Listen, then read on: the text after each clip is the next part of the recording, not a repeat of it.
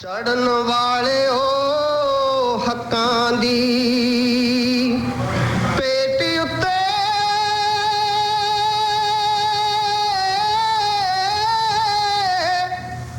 ਤੁਹਾਨੂੰ ਸ਼ਰਧਾ ਦੇ ਫੁੱਲ ਚੜਾਉਣ ਲੱਗਿਆ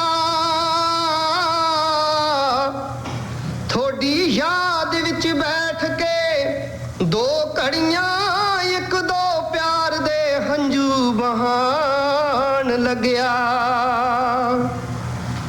ਤੁਹਾਨੂੰ ਮਿਲੂ ਹੁੰਗਾਰਾ ਸੰਸਾਰ ਵਿੱਚੋਂ ਮੁੱਢ ਬੰਨਿਆ ਤੁਸੀਂ ਕਹਾਣੀਆਂ ਦਾ ਸੌ ਖਾਂਦੇ ਹਾਂ ਅਸੀਂ ਜਵਾਨੀਆਂ ਦੀ ਮੁੱਲ ਤਾਰਾਂਗੇ ਅਸੀਂ ਕੁਰਬਾਨੀਆਂ ਦਾ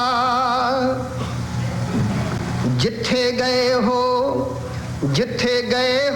ਅਸੀਂ ਵੀ ਆਏ ਜਾਣਾ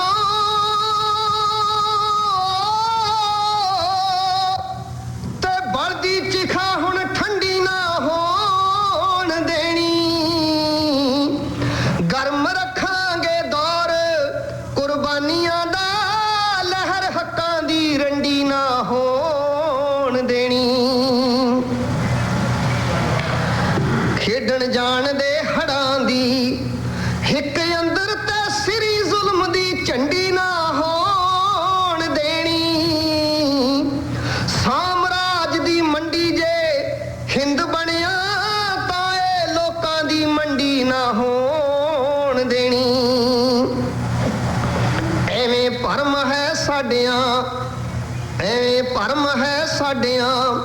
ਕਾਤਲਾਂ ਨੂੰ ਕਿ ਅਸੀਂ ਹੋਵਾਂਗੇ ਦੋ ਜਾਂ ਚਾਰ ਲੋਕੋ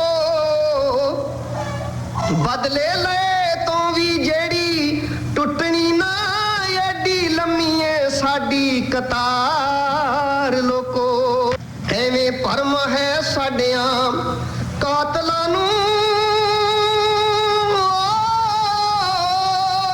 ਕਿ ਅਸੀਂ ਹੋਵਾਂਗੇ ਦੋ ਜਾਂ ਚਾਰ ਲੋਕੋ ਬਦਲੇ ਲਏ ਤੋਂ ਵੀ ਜਿਹੜੀ ਟੁੱਟਣੀ ਨਾ ਐਡੀ ਲੰਮੀ ਏ ਸਾਡੀ ਕਤਾਰ ਲੋਕੋ ਸਾਡੇ ਹੱਕਾਂ ਦੀ ਮੱਕੀ ਹੈ ਹੋਈ ਚਾਬੂ ਤੇ ਵੇਲੜ ਵਗ ਨਹੀਂ ਖੇਤਾਂ ਵਿੱਚ ਵੜਨਾ ਦੇਣਾ ਨਰਮ ਦੋਧਿਆਂ ਦੇ ਸੂਹੇ ਪਿੰਡਿਆਂ ਨੂੰ ਅਸੀਂ ਲੁੱਟਦਾ ਤਾਪ ਨਾ ਚੜਨ ਦੇਣਾ ਸਭ ਸਰੋਤਿਆਂ ਦਾ ਸਵਾਗਤ ਹੈ ਪ੍ਰੋਗਰਾਮ ਰੇਡੀਓ ਇਨਕਲਾਬ ਵਿੱਚ ਦੋਸਤੋ ਅੱਜ ਦਿਨ ਸੋਮਵਾਰ 31 ਅਗਸਤ 2020 ਵਾਲੇ ਦਿਨ ਇੱਕ ਵਾਰ ਫਿਰ ਮੈਂ ਯਾਨੀ ਅਨੂ ਔਰ ਮੇਰੇ ਨਾਲ ਭਾਰਤੀ ਜੀ ਅਸੀਂ ਸਟੂਡੀਓ ਵਿੱਚ ਤੁਹਾਡੇ ਲਈ ਲਾਈਵ ਪ੍ਰੋਗਰਾਮ ਲੈ ਕੇ ਹਾਜ਼ਰ ਹਾਂ ਸਾਰਿਆਂ ਦਾ ਇੱਕ ਵਾਰ ਫਿਰ ਦਿਲੋਂ ਸਵਾਗਤ ਹੈ ਦੋਸਤੋ ਸਲਾਮ ਆਖਦਾ ਅੱਜ ਦੇ ਪ੍ਰੋਗਰਾਮ ਵਿੱਚ ਤੁਹਾਡਾ ਔਰ ਸਾਡਾ ਸਾਥ ਰਹੇਗਾ ਸ਼ਾਮ 6:30 ਵਜੇ ਤੱਕ ਜਿਹੜੇ ਸਾਥੀ ਸਾਨੂੰ ਆਕਲੈਂਡ ਵਿੱਚ ਸੁਣਦੇ ਨੇ ਪਲੈਨਟ 104.6 FM ਦੇ ਮਾਧਿਅਮ ਤੋਂ ਤੁਸੀਂ ਸਾਡੇ ਨਾਲ ਹੋ ਜਾਂਦੇ ਹੋ ਹਰ ਸੋਮਵਾਰ ਜਿਹੜੇ ਸਾਡੇ ਸਰੋਤੇ ਆਕਲੈਂਡ ਤੋਂ ਬਾਹਰ ਜਾਂ ਨਿਊਜ਼ੀਲੈਂਡ ਤੋਂ ਬਾਹਰ ਸੁਣਦੇ ਨੇ ਉਹ ਆਨਲਾਈਨ ਲਾਈਵ ਤਾਂ ਤੁਸੀਂ ਸੁਣ ਹੀ ਸਕਦੇ ਹੋ ਪਲੈਨਟ ਆਡੀਓ ਦੀ ਵੈਬਸਾਈਟ ਤੋਂ ਔਰ ਅਗਰ ਟਾਈਮ ਡਿਫਰੈਂਸ ਹੋਣ ਕਰਕੇ ਤੁਸੀਂ ਲਾਈਵ ਸਾਡੇ ਨਾਲ ਨਹੀਂ ਜੁੜ ਪਾਉਂਦੇ ਤਾਂ ਕਿਸੇ ਵੀ ਵਕਤ ਜਿਹੜਾ ਇਹ ਪ੍ਰੋਗਰਾਮ ਅੱਜ ਦਾ ਹੈ ਡਾਊਨਲੋਡ ਕਰਕੇ ਤੁਸੀਂ ਸੇਵ ਕਰ ਸਕਦੇ ਹੋ ਜਾਂ ਸੁਣ ਸਕਦੇ ਹੋ ਔਰ ਆਰਕਾਈਵਸ ਵਿੱਚ ਪੁਰਾਣੇ ਪ੍ਰੋਗਰਾਮ ਵੀ ਸਾਡੇ ਪਏ ਰਹਿੰਦੇ ਨੇ ਔਰ ਨਾਲ ਹੀ ਜਿਹੜਾ ਸਾਡਾ YouTube ਚੈਨਲ ਹੈ ਰੇਡੀਓ ਇਨਕਲਾਬ ਦੇ ਨਾਮ ਦਾ ਔਰ Facebook ਪੇਜ ਵੀ ਇਸੇ ਨਾਮ ਤੋਂ ਹੈ ਉੱਥੇ ਵੀ ਸਾਡੇ ਪੁਰਾਣੇ ਪ੍ਰੋਗਰਾਮ ਜਿਹੜੇ ਅਸੀਂ ਅਪਲੋਡ ਕਰਦੇ ਹਾਂ ਕਿਸੇ ਵੀ ਵਕਤ ਤੁਸੀਂ ਦੇਖ ਸਕਦੇ ਹੋ ਸੁਣ ਸਕਦੇ ਹੋ ਤੋ ਭਾਰਤੀ ਜੀ ਅੱਜ ਦੇ ਪ੍ਰੋਗਰਾਮ ਦੇ ਜਿਹੜੇ ਸਾਡੇ ਵਿਸ਼ੇ ਨੇ ਉਹ ਸਰੋਤਿਆਂ ਨਾਲ ਸਾਂਝੇ ਕਰਦੇ ਚੱਲੀਏ ਤੋ ਇੱਕ ਤਾਂ ਹਾਂਜੀ ਤੁਸੀਂ ਕੁਝ ਹਾਂਜੀ ਮੈਂ ਕਹਿਣ ਲੱਗਿਆ ਸੀਗਾ ਜੀ ਕਿ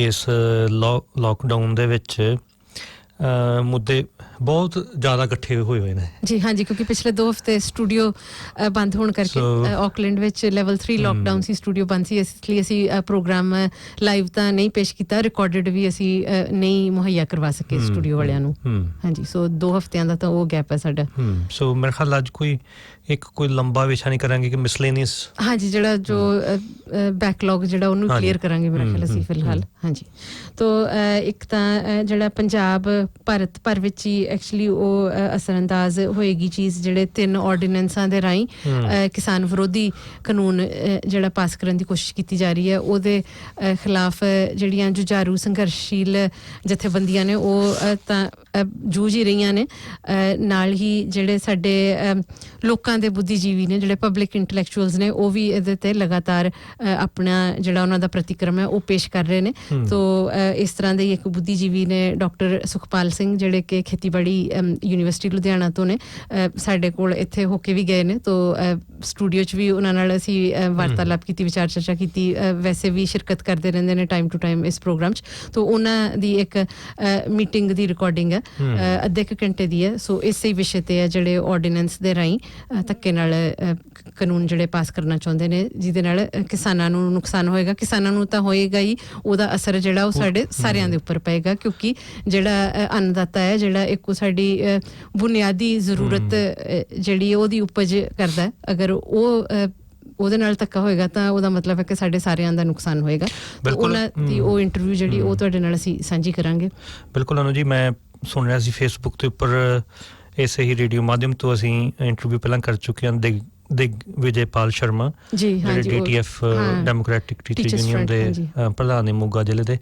ਔਰ ਉਹ ਕਿਸਾਨਾਂ ਦੇ ਮੌਕਾ ਲੱਗਿਆ ਤੇ 5 ਮਿੰਟ ਦੀ ਆਪਾਂ ਚਲਾ ਵੀ ਦੇਵਾਂਗੇ ਉਹ ਵੀ ਬਹੁਤ ਕਮਾਲ ਦੀ ਹੈ ਕਿਉਂਕਿ ਇਹ ਇਕੱਲਾ ਸਿਰਫ ਕਿਸਾਨਾਂ ਦਾ ਸੰਘਰਸ਼ ਨਹੀਂ ਗਾ ਇਹ ਬਹੁਤ ਹਰ ਇੱਕ ਬੰਦੇ ਨੂੰ ਹਰ ਇੱਕ ਵਰਗ ਨੂੰ ਉਹ ਜਿਹੜਾ ਆ ਇਫੈਕਟ ਕਰੂਗੇ ਇਹਦੇ ਆਰਡੀਨੈਂਸ ਨੇ ਔਰ ਕਿਸ ਤਰੀਕੇ ਦੇ ਨਾਲ ਇਹ ਕਰੋਨਾ ਦਾ ਆੜ ਦੇ ਵਿੱਚ ਇਹਦਾ ਫਾਇਦਾ ਜਿਹੜਾ ਲਿਆ ਜਾ ਰਿਹਾ ਜ਼ਰੂਰ ਜੀ ਬਿਲਕੁਲ ਔਰ ਜਿਹੜੇ ਬਾਕੀ ਸਾਡੇ ਪੁਆਇੰਟਸ ਆਫ ਡਿਸਕਸ਼ਨ ਨੇ ਅੱਜ ਉਹਦੇ ਵਿੱਚ COVID-19 ਜਾਂ ਕਰੋਨਾ ਵਾਇਰਸ ਦਾ ਗਲੋਬਲ ਪੱਧਰ ਤੇ ਕੀ ਇਮਕਾਨ ਨੇ ਜਿਹਦੇ ਵਿੱਚ ਵਨਸ ਅਗੇਨ ਅਸੀਂ ਸਾਰੇ ਪ੍ਰਭਾਵਿਤ ਹੋ ਰਹੇ ਹਾਂ ਔਰ ਹੋਰ ਵੀ ਜ਼ਿਆਦਾ ਹੋਵਾਂਗੇ ਉਹਦਾ ਇੱਕ ਜਿਹੜਾ ਅਸੀਂ ਸਾਡੀ ਜਿਹੜੀ ਆਪਣੀ ਵਿਚਾਰਧਾਰਾ ਹੈ ਉਹਦੇ ਆਧਾਰ ਤੇ ਅਸੀਂ ਜਿਹੜਾ ਐਨਾਲਿਸਿਸ ਕਰਦੇ ਹਾਂ ਉਹ ਉਸ ਤਰ੍ਹਾਂ ਦੀ ਗੱਲਬਾਤ ਅਸੀਂ ਸਰੋਤਿਆਂ ਨਾਲ ਸਾਂਝੀ ਕਰਾਂਗੇ ਇਹਦੇ ਵਿੱਚ ਜਿਹੜਾ ਅਮੀਰ ਆ ਉਹ ਹੋਰ ਅਮੀਰ ਹੋ ਰਿਹਾ ਹੈ ਹਾਂਜੀ ਆਲਰੇਡੀ ਅੰਕੜੇ ਆ ਚੁੱਕੇ ਨੇ ਬਾਹਰ ਜਿਹੜਾ ਗਰੀਬ ਹੈ ਜਿਹੜਾ ਕੰਮ ਹੈ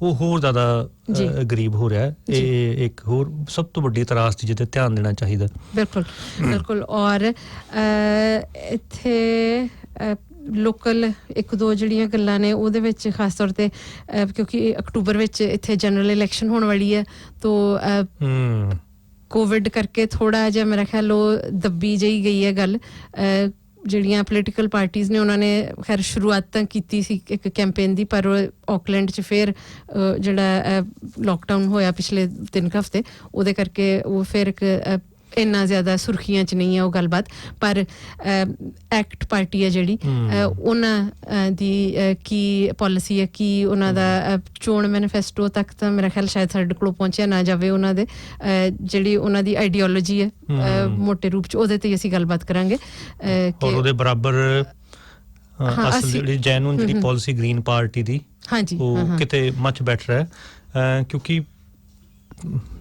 ਮਤਲਬ ਜਿਨ੍ਹਾਂ ਦਾ ਜਿਹੜੀ ਪਾਰਟੀ ਦਾ ਪਿਛੋਕੜ ਸਰਮਾਏਦਾਰੀ ਸੱਜੇ ਪੱਖੀ ਹੋਵੇ ਉਹ ਮੈਂ ਇੱਥੇ ਥੋੜਾ ਜਿਹਾ ਤੁਹਾਨੂੰ ਕਹਾਂਗੀ ਇਹਨਾਂ ਦੀ ਜਿਹੜੀ ਇਮੀਗ੍ਰੇਸ਼ਨ ਪਾਲਿਸੀ ਹੈ ਉਹਦੇ 'ਚ ਕੁਛ ਇੰਨਾ ਗਲਤ ਨਹੀਂ ਹੈ ਓਵਰਆਲ ਜਿਹੜਾ ਇਹਨਾਂ ਦਾ ਸਾਰਾ ਕੁਛ ਹੈ ਉਹਦੇ ਤੇ ਅਸੀਂ ਕੇਂਦਰਿਤ ਰਵਾਂਗੇ ਇਹਨਾਂ ਨੂੰ ਅਨੂ ਜੀ ਮੈਂ ਉਹੀ ਗੱਲ ਕਰ ਰਿਹਾ ਸੀਗਾ ਕਿ ਇਹੋ ਜਿਹੇ ਲੋਕਾਂ ਨੂੰ ਓਪਰਚੁਨਿਸਟ ਮੌਕਾ ਪ੍ਰਸਤ ਕਿਸਮ ਦੇ ਇਹ ਲੋਕ ਨੇ ਇਹਨਾਂ ਨੂੰ ਤੁਹਾਡੇ ਨਾਲ ਇਮੀਗ੍ਰੈਂਟ ਨਾਲ ਕੋਈ ਬਾਲੀ ਸਮਝਦੀ ਨਹੀਂ ਹੈ ਕਰਾਂਗੇ ਆਪਾਂ ਗੱਲ ਕੀ ਅਸਲ ਦੇ ਵਿੱਚ ਉਹ ਕਹਿੰਦੇ ਨੇ ਕਿ दांत दिखाने के और ते की कहते हैं हाथी के दांत खाने के और दिखाने के हाँ सो हाँ जी ठीक और उस तो अलावा एक पॉजिटिव ਉਹਨੂੰ ਖਬਰ ਕਹਿ ਸਕਦੇ ਹਾਂ ਇੰਟਰਨੈਸ਼ਨਲ ਪੱਧਰ ਤੇ ਯੂਨੀਅਨਸ ਅਸੀਂ ਯੂਨੀਅਨ ਬੇਸ ਵਾਲੇ ਆ ਸਾਡੇ ਬਾਕੀ ਜਿਹੜੇ ਗੈਸਟ ਸਪੀਕਰ ਹੁੰਦੇ ਨੇ ਜ਼ਿਆਦਾਤਰ ਯੂਨੀਅਨ ਮੂਵਮੈਂਟ 'ਚ ਹੁੰਦੇ ਨੇ ਤੋ ਇੰਟਰਨੈਸ਼ਨਲ ਪੱਧਰ ਤੇ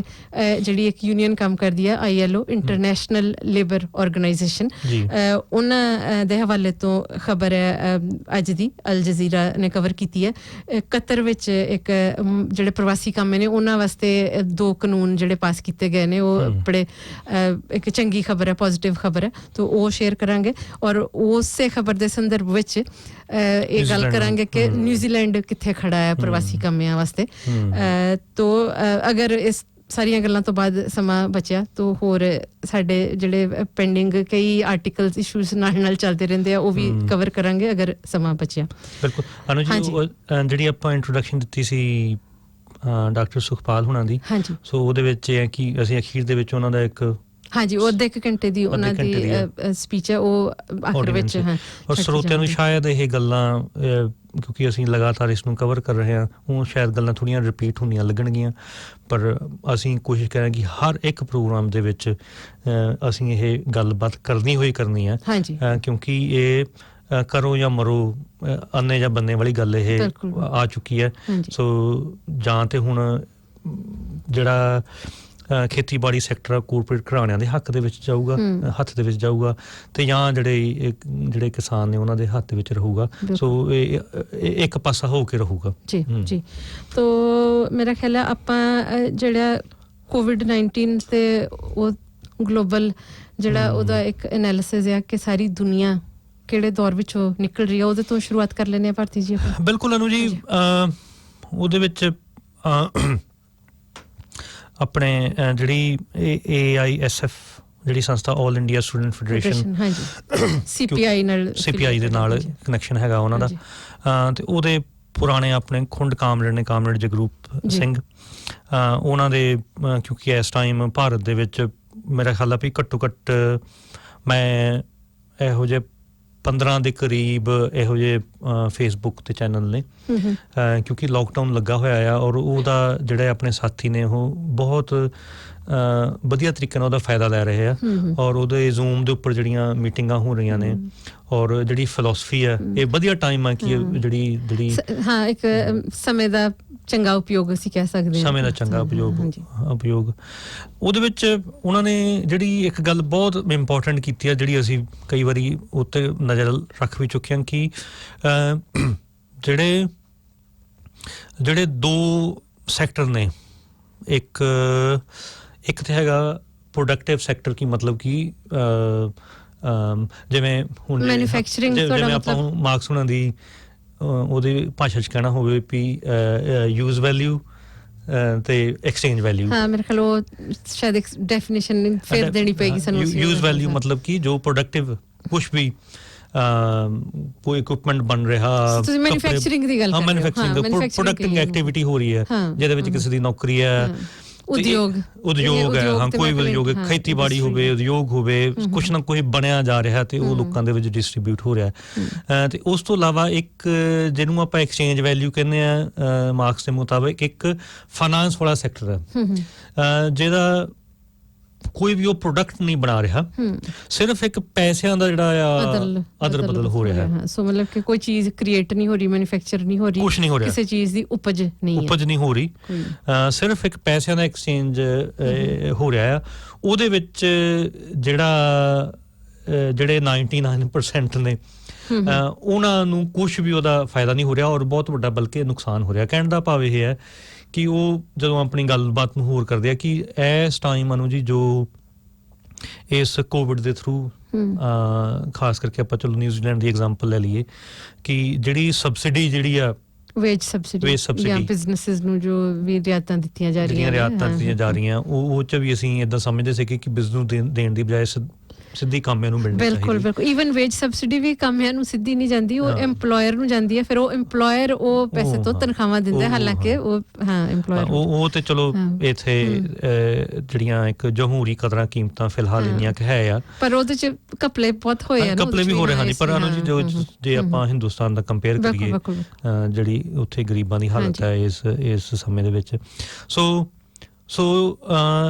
ਅਨੂ ਜੀ ਮੈਂ ਸੁਣ ਰਿਹਾ ਸੀਗਾ ਕਿ ਇਹ ਜਿਹੜਾ ਪੈਸਾ ਹੈ, ਜਿਹੜਾ ਸਬਸਿਡੀ ਦਿੱਤਾ ਜਾ ਰਿਹਾ ਹੈ, ਉਹ ਪੈਸਾ ਕਿੱਥੋਂ ਆ ਰਿਹਾ ਹੈ? ਉਹ ਕਰਜ਼ੇ ਤੇ, ਕਰਜ਼ਾ, ਉਹ ਸਰਕਾਰਾਂ ਜਿਹੜੀਆਂ ਨੇ, international monetary fund, world bank, ਔਰ ਜਿਹੜੀ ਸਭ ਤੋਂ ਜਿਹੜੀ ਗੱਲਬਾਤ ਨਿਊਜ਼ੀਲੈਂਡ ਦੇ ਵਿੱਚ ਵੀ ਚੱਲ ਰਹੀ ਹੈ ਕਿ ਜਿਹੜੀ ਸਰਕਾਰ ਵਾ ਉਹ ਪ੍ਰਾਈਵੇਟ ਜਿਹੜੇ ਬੌਂਡ ਨੇ ਉਹ ਇਸ਼ੂ ਕਰਨਗੇ। ਮਤਲਬ ਕਹਿਣ ਦਾ ਭਾਵ ਇਹ ਹੈ ਕਿ ਜਿਨ੍ਹਾਂ ਦੇ ਕੋਲ ਆਲਰੇਡੀ ਮਤਲਬ ਖਰਬਾਂ ਦੇ ਹਿਸਾਬ ਦੇ ਨਾਲ ਪੈਸਾ ਹੈ ਆ, ਉਹ ਸਰਕਾਰ ਕੋਲੋਂ ਜਿਹੜੇ ਬੌਂਡ ਨੇ ਉਹ ਖਰੀਦਣਗੇ। ਠੀਕ ਹੈ ਨਾ ਜੀ। ਸੋ ਇੱਕ ਤੇ ਜਿਹੜਾ ਸਰਕਾਰ ਕਰਜ਼ਾ ਲੈ ਰਹੀ ਹੈ ਉਹ ਤੇ ਹੈ ਹੀ ਹੈ ਇਹ ਜਿਹੜੀਆਂ ਸੰਸਥਾਵਾਂ ਦੇ ਕੋਲੋਂ, ਇੰਟਰਨੈਸ਼ਨਲ ਸੰਸਥਾਵਾਂ ਦੇ ਕੋਲੋਂ, ਤੇ ਉਹ ਵਾਪਸ ਵਿਦ ਜਿਹੜਾ ਵਿਆਜ ਆ ਉਹ ਕਰਨਾ ਪੈਣੀਆਂ ਸਾਡੀਆਂ ਆਉਂਦੀਆਂ ਜਿਹੜੀਆਂ ਜਨਰੇਸ਼ਨ ਨੇ ਉਹ ਭੁਗਤਾਨ ਕਰਨਗੀਆਂ ਔਰ ਉਹਦੇ ਸਿੱਟੇ ਕਾਫੀ ਗੰਭੀਰ ਨਿਕਲਣਗੇ। ਉਹਦੇ ਨਾਲ ਦੀ ਨਾਲ ਇੱਕ ਜਿਹੜਾ ਹੋਰ ਖਤਰਨਾਕ ਸੰਦਰਭ ਉਹਦਾ ਉਹ ਹੈ ਕਿ ਜਿਹੜੇ ਪ੍ਰਾਈਵੇਟ ਇੰਡੀਵਿਜੂਅਲ ਨੇ ਉਹ ਜਿਹੜੇ ਬੌਂਡ ਨੇ ਉਹ ਖਰੀਦ ਸਕਦੇ ਨੇ। ਸੋ ਇਹ ਜਿਹੜਾ ਉੱਪਰਲਾ ਵਰਗ ਅਮੀਰ ਲੋਕ ਨੇ ਉਹਨਾਂ ਦੀ ਪਹੁੰਚ 'ਚ ਇਹ ਚੀਜ਼ ਹੋਏਗੀ। ਕਹਿਣ ਦਾ ਭਾਵ ਇਹ ਕਿ ਜਿਹੜੇ ਪ੍ਰਾਈਵੇਟ ਇੰਡੀਵਿਜੂਅਲ ਨੇ ਉਹਨਾਂ ਕੋਲੋਂ ਵੀ ਸਰਕਾਰ ਆਹ ਕਰਜ਼ਾ ਲਊਗੀ ਤੇ ਉਹਨਾਂ ਨੂੰ ਵਿਦ ਵਿਆਜ ਜਿਹੜਾ ਵਾਪਸ ਕੀਤਾ ਜਾਏਗਾ। ਠੀਕ ਹੈ। ਉਹ ਬੌਂਡ ਦਾ ਮਤਲਬ ਕਰਜ਼ਾ ਹੀ ਹੈ ਇੱਕ ਤਰ੍ਹਾਂ ਦਾ। ਹਾਂਜੀ ਬਿਲਕੁਲ ਕਰਜ਼ਾ ਹੀ ਆ ਉਹ, ਪਰ ਉਹ ਸੰਸਥਾਵਾਂ ਦੀ ਬਜਾਏ ਉਹ ਜਿਹੜੇ ਵਿਅਕਤੀ ਨੇ ਉਹਨਾਂ ਕੋਲੋਂ ਕਰਜ਼ਾ ਇਨਵੈਸਟ ਕਰ ਸਕਦੇ ਨੇ। ਠੀਕ, ਸਮਝ ਗਏ। ਜਿਸ ਤਰ੍ਹਾਂ ਹੁਣ ਅੰਬਾਨੀ ਆ, ਅਡਾਨੀ, ਹਾਂਜੀ ਬਿਲਕੁਲ, ਉਹ ਨਿਊਜ਼ੀਲੈਂਡ ਸਰਕਾਰ ਉਹਨਾਂ ਨੂੰ ਬੌਂਡ ਦੇ ਕੇ ਉਹਨਾਂ ਕੋਲੋਂ ਪੈਸਾ ਉਹ ਖੁੱਲ ਕੇ ਉਹ ਵਿੱਚ। ਸੋ ਉਹ ਅਗਰ ਸ਼ਾਇਦ ਸਾਡੇ ਸਰੋਤੇ ਨੂੰ ਨਾ ਪਤਾ ਹੋ ਜੇ, ਥੋੜਾ ਹੋਰ ਖੁੱਲਣਾ ਹੋਵੇ ਇਸ ਗੱਲ ਨੂੰ, ਉਹ ਬੌਂਡ ਚੀਜ਼ ਕੀ ਹੈ, ਕੀ ਸ਼ੈ ਹੈ, ਮਤਲਬ ਕਿ ਉਹ ਜਿਹੜਾ ਕਰਜ਼ਾ ਲਿਆ ਉਹਦੀ ਬੈਕਿੰਗ ਕੀ ਹੈ? ਅਨੂ ਜੀ ਵੇਖੋ, ਇਹ ਜਿਹੜੇ ਪ੍ਰਾਈਵੇਟ ਅਦਾਰੇ ਨੇ ਜਾਂ ਜਿਹੜੇ ਪ੍ਰਾਈਵੇਟ ਇੰਡੀਵਿਜੂਅਲ ਨੇ, ਅਮੀਰ ਲੋਕ ਨੇ, ਉਹ ਉਹਨਾਂ ਦਾ ਬਿਲਕੁਲ ਵੀ ਕੁਛ ਵੀ ਇੰਟਰਸਟ ਨਹੀਂ ਹੈਗਾ ਕਿ ਕਿਸੇ ਪ੍ਰੋਡਕਟਿਵ ਜਿਹੜੀ ਪ੍ਰੋਡਕਟਿਵ ਇਕੋਨਮੀ ਆ ਉਹਦੇ ਵਿੱਚ ਇਨਵੈਸਟ ਕੀਤਾ ਜਾਵੇ। ਕਿਉਂਕਿ ਉਹਦੇ ਵਿੱਚ ਇਨਵੈਸਟ ਕਰਨ ਦੇ ਨਾਲ ਉਹਦੀ ਇੱਕ ਰਿਸਪੌਂਸਿਬਿਲਿਟੀ ਆ, ਇਨਵਾਇਰਨਮੈਂਟ ਬਹੁਤ ਉਹਦੇ ਕੁਛ ਜੇ ਈਜ਼ੀ ਸਿਰਫ ਇਹ ਪੈਸਾ ਕਰਜ਼ੇ ਦੇ ਉੱਤੇ ਜਾ ਕੇ ਕਮਾਇਆ ਜਾ ਸਕਦਾ ਤੇ ਉਹ ਮਚ ਈਜ਼ੀਅਰ ਆ। ਔਰ ਕਮਾਲ ਦੀ ਗੱਲ ਇਹ ਹੈ ਕਿ ਇੱਕ ਪਾਸਿਓਂ ਜਿਹੜੀ ਗੱਲਬਾਤ ਚੱਲ ਰਹੀ ਹੈ ਕਿ ਜਿਹੜਾ ਆਉਂਦੇ ਸਮੇਂ ਦੇ ਵਿੱਚ ਜਿਹੜਾ ਇੰਟਰਸਟ ਰੇਟ ਵਾ ਉਹ ਨੈਗੇਟਿਵ ਹੋ ਜਾਣਾ। ਸੋ ਇੱਕ ਪਾਸਿਓਂ ਈਜ਼ੀ ਪੈਸੇ ਮਿਲ ਵੀ ਰਹੇ ਆ, ਦੂਜੇ ਪਾਸੇ ਉਹੀ ਸਰਕਾਰ ਨੂੰ, ਕਿਉਂਕਿ ਅਨੂ ਜੀ ਜਿਹਦੇ ਕੋਲੇ ਜਿਹੜਾ ਕਰਜ਼ਾ ਆ ਇਸ ਟਾਈਮ, ਜਿਹੜਾ ਇੰਟਰਸਟ ਰੇਟ ਇੰਨਾ ਲੋ ਆ, ਉਹ ਪੈਸਾ ਜਿਹੜਾ ਆ ਹੁਣ ਇਹ ਕੋਵਿਡ ਕਰਕੇ ਨੌਕਰੀਆਂ ਜਾ ਰਹੀਆਂ ਨੇ, ਜਿਹੜਾ ਗਰੀਬ ਬੰਦਾ ਜਿਹੜਾ ਕੰਮ ਹੈ ਉਹਦੀਆਂ ਨੌਕਰੀਆਂ ਜਾ ਰਹੀਆਂ ਨੇ। ਸੋ ਉਹਨੇ ਜੇ ਇਹ ਲੋ ਇੰਟਰਸਟ ਦੇ ਉੱਪਰ ਕਰਜ਼ਾ ਲੈਣਾ ਹੋਵੇ ਉਹਨੂੰ ਬੈਂਕ ਕਦੇ ਨਹੀਂ ਦੇਗੀ, ਕਿਉਂਕਿ ਉਹਦੇ ਕੋਲ ਕੁਝ ਉਹਦੇ ਕੋਲ ਨੌਕਰੀ ਨਹੀਂ ਹੈ, ਉਹਦੇ ਕੋਲ ਪਹਿਲਾਂ ਹੀ ਕਰਜ਼ਾਈ ਬੰਦਾ ਬੈਠਾ ਹੈ। ਪਰ ਜਿਨ੍ਹਾਂ ਦੇ ਕੋਲ ਆਲਰੇਡੀ ਪੈਸਾ ਹੈ ਆ ਉਹਨਾਂ ਨੂੰ ਲੋ ਇੰਟਰਸਟ ਦੇ ਉੱਪਰ ਜਿਹੜਾ ਪੈਸਾ ਹੈ ਦਿੱਤਾ ਜਾਊਗਾ। ਉਹ ਕਿਵੇਂ ਇਨਵੈਸਟ ਕਰਦੇ ਉਹਨਾਂ ਦੀ ਮਰਜ਼ੀ ਹੈ, ਔਰ ਉਹ ਕਿਵੇਂ ਇਨਵੈਸਟ ਕਰਨਗੇ, ਜਿੱਦਾਂ ਮੈਂ ਸਰਕਾਰੀ ਬੌਂਡ ਦੀ ਗੱਲ ਕੀਤੀ ਹੈ, ਜਾਂ ਜਿਹੜੀਆਂ ਹੁਣ ਆਉਂਦੇ ਸਮੇਂ ਦੇ ਵਿੱਚ ਜਦੋਂ ਆਲਰੇਡੀ ਡੇਟਾ ਜਿਹੜਾ ਆ ਉਹ ਬਹੁਤ, ਮੈਨੂੰ ਹੁਣ ਐਗਜ਼ੈਕਟਲੀ ਯਾਦ ਨਹੀਂ ਕਿ ਬਹੁਤ ਵੱਡੀ ਗਿਣਤੀ ਦੇ ਵਿੱਚ ਜਿਹੜੇ ਕਾਮੇ ਨੇ ਜਾਂ ਨਿਊਜ਼ੀਲੈਂਡ ਦੇ ਵਿੱਚ ਵੀ ਤੇ ਹੋਰ ਬਾਕੀ ਵੀ ਉਹ ਜਿਹੜੀ ਆਪਣੀ ਮੌਰਗੇਜ ਆ ਉਹ ਨਹੀਂ ਉਹ ਪੇਕ ਨਹੀਂ ਕਰ ਪਾਉਣਗੇ। ਸੋ ਉਹ ਰੀਪੋਜੈਸ਼ਨ ਕੁਰਕੀ ਹੋਏਗੀ ਘਰਾਂ ਦੀ, ਜਦੋਂ ਉਹਨਾਂ ਦੇ ਘਰ ਕੁਰਕੀ ਹੋਣਗੇ ਤੇ ਇਹ ਜਿਹੜੇ ਪਹਿਲੇ ਹੀ ਅਮੀਰ ਨੇ ਉਹ ਖਰੀਦ ਸਕਣਗੇ, ਕਿਉਂਕਿ ਉਹ ਘਰਾਂ ਦੀਆਂ ਕੀਮਤਾਂ ਹੋਰ ਡਿੱਗ ਰਹੀਆਂ ਨੇ ਆਲਰੇਡੀ। ਕੋਈ ਮੈਨੂੰ ਦੱਸ ਰਿਹਾ ਸੀਗਾ ਕਿ 10% ਘਟ ਗਈਆਂ ਨੇ ਘਰਾਂ ਦੀਆਂ ਕੀਮਤਾਂ ਨਿਊਜ਼ੀਲੈਂਡ ਦੀਆਂ। ਹਜੇ ਤੱਕ ਜਦੋਂ ਕੁਰਕੀ ਵਾਲਾ ਸਮਾਂ ਆਉਣਾ ਨਾ, ਉਦੋਂ ਅਸਲ ਦੇ ਵਿੱਚ ਉਹਨਾਂ ਦਾ ਸਾਰਾ ਇਹ ਜਿਹੜਾ ਸ਼ੁਰੂ ਹੋਊਗਾ। ਔਰ ਹੋਇਆ ਏਦਾਂ ਹੀ ਬਿਲਕੁਲ 2008 ਦੇ ਵਿੱਚ GFC ਜਦੋਂ ਅਮਰੀਕਾ ਦੇ ਵਿੱਚ ਆਇਆ, ਉਹਨਾਂ ਨੇ ਹੀ ਕੁਰਕੀ ਜਿਹੜੀਆਂ ਘਰੇ ਖਰੀਦੇ ਨੇ। ਇਹਦੇ ਹੁਣ ਕਈ ਇਹਦੇ ਪੱਧਰ ਨੇ ਕਈ, ਇੱਕ ਤਾਂ ਅਸੀਂ ਜਿਹੜੇ ਬਿਲਕੁਲ ਉੱਪਰ ਬੈਠੇ 1% ਉਹਨਾਂ ਦੀ ਗੱਲ ਕਰਦੇ ਹਾਂ, ਜਿਹੜੇ ਕਿ ਉਹ ਲੋਨ ਬੌਂਡ ਖਰੀਦ ਕੇ ਤੇ ਸਰਕਾਰਾਂ ਨੂੰ ਪੈਸੇ ਦੇਣਗੇ। ਉਹ ਅਗਰ ਅਸੀਂ ਹੋਰ ਥੱਲੇ ਆਉਂਦੇ ਜਾਈਏ ਤਾਂ ਜਿਹੜੀ ਮੈਜੋਰਿਟੀ ਇਸ ਵਕਤ ਜਨਸੰਖਿਆ ਦੁਨੀਆ ਦੀ ਵਰਕਿੰਗ ਕਲਾਸ ਆ, ਉਸ ਤੋਂ ਉੱਪਰਲੇ 1-2 ਲੈਵਲ ਅਸੀਂ ਕਰ ਲਈਏ ਜਿਹੜੇ ਮਿਡਲ ਕਲਾਸ ਜਾਂ ਅਪਰ ਮਿਡਲ ਕਲਾਸ ਨੇ। ਕਿਉਂਕਿ ਮੈਂ ਇਸ ਲਈ ਜ਼ਿਕਰ ਕਰ ਰਹੀ ਹਾਂ ਕਿ ਜਿਹੜੀ ਵਰਕਿੰਗ ਕਲਾਸ ਆ ਉਹਨਾਂ ਦਾ ਵਾਹ ਪੈਂਦਾ ਆ ਉਹਨਾਂ ਲੋਕਾਂ ਨਾਲ ਡੇਲੀ ਬੇਸਿਸ ਤੇ। ਜਿਹੜੇ ਬਿਲਕੁਲ ਉੱਪਰ 1% ਹੈ ਉਹ ਸ਼ਾਇਦ ਇਨਵਿਜ਼ੀਬਲ ਨੇ ਸਾਡੇ ਵਾਸਤੇ, ਜਨ ਸਧਾਰਨ ਵਾਸਤੇ। ਸੋ ਉਹ ਜਿਹੜੇ ਸਾਡੇ ਕੰਟੈਕਟ 'ਚ ਆਉਂਦੇ ਨੇ ਪਰ ਸਾਡੇ ਤੋਂ ਸੋ ਕਾਲਡ ਅਮੀਰ ਨੇ ਜਾਂ ਹੈਗੇ ਨੇ ਅਮੀਰ, ਉਹ ਇਸ ਤਰ੍ਹਾਂ ਦੇ ਘਰਾਂ ਨੂੰ ਖਰੀਦਣਗੇ, ਰਾਈਟ? ਬਿਲਕੁਲ, ਜਿਨ੍ਹਾਂ ਕੋਲ ਪਹਿਲਾਂ ਹੀ ਕਿੰਨੀਆਂ ਰੈਂਟਲ ਪ੍ਰੋਪਰਟੀਆਂ ਉਹ ਖਰੀਦਣਗੇ। ਤਾਂ ਜਿਹੜੇ ਆਲਰੇਡੀ ਕਿਰਾਏ ਤੇ ਲੋਕ ਰਹਿੰਦੇ ਨੇ, ਕਿਰਾਏ ਅਫੋਰਡ ਨਹੀਂ ਕਰ ਸਕਦੇ, ਉਹਨਾਂ ਲਈ ਫਿਰ ਕਿਰਾਏ ਹੋਰ ਵਧਣਗੇ। ਹਾਂਜੀ ਬਿਲਕੁਲ ਜੀ। ਸੋ ਮਤਲਬ ਕਿਸੇ ਵੀ ਪਾਸਿਓਂ ਉਹਨੂੰ ਹੋਰਡ, ਜਿਹਨੂੰ ਆਪਾਂ ਹੋਰਡਿੰਗ ਕਹਿੰਦੇ ਆ। ਹਾਂਜੀ, ਜਦੋਂ ਹੁਣ ਆਪਾਂ ਉਹਨਾਂ ਦੀ ਸਾਥੀ ਸੁਖਪਾਲ ਸਿੰਘ ਹੁਣਾਂ ਦੀ ਵੀ ਗੱਲਬਾਤ, ਉਹਨਾਂ ਨੇ ਵੀ ਹੋਰਡਿੰਗ, ਉਹਦੇ ਵਿੱਚ ਵੀ ਹੋਰਡਿੰਗ ਹੈ, ਉਹਨੂੰ ਉਹ ਸਿੱਧਾ ਉਹ ਕਹਿ ਰਹੇ ਨੇ ਜੂਆ, ਸਪੈਕੂਲੇਸ਼ਨ ਜੂਆ ਹੈ। ਮੈਂ ਹੁਣ ਇਹਨਾਂ ਦੇ ਵਾਸਤੇ ਮੈਂ ਸ਼ਬਦ ਤੇ ਬਹੁਤ ਇੱਕ ਮਤਲਬ ਇਹਨਾਂ ਨੂੰ ਜੁਆਰੀ ਕਹਿਣਾ ਤੇ ਬਹੁਤ ਛੋਟਾ ਆ। ਇੱਕ ਹੋਰ ਬਹੁਤ ਖਤਰਨਾਕ ਸ਼ਬਦ ਆ ਜਿਹੜਾ ਮੈਂ ਇੱਥੇ ਰੇਡੀਓ ਤੇ ਵਰਤਣਾ ਚਾਹੁੰਦਾ ਇਹਨਾਂ ਦੇ ਵਾਸਤੇ, ਅਸਲ ਦੇ ਵਿੱਚ ਉਹ ਨੇ। ਸੋ ਮੇਰਾ ਹੁਣ ਆਪਾਂ ਜੋ ਮੁੱਦੇ ਤੇ ਮੁੜ ਕੇ ਆਈਏ ਕਿ ਇਹ ਸਾਰੇ ਦੇ ਵਿੱਚ ਜਿਹੜੀਆਂ ਸਰਕਾਰਾਂ ਜਿਹੜੀਆਂ ਮਜਬੂਰ ਹੋਈਆਂ ਪਈਆਂ ਨੇ ਕਿ ਜਿਹੜੀਆਂ ਇਹ ਇੰਸਟੀਚਿਊਟ ਨੇ ਉਹਨਾਂ ਦੇ ਕੋਲੋਂ ਕਰਜ਼ਾ ਲਿਆ ਜਾਏਗਾ, ਜਿਹੜੇ ਪ੍ਰਾਈਵੇਟ ਅਦਾਰੇ ਨੇ, ਹਾਂਜੀ ਪ੍ਰਾਈਵੇਟ ਨੇ, ਜਿਹੜੇ ਇੰਡੀਵਿਜੂਅਲ ਬਹੁਤ ਜ਼ਿਆਦਾ ਅਮੀਰ ਨੇ, ਬਿਲੀਅਨੇਰ ਨੇ, ਟ੍ਰਿਲੀਅਨੇਰ ਨੇ, ਉਹਨਾਂ ਦੇ ਕੋਲੋਂ ਸਰਕਾਰਾਂ ਹੁਣ ਜਦੋਂ ਸਰਕਾਰ ਉਹਨਾਂ ਦੇ ਕੋਲੋਂ ਕਰਜ਼ਾ ਲਊਗੀ ਤੇ ਫਿਰ ਸਰਕਾਰ ਉਹਨੂੰ ਚਲਾਉਣ ਵਾਲੇ ਵੀ ਤੇ ਉਹੀ ਨੇ। ਉਹ ਤੇ ਅਸੀਂ ਵੇਖ ਹੀ ਲਿਆ ਭਾਰਤ ਦੇ ਵਿੱਚ ਕਿਵੇਂ ਇਨਡਾਇਰੈਕਟਲੀ ਅੰਬਾਨੀ ਤੇ ਅਦਾਨੀ ਚਲਾਉਂਦੇ ਨੇ ਔਰ ਕਿਸ ਦਰ ਦੇ ਉੱਪਰ ਉਹਨਾਂ ਨੂੰ ਕਰਜ਼ਾ ਦਿੱਤਾ ਜਾਂਦਾ। ਸੋ ਕਹਿਣ ਦਾ ਭਾਵ ਇਹ ਹੈ ਕਿ ਇਹ ਜਿਹੜਾ ਸਮਾਂ ਆਉਣੇ ਵਾਲਾ ਸਮਾਂ, ਜਿਹੜੇ ਸਮੇਂ ਦੇ ਵਿੱਚ ਅਸੀਂ ਜਾ ਰਹੇ ਹਾਂ, ਜਿਹੜੀ ਪ੍ਰੋਡਕਟਿਵ ਇਕੋਨਮੀ ਹੈ ਉਹਦਾ ਸਤਿਆਨਾਸ਼ ਹੋਏਗਾ, ਪਰ ਜਿਹੜੀ ਫਾਈਨਾਂਸ ਵਾਲਾ ਸੈਕਟਰ ਵਾ ਉਹ ਵੱਧ ਰਿਹਾ ਆਲਰੇਡੀ, ਵਧੂਗਾ ਔਰ ਉਹਦੇ ਨਾਲ ਜਿਹੜਾ ਇੱਕ ਅਮੀਰ ਵਾ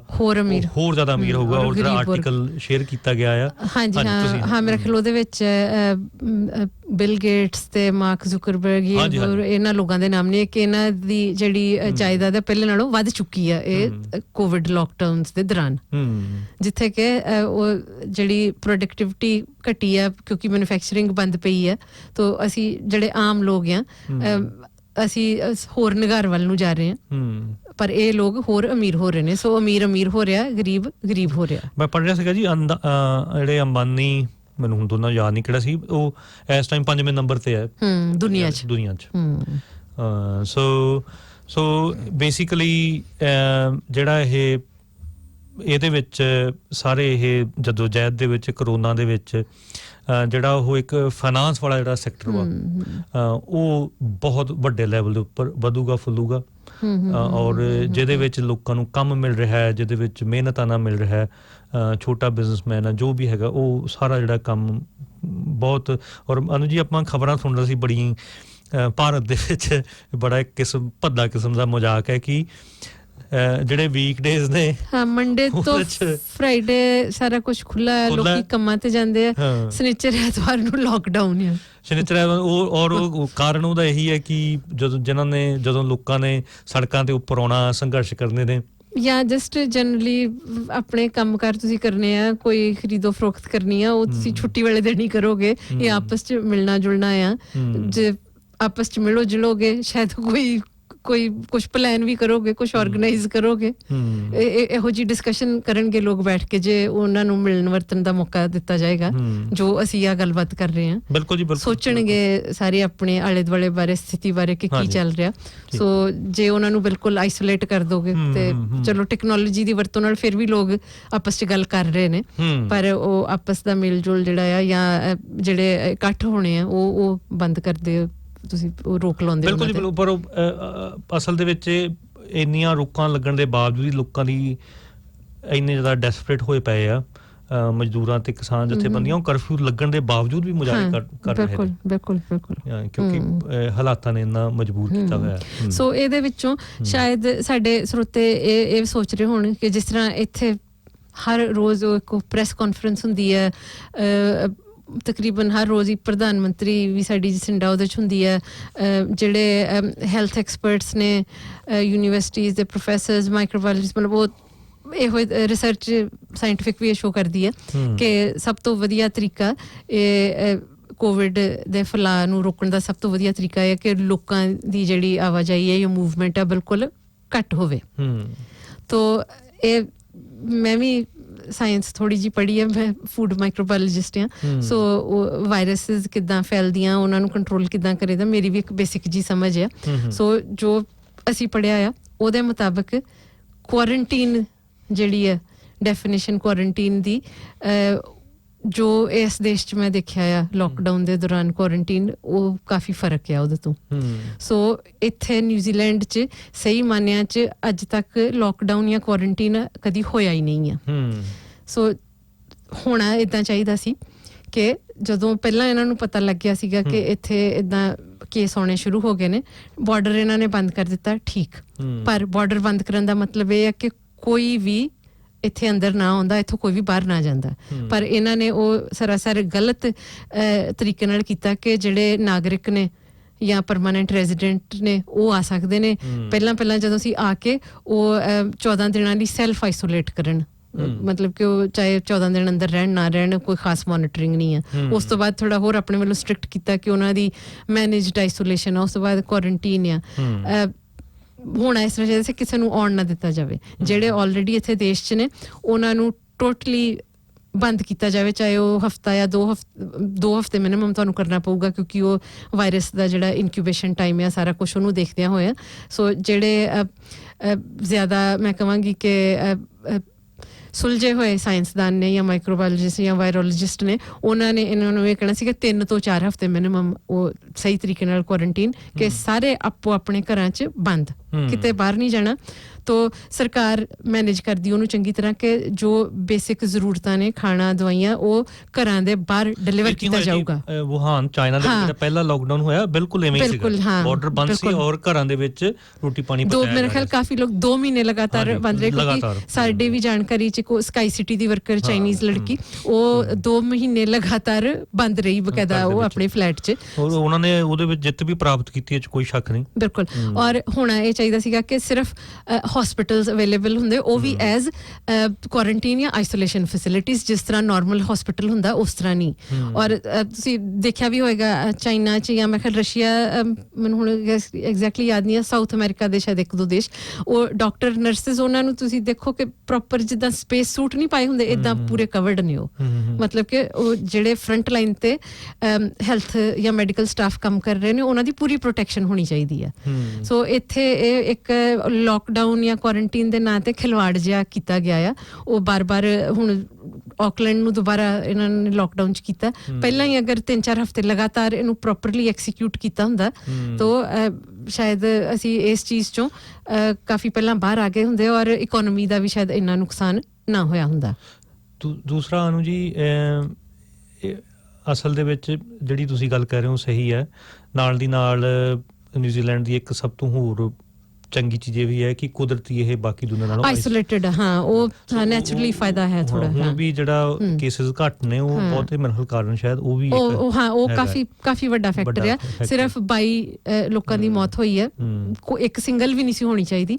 22 ਲੋਕਾਂ ਦੀ ਮੌਤ ਹੋਈ ਹੈ, ਉਹਦੇ 'ਚ ਮੇਰੇ ਖਿਆਲ ਯੰਗੈਸਟ ਜਿਨ੍ਹਾਂ ਦੀ ਮੌਤ ਹੋਈ ਹੈ 60 ਸਾਲ ਦੀ ਉਹਨਾਂ ਦੀ ਉਮਰ ਸੀ, ਬਾਕੀ ਸਾਰੇ 60 ਤੋਂ ਲੈ ਕੇ 90 ਸਮਥਿੰਗ। ਔਰ ਬਜ਼ੁਰਗ ਲੋਕ ਜਿਨ੍ਹਾਂ ਦੀਆਂ ਪਹਿਲਾਂ ਹੀ ਅੰਡਰਲਾਈਂਗ ਬਹੁਤ ਸਾਰੀਆਂ ਕੰਡੀਸ਼ਨਸ ਹਨ, ਸੋ ਉਹਨਾਂ ਦੀ ਇਮਿਊਨਿਟੀ ਲੋਐਸਟ ਹੋਊਗੀ ਜਿਨ੍ਹਾਂ ਨੂੰ ਪਹਿਲਾਂ ਹੀ ਬਹੁਤ ਸਾਰੀਆਂ ਪ੍ਰੋਬਲਮਸ ਨੇ। ਤੇ ਦੂਸਰਾ ਜਿਹੜਾ ਤੁਸੀਂ ਕਹਿ ਰਹੇ ਹੋ ਕਿ ਜਿਓਗ੍ਰਾਫਿਕਲੀ ਅਸੀਂ ਆਈਸੋਲੇਟਡ ਹੈ, ਇੱਕ ਆਈਲੈਂਡ ਆ, ਇੱਕ ਜਜ਼ੀਰਾ ਆ ਸੌਰੀ, ਕਿ ਜਿੱਥੇ ਛੇਤੀ ਉਹ ਇੰਨਾ ਕੁਛ ਨਹੀਂ ਆਉਂਦਾ। ਵੈਸੇ ਵੀ ਜਨਰਲੀ ਸਾਡੀ ਬਾਇਓ ਸਿਕਿਉਰਿਟੀ ਕਾਫੀ ਠੀਕ ਆ ਇੱਥੇ, ਉਹਦੇ ਕਰਕੇ ਵੀ ਬਚਾ ਰਿਹਾ ਆ ਬਹੁਤ। ਪਰ ਜਿਹੜਾ ਇਕੋਨਮੀ ਜਿਹੜੀ ਆ ਉਹ ਜਿਹੜਾ ਵੀ ਉਹ ਕੈਪੀਟਲਿਸਟ ਇਕੋਨਮੀ ਆ, ਖੈਰ ਉਹਨੂੰ ਅਸੀਂ ਰਾਤੋਂ ਰਾਤ ਤਾਂ ਉਖਾੜ ਕੇ ਉਹਨੂੰ ਓਵਰਟਰਨ ਅਸੀਂ ਓਵਰਥਰੋ ਨਹੀਂ ਕਰ ਸਕਦੇ, ਪਰ ਉਸੇ ਹੀ ਸਿਸਟਮ ਨੂੰ ਚੱਲਦਿਆਂ ਰੱਖਣ ਲਈ ਜਲਦੀ ਇਹਦੇ 'ਚੋਂ ਬਾਹਰ ਆ ਕੇ ਤੇ ਉਹਨੂੰ ਇੱਕ ਸਟਾਰਟ ਕਰ ਸਕਦੇ ਸੀਗੇ। ਪਰ ਉਹ ਜਿਹੜਾ ਇੱਥੇ ਹੁਣ ਮੈਂ ਅਗਲਾ ਹਵਾਲਾ ਦੇਣਾ ਹੈ ਕਿ ਜਿਹੜਾ ਉਹ ਡਿਜ਼ਾਸਟਰ ਕੈਪੀਟਲਿਜ਼ਮ ਵਾਲੀ ਜਿਹੜੀ ਚੀਜ਼ ਹੈ, ਜਿਹੜੀ ਉਹ ਨਿਓਮੀ ਕਲਾਈਨ ਆਪਣੀ ਕਿਤਾਬ ਸ਼ੌਕ ਡਾਕਟਰ ਨੇ ਪੰਜਾਬੀ 'ਚ ਉਹਦਾ ਅਨੁਵਾਦ ਸਦਮਾ ਸਿਧਾਂਤ ਸਾਥੀ ਬੂਟਾ ਸਿੰਘ ਹੋਰਾਂ ਨੇ ਕੀਤਾ, ਉਹ ਸਾਰੀ ਜਿਹੜੀ ਗੱਲ ਕਰਦੀ ਹੈ, ਉਹ ਅਗਰ ਉਹ ਕਿਤਾਬ ਸਾਡੇ ਸਰੋਤੇ ਪੜ੍ਹਨ ਤਾਂ ਤੁਹਾਨੂੰ ਬਹੁਤ ਛੇਤੀ ਸਮਝ ਆਏਗੀ ਕਿ ਇਸ ਵਕਤ ਚੱਲ ਕੀ ਰਿਹਾ ਆ।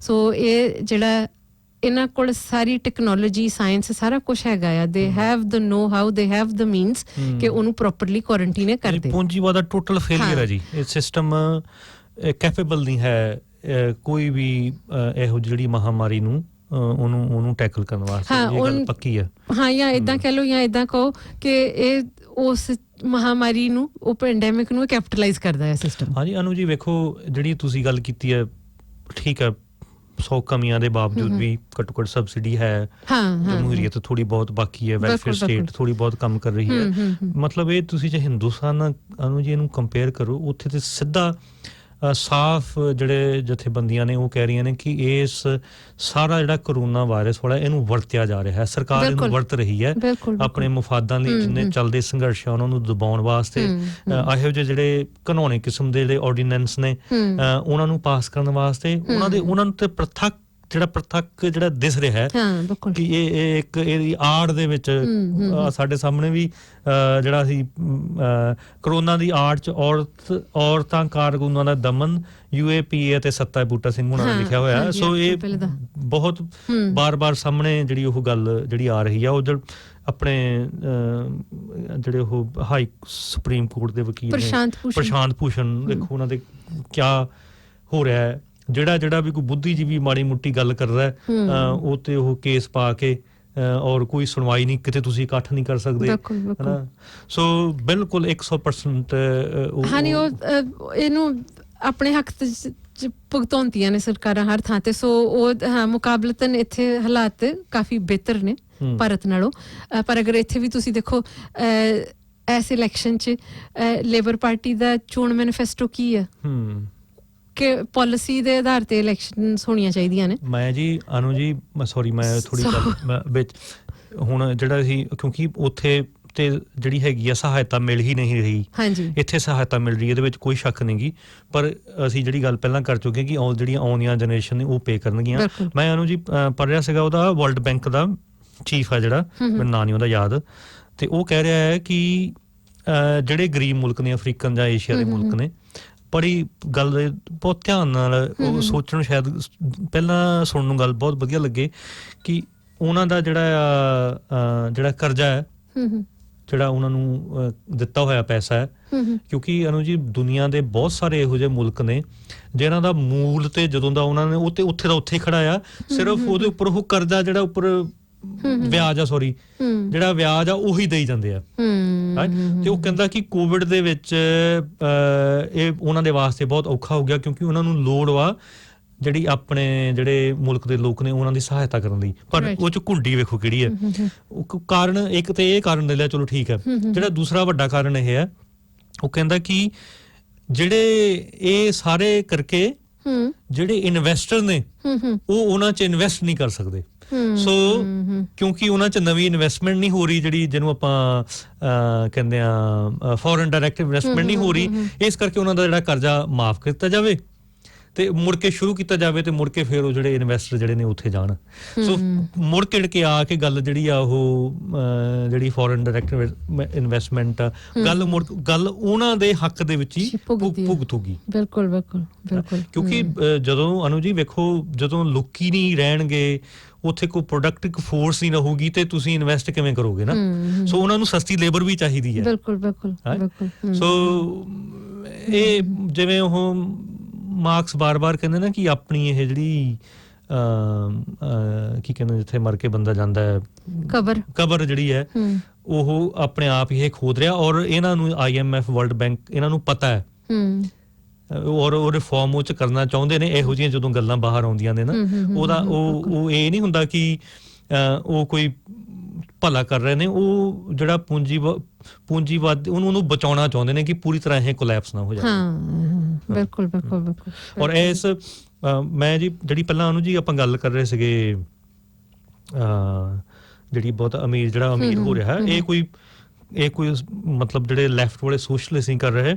ਆਪਣੇ RNZ ਤੇ ਕੀ ਜੈਸੀ ਮੈਲਗਨ ਹਾਂ ਨਹੀਂ, ਉਹਦਾ ਜਿਹੜਾ ਦੁਪਹਿਰ ਨੂੰ ਪ੍ਰੋਗਰਾਮ ਹੁੰਦਾ ਉਹਦੇ ਵਿੱਚ ਬੁਲਾ ਰਹੇ ਸੀਗੇ। ਇਹ ਉਹ ਇਸੇ ਤਾਂ ਨੈਸ਼ਨਲ ਰੇਡੀਓ ਵੀ ਇਹੀ ਐਗਜ਼ੈਕਟਲੀ ਗੱਲ ਕਰ ਰਿਹਾ ਕਿ ਜਿਹੜਾ ਅਮੀਰ ਵਾ ਉਹ ਜਿਹੜਾ ਹੋਰ ਜ਼ਿਆਦਾ ਅਮੀਰ ਇਹਦੇ ਵਿੱਚ ਹੋਊਗਾ। ਬਿਲਕੁਲ। ਸੋ ਇਹਦੇ ਚ ਸ਼ਾਇਦ ਸਾਡੇ ਸਰੋਤੇ ਵੀ ਸੋਚਦੇ ਹੋਣ ਕਿ ਹੋਵੇ ਤੇ ਕੀ ਹੋਵੇ। ਅਸੀਂ ਮਤਲਬ ਇੱਕ ਜਿਹੜੀ ਮਸਲਾ ਆ ਉਹ ਪੇਸ਼ ਕੀਤਾ ਆ, ਉਹਦਾ ਹੱਲ ਕੀ ਹੋਵੇ। ਅਗਰ ਅਸੀਂ ਸਿਰਫ ਨਿਊਜ਼ੀਲੈਂਡ ਜਿੱਥੇ ਅਸੀਂ ਰਹਿ ਰਹੇ ਹਾਂ ਉਹਦੀ ਗੱਲ ਦੇਖੀਏ, ਇੱਥੇ ਕਈ ਸਾਲਾਂ ਤੋਂ ਇਹ ਹੈ ਕਿ ਜਿਹੜੇ ਘਰਾਂ ਦੀ ਕਮੀ ਹੈ, but at the same time ਜਿਹੜੇ ਉਹ ਸਪੈਕੂਲੇਟਰ ਜਾਂ ਇਨਵੈਸਟਰ ਨੇ ਉਹਨਾਂ ਦੇ ਘਰ ਖਾਲੀ, ਇਕੱਲੇ ਆਕਲੈਂਡ 'ਚ ਹੀ ਮੇਰੇ ਖਿਆਲ 40,000 ਦੇ ਕਰੀਬ ਪ੍ਰੋਪਰਟੀਜ਼ ਜਿਹੜੀਆਂ ਨੇ ਖਾਲੀ ਪਈਆਂ ਨੇ। ਨਿਊਜ਼ੀਲੈਂਡ ਵਾਈਡ ਤਾਂ ਮੇਰੇ ਖਿਆਲ 1 ਲੱਖ ਤੋਂ ਉੱਪਰ ਜਿਹੜੀਆਂ ਪ੍ਰੋਪਰਟੀਜ਼ ਖਾਲੀ ਪਈਆਂ ਨੇ। ਤਾਂ ਉਹਦੇ ਵਿੱਚ ਉਹ ਜਿਹੜੇ ਲੋਕ ਬੇਘਰ ਨੇ ਜਾਂ ਜਿਨ੍ਹਾਂ ਨੂੰ ਦਿੱਕਤ ਪੇਸ਼ ਆਉਂਦੀ ਹੈ ਕਿ ਕਿਰਾਇਆ ਨਹੀਂ ਅਫੋਰਡ ਕਰ ਸਕਦੇ, ਉਹ ਲੋਕਾਂ ਨੂੰ ਹਾਊਸ ਕੀਤਾ ਜਾਵੇ ਉਹ ਘਰਾਂ 'ਚ। ਜਿਹੜਾ ਵੀ ਕੋਈ ਅਸੀਂ ਐਜ਼ ਸੋਸ਼ਲਿਸਟ ਬਹੁਤ ਸਮੇਂ ਤੋਂ ਇਹ ਮੰਗ ਕਰਦੇ ਆ ਰਹੇ ਹਾਂ ਕਿ ਵੈਲਥ ਟੈਕਸ ਹੋਣਾ ਚਾਹੀਦਾ, ਜਿਹੜਾ ਕਿ ਰੀਸੈਂਟਲੀ ਗ੍ਰੀਨ ਪਾਰਟੀ ਨੇ ਵੀ ਆਪਣੀ ਮੈਨੀਫੈਸਟੋ 'ਚ ਰੱਖਿਆ ਹੋਇਆ, ਚੋਣ ਮੈਨੀਫੈਸਟੋ 'ਚ, ਕਿ ਵੈਲਥ ਟੈਕਸ ਹੋਵੇ। ਔਰ ਜਿਹੜਾ ਵੀ ਕੋਈ ਵਿਅਕਤੀ ਇੱਕ ਤੋਂ ਵੱਧ ਜਿਹਦਾ ਘਰ ਆ, ਉਹ ਇੱਕ 'ਚ ਤਾਂ ਆਪ ਖੈਰ ਰਹਿੰਦਾ ਹੋਊਗਾ, ਜਿਹੜੇ ਉਸ ਤੋਂ ਵੱਧ ਨੇ ਅਗਰ ਕੋਈ ਖਾਲੀ ਪਿਆ ਹੁੰਦਾ ਉਹਨੂੰ ਸਮ ਸੌਰਟ ਆਫ ਫਾਈਨ ਜਾਂ ਪੈਨਲਟੀ ਜਾਂ ਕੋਈ ਟੈਕਸ ਲੱਗਣਾ ਚਾਹੀਦਾ। ਅਗਰ ਕੋਈ ਲੋਕ ਜਿਹੜੇ ਘਰ ਪ੍ਰੋਪਰਟੀਜ਼ ਨੂੰ ਖਾਲੀ ਰੱਖਦੇ ਨੇ ਐਟ ਦ ਸੇਮ ਟਾਈਮ, ਜਦੋਂ ਕਿ ਲੋਕ ਬੇਘਰ ਨੇ ਜਾਂ ਜਿਨ੍ਹਾਂ ਨੂੰ ਘਰ ਲੱਭਣ 'ਚ ਮੁਸ਼ਕਿਲ ਆ ਰਹੀ ਹੈ ਜਾਂ ਕਿਰਾਏ ਇੰਨੇ ਵਧਾ ਦਿੱਤੇ ਜਾਂਦੇ ਨੇ ਕਿ ਲੋਕ ਜਿਹੜੇ ਵਰਕਿੰਗ ਲੋਕ ਨੇ ਉਹ ਅਫੋਰਡ ਨਹੀਂ ਕਰ ਪਾਉਂਦੇ। ਕੰਮ ਕਰਨ ਦੇ ਬਾਵਜੂਦ ਅਗਰ ਕੋਈ ਕਿਰਾਇਆ ਨਹੀਂ ਅਫੋਰਡ ਕਰ ਸਕਦਾ ਤਾਂ ਜਿਹੜਾ ਖਾਲੀ ਘਰ ਪਿਆ ਹੈ, it should be a criminal offence ਕਿ ਘਰ ਖਾਲੀ ਪਿਆ ਹੋਵੇ। ਇਨਵੈਸਟਮੈਂਟ ਪ੍ਰਾਪਰਟੀ ਲੈ ਕੇ ਉਹਨਾਂ ਨੂੰ ਖਾਲੀ ਰੱਖਿਆ ਹੋਰ ਬਹੁਤ ਵੱਡੇ ਲੈਵਲ ਤੇ ਜਾਣਾ, ਜਿਵੇਂ ਆਪਾਂ ਪਹਿਲਾਂ ਗੱਲ ਕੀਤੀ ਹੈ ਕਿ ਆਲਰੇਡੀ ਜਿਹੜੀ ਸੈਂਟਰਲ ਬੈਂਕ ਆ ਉਹ ਨੈਗੇਟਿਵ ਇੰਟਰਸਟ ਦੀ ਗੱਲ ਕਰ ਰਹੀ ਹੈ। ਉਸ ਤੋਂ ਬਾਅਦ ਜਿਹੜੀਆਂ ਮੇਨ ਸਟਰੀਟ ਬੈਂਕਾਂ ਨੇ ਉਹ ਹੁਣ ਤੇ ਮੇਰੇ ਖਿਆਲ 2 ਪੁਆਇੰਟ ਸਮਥਿੰਗ ਉਹ ਤੋਂ ਵੀ ਘੱਟੂਗਾ ਇੰਟਰਸਟ ਰੇਟ, ਔਰ ਜਿੰਨਾ ਜਿਹੜਾ ਬੰਦਾ ਜ਼ਿਆਦਾ ਅਮੀਰ ਆ ਉਹਨੂੰ ਹੋਰ ਵੀ ਘੱਟ ਇੰਟਰਸਟ ਦੇ ਉੱਪਰ ਕਰਜ਼ਾ ਜਿਹੜਾ ਦਿੱਤਾ ਜਾਂਦਾ ਹੈ। ਸੋ ਉਹਨਾਂ ਦੇ ਵਾਸਤੇ ਉਹ ਪੀਨਟ ਵਾ ਉਹਨਾਂ ਕਿ ਇੰਟਰਸਟ ਰੇਟ, ਉਹ ਹੋਰ ਘਰ ਖਰੀਦ ਕੇ ਹੋਲਡ ਕਰਕੇ ਰੱਖਣਾ। ਸੋ ਮੈਂ ਹੁਣ ਅਲਟਰਨੇਟਿਵ ਦੀ ਗੱਲ ਕਰ ਰਹੀ ਹਾਂ ਕਿ ਹੋਣਾ ਕੀ ਚਾਹੀਦਾ ਆ। ਸੋ ਲੋਕਾਂ ਨੂੰ ਹਾਊਸ ਕੀਤਾ ਜਾਵੇ। ਅਗਰ ਫਿਰ ਵੀ ਨਹੀਂ ਇਨਫ ਹੈਗੇ ਘਰ, ਤੋ ਘਰ ਹੋਰ ਬਿਲਡ ਕੀਤੇ ਜਾਣ, ਉਹਦੇ ਨਾਲ ਲੋਕਾਂ ਨੂੰ ਰੁਜ਼ਗਾਰ ਮਿਲੂਗਾ। ਔਰ ਖਾਸ ਕਰਕੇ ਇਹ ਟਾਈਮ ਦੇ ਉੱਪਰ, ਇਸ ਟਾਈਮ ਤੇ ਇਹ ਜਿਹੜੀ ਸਰਕਾਰ ਹੈ should be building state houses, ਸਰਕਾਰੀ ਘਰ ਬਣਾਏ ਜਾਣ। ਜਿਸ ਇਹਨਾਂ ਨੇ ਲੇਬਰ ਦੀ ਮੇਰੇ ਖਿਆਲ ਪਹਿਲੀ ਸ਼ਾਇਦ ਸਰਕਾਰ ਸੀ ਮਾਈਕਲ ਜੋਸਫ ਸੈਵੇਜ ਦੇ ਟਾਈਮ ਤੇ 1934-35 ਚੋਂ ਜਿਹੜਾ ਇਨ ਬਿਟਵੀਨ ਟਾਈਮ ਸੀਗਾ ਵਰਲਡ ਵਾਰ 1 ਤੇ 2 ਦੇ ਦਰਮਿਆਨ, ਉਦੋਂ ਇਹਨਾਂ ਨੇ ਬੜੀ ਤੇਜ਼ੀ ਨਾਲ ਲੱਖਾਂ ਦੀ ਗਿਣਤੀ 'ਚ ਫਟਾਫਟ ਸਟੇਟ ਘਰ ਜਿਹੜੇ ਬਣਵਾਏ। ਬੇਸ਼ੱਕ ਫਲੈਚਰ ਬਿਲਡਿੰਗ ਕੋਲੋਂ ਬਣਵਾਏ ਇਹਨਾਂ ਨੇ, ਉਹ ਪ੍ਰਾਈਵੇਟ ਦਾ ਹੱਥ ਸੀਗਾ ਵਿੱਚ, ਪਰ ਉਹ ਘਰ ਸਰਕਾਰੀ ਸਨ ਔਰ ਲੋਕਾਂ ਨੂੰ ਹਾਊਸ ਕੀਤਾ ਗਿਆ ਬੜੀ ਤੇਜ਼ੀ ਨਾਲ। ਸੋ ਉਹੀ ਲੇਬਰ ਪਾਰਟੀ ਹੈ। ਬਿਲਕੁਲ ਹੁਣ ਉਸ ਤਰ੍ਹਾਂ ਦੀ ਨਹੀਂ ਰਹੀ, ਅਸੀਂ ਪਿਛਲੇ ਪ੍ਰੋਗਰਾਮਾਂ 'ਚ ਡਿਸਕਸ ਕਰ ਚੁੱਕੇ ਹਾਂ। ਸੋ ਇੱਕ ਤਾਂ ਇਹ ਸਭ ਤੋਂ ਪਹਿਲਾਂ ਕੰਮ ਕੀਤਾ ਜਾਵੇ। ਇਹ ਮਤਲਬ ਇਹ ਮੋਟਰਵੇਜ਼ ਹਾਈਵੇਜ਼ ਬਣਾਉਣ ਦੀ ਗੱਲ ਕਰਦੇ ਆ, ਉਹ ਕੋਈ ਇੰਨੀ ਪ੍ਰਾਇੋਰਿਟੀ ਨਹੀਂ ਆ। ਜਿਹੜੇ ਸਟੇਟ ਹਾਊਸਿਸ ਨੇ ਉਹ ਜ਼ਿਆਦਾ ਵੱਡੀ ਪ੍ਰਾਇੋਰਿਟੀ ਆ। ਔਰ ਅੱਛਾ, ਜਿਹੜੇ ਲੋਕਾਂ ਕੋਲ ਘਰ ਹੈਗੇ ਵੀ ਨੇ, ਇੱਥੇ ਹਰ ਸਾਲ ਉਹ ਅੰਕੜੇ ਮੇਰੇ ਖਿਆਲ ਜਿਸ ਤਰ੍ਹਾਂ ਚਾਈਲਡ ਪਾਵਰਟੀ ਐਕਸ਼ਨ ਗਰੁੱਪ ਆ, ਹੋਰ ਇਸ ਤਰ੍ਹਾਂ ਦੇ ਜਿਹੜੇ ਐਡਵੋਕੇਸੀ ਵਾਚਡੌਗ ਗਰੁੱਪ ਨੇ, ਉਹ ਹਰ ਸਾਲ ਰਿਪੋਰਟਸ ਪਬਲਿਸ਼ ਕਰਦੇ ਨੇ ਕਿ ਜਿਹੜੇ ਘਰ ਪੁਰਾਣੇ ਨੇ ਜਿਨ੍ਹਾਂ 'ਚ ਇਨਸੂਲੇਸ਼ਨ ਨਹੀਂ ਆ, ਜਿਹੜੇ ਸਲਾਬੇ ਹੋਏ ਘਰ ਨੇ ਜਿਨ੍ਹਾਂ 'ਚ ਮੋਲਡ ਉੱਲੀ ਦੀ ਪ੍ਰੋਬਲਮ ਆ, ਉਹਦੇ ਵਿੱਚ ਸਾਹ ਦੀਆਂ ਪ੍ਰੋਬਲਮ ਹਰ ਸਾਲ ਸਰਦੀਆਂ 'ਚ ਉਹ ਬਹੁਤ ਵੱਧਦਾ ਆ ਕੰਮ, ਲੋਕ ਬਿਮਾਰ ਹੁੰਦੇ ਨੇ। ਉਹ ਜਦੋਂ ਲੋਕ ਇਸ ਤਰ੍ਹਾਂ ਬਿਮਾਰ ਹੁੰਦੇ ਨੇ ਤਾਂ ਜਿਹੜਾ ਪਬਲਿਕ ਹੈਲਥ ਸਿਸਟਮ ਹੈ ਉਹਦੇ ਤੇ ਬੋਝ ਪੈਂਦਾ ਆ। ਸੋ ਬਿਹਤਰ ਇਹ ਹੋਵੇ ਕਿ ਜਿਹੜੇ ਹੈਲਥੀ ਅਫੋਰਡੇਬਲ ਘਰ ਨੇ ਉਹ ਬਣਾਏ ਜਾਣ। ਜਿਹੜੇ ਕੋਵਿਡ ਦਾ ਵੀ ਇਫੈਕਟ ਹੋਇਆ ਆ, ਖਾਸ ਕਰਕੇ ਜਿਹੜੇ ਆਪਣੇ ਆਈਲੈਂਡਰ ਭਾਈਚਾਰੇ ਚ ਨੇ, ਸਾਊਥ ਆਕਲੈਂਡ, ਵੈਸਟ ਆਕਲੈਂਡ ਨੂੰ ਬਦਨਾਮ ਕੀਤਾ ਜਾ ਰਿਹਾ। ਉੱਥੇ ਸਭ ਤੋਂ ਜ਼ਿਆਦਾ ਤੁਹਾਡੀ ਇਮਿਊਨਿਟੀ ਜਦੋਂ ਡਾਊਨ ਹੁੰਦੀ ਹੈ ਇਹੋ ਜਿਹੀਆਂ ਗੱਲਾਂ ਕਰਕੇ। ਔਰ ਇਹਦੇ 'ਚ ਇਹ ਵੀ ਕਲੀਅਰ ਕਰ ਦਈਏ, ਉਹ ਆਪਣੀ ਕਮਿਊਨਿਟੀ 'ਚ ਕਾਫੀ ਇਹ ਹੁੰਦਾ ਕਿ ਸਾਰੇ ਬੈਨੀਫਿਸ਼ਰੀ ਵੀ ਉਹਨਾਂ ਕਮਿਊਨਿਟੀ 'ਚ ਬੈਠੇ ਨੇ, ਇੱਦਾਂ ਨਹੀਂ ਆ। ਉਹਨਾਂ ਇਹ ਕਈ ਸਾਲਾਂ ਤੋਂ ਰਿਪੋਰਟਸ ਆ ਰਹੀਆਂ ਨੇ ਕਿ ਉਹ ਜਿਹੜੀਆਂ ਕਮਿਊਨਿਟੀਜ਼ ਨੇ ਉਹਦੇ 'ਚ ਮੈਂ ਕਿਹਾ 3-4 ਸਾਲ ਪਹਿਲਾਂ ਦੀ ਰਿਪੋਰਟ ਹੈ, 5 ਸਾਲ ਪਿੱਛੇ ਦੀ ਸ਼ਾਇਦ, ਕਿ ਇੱਕ ਸਰਵੇ 'ਚ ਪਰਿਵਾਰ ਜਿਹੜੇ ਖਾਸ ਕਰਕੇ ਮਾਓਰੀ ਆਈਲੈਂਡ ਪਰਿਵਾਰ, ਉਹਨਾਂ 'ਚ 60% ਜਿਨ੍ਹਾਂ ਨੂੰ ਸਰਵੇ ਕੀਤਾ ਗਿਆ ਲੋਕ ਇਹੋ ਜਿਹੇ ਸਨ ਕਿ ਦੋਨੋਂ ਪੇਰੈਂਟਸ ਕੰਮ ਕਰਦੇ ਨੇ, ਪਰ ਫਿਰ ਵੀ ਕਿੰਨਾ ਮੇਰੇ ਖਿਆਲ 2.5-3 ਲੱਖ ਬੱਚਾ ਇਹੋ ਜਿਹਾ ਸੀਗਾ ਜਿਹੜਾ ਬਿਨਾਂ ਸਵੇਰ ਦਾ ਖਾਣਾ ਖਾਏ ਸਕੂਲ ਜਾਂਦਾ ਸੀਗਾ, ਕਿਉਂਕਿ ਪਰਿਵਾਰ 'ਚ ਗਰੀਬੀ ਆ।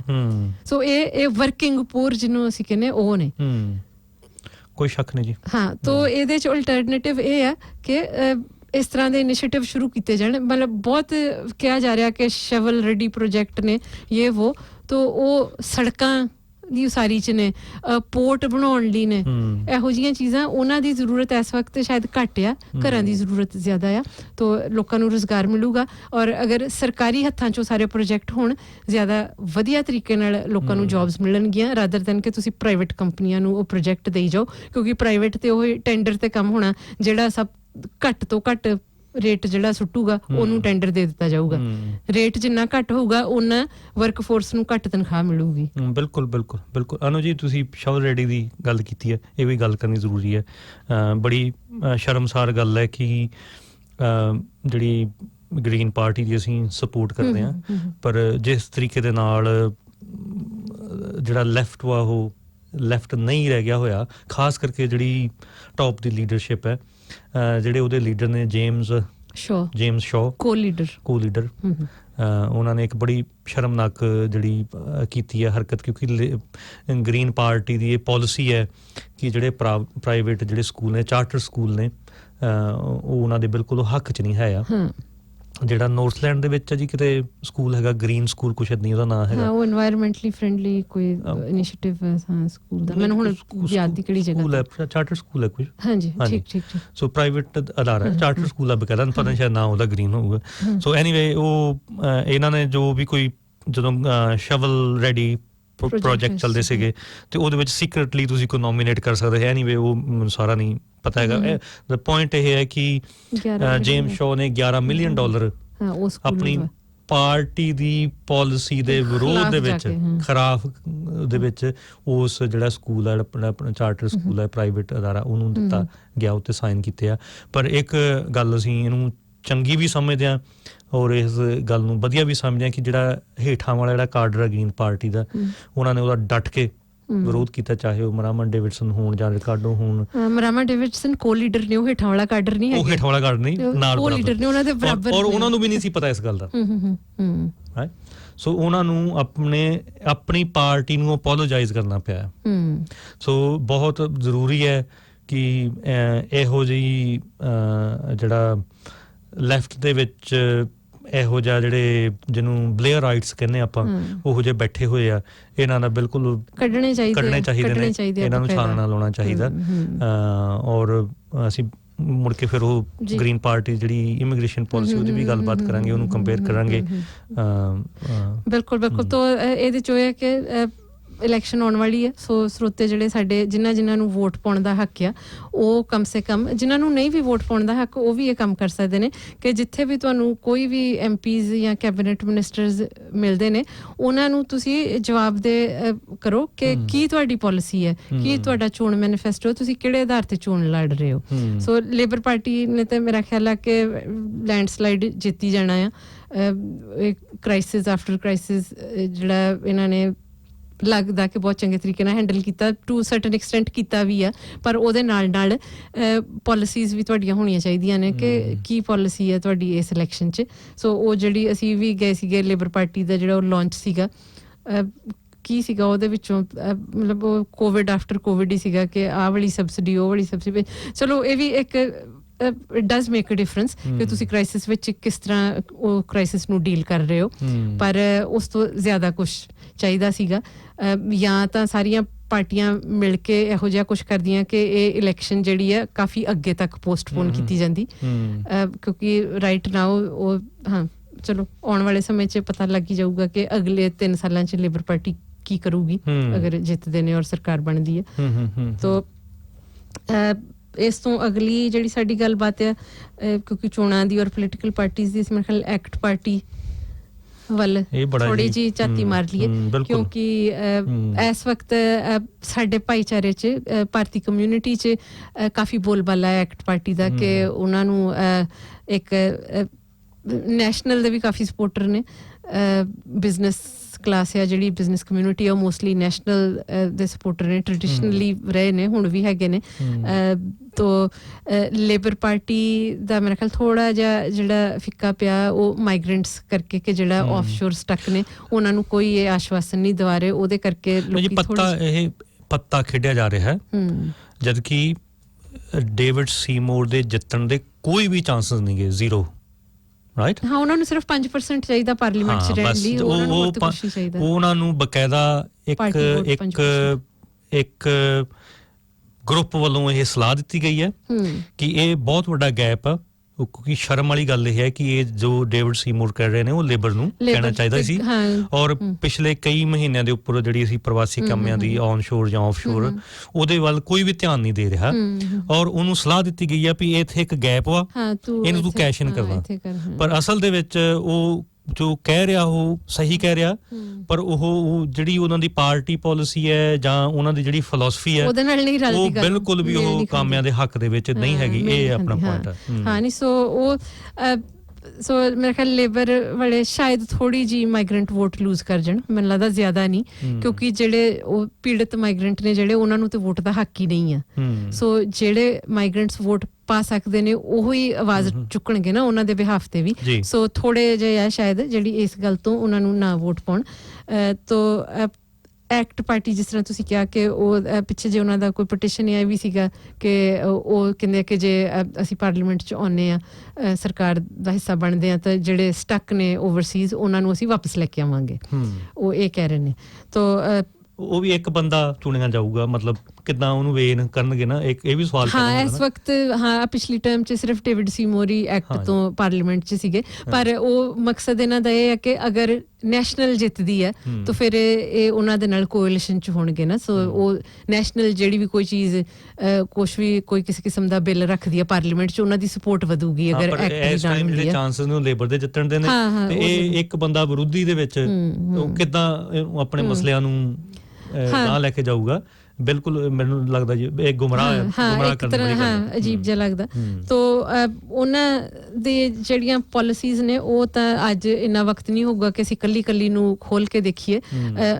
ਇਮੀਗ੍ਰੇਸ਼ਨ ਦੀਆਂ ਜਿਹੜੀਆਂ ਪਾਲਿਸੀਜ਼ ਉਹ 'ਚ 3-4 ਪੁਆਇੰਟ ਨੇ ਉਹਨਾਂ ਦੀ ਵੈਬਸਾਈਟ ਤੇ ਪਏ ਨੇ, ਉਹ ਸਾਰੇ ਸੁਣਨ ਨੂੰ ਬਹੁਤ ਵਧੀਆ ਨੇ ਕਿ ਇਹ ਜਿਹੜਾ ਦੇਸ਼ ਆ ਇਟਸ ਬਿਲਟ ਔਨ ਇਮੀਗ੍ਰੈਂਟਸ ਤੋਂ ਬਿਨਾਂ ਸਰਵਾਈਵ ਨਹੀਂ ਕਰ ਸਕਦਾ। ਸੋ ਅਗਰ ਅਸੀਂ ਸਰਕਾਰ ਦਾ ਹਿੱਸਾ ਹੁੰਦੇ ਹਾਂ ਤਾਂ ਅਸੀਂ ਉਹ ਪ੍ਰੋ ਇਮੀਗ੍ਰੈਂਟ ਰਵਾਂਗੇ ਜਿਸ ਤਰ੍ਹਾਂ ਅਸੀਂ ਸ਼ੁਰੂ ਤੋਂ ਹੈਗੇ ਹਾਂ। ਦੈਟ ਆਲ ਸਾਊਂਡਸ ਗੁੱਡ, ਠੀਕ ਆ, ਇੱਦਾਂ ਹੋਣਾ ਚਾਹੀਦਾ ਆ।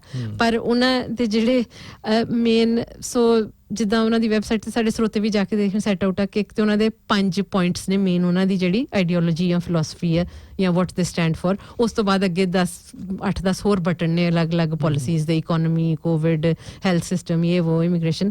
ਤਾਂ ਉਹ ਜਿਹੜੇ 5 ਪੁਆਇੰਟ ਨੇ ਮੈਂ ਸਿਰਫ ਉਹਨਾਂ ਤੇ ਗੱਲ ਕਰਨੀ ਹੈ ਕਿਉਂਕਿ ਇੰਨਾ ਕੀ ਟਾਈਮ ਹੋਊਗਾ। ਤਾਂ ਉਹ ਸਵਾਲ ਪੁੱਛਦੇ ਨੇ ਕਿ are you an act voter, ਉਹ ਕੁਐਸਚਨ ਆ। ਤੇ ਅੱਗੇ ਉਹ ਫਿਰ ਤੁਹਾਨੂੰ ਜਵਾਬ ਦਿੰਦੇ ਆ ਕਿ ਆਹ ਜਿਹੜੇ 5 ਪੁਆਇੰਟ ਨੇ, ਅਗਰ ਇਹ ਤੁਸੀਂ ਇਹਨੂੰ ਯੈਸ ਕਹਿੰਦੇ ਹੋ then you are an act voter. So ACT is the party for those who, ਅੱਗੇ ਪੁਆਇੰਟ ਨੇ, are individualistic. Very good, ਕੀ ਬਾਤ ਹੈ।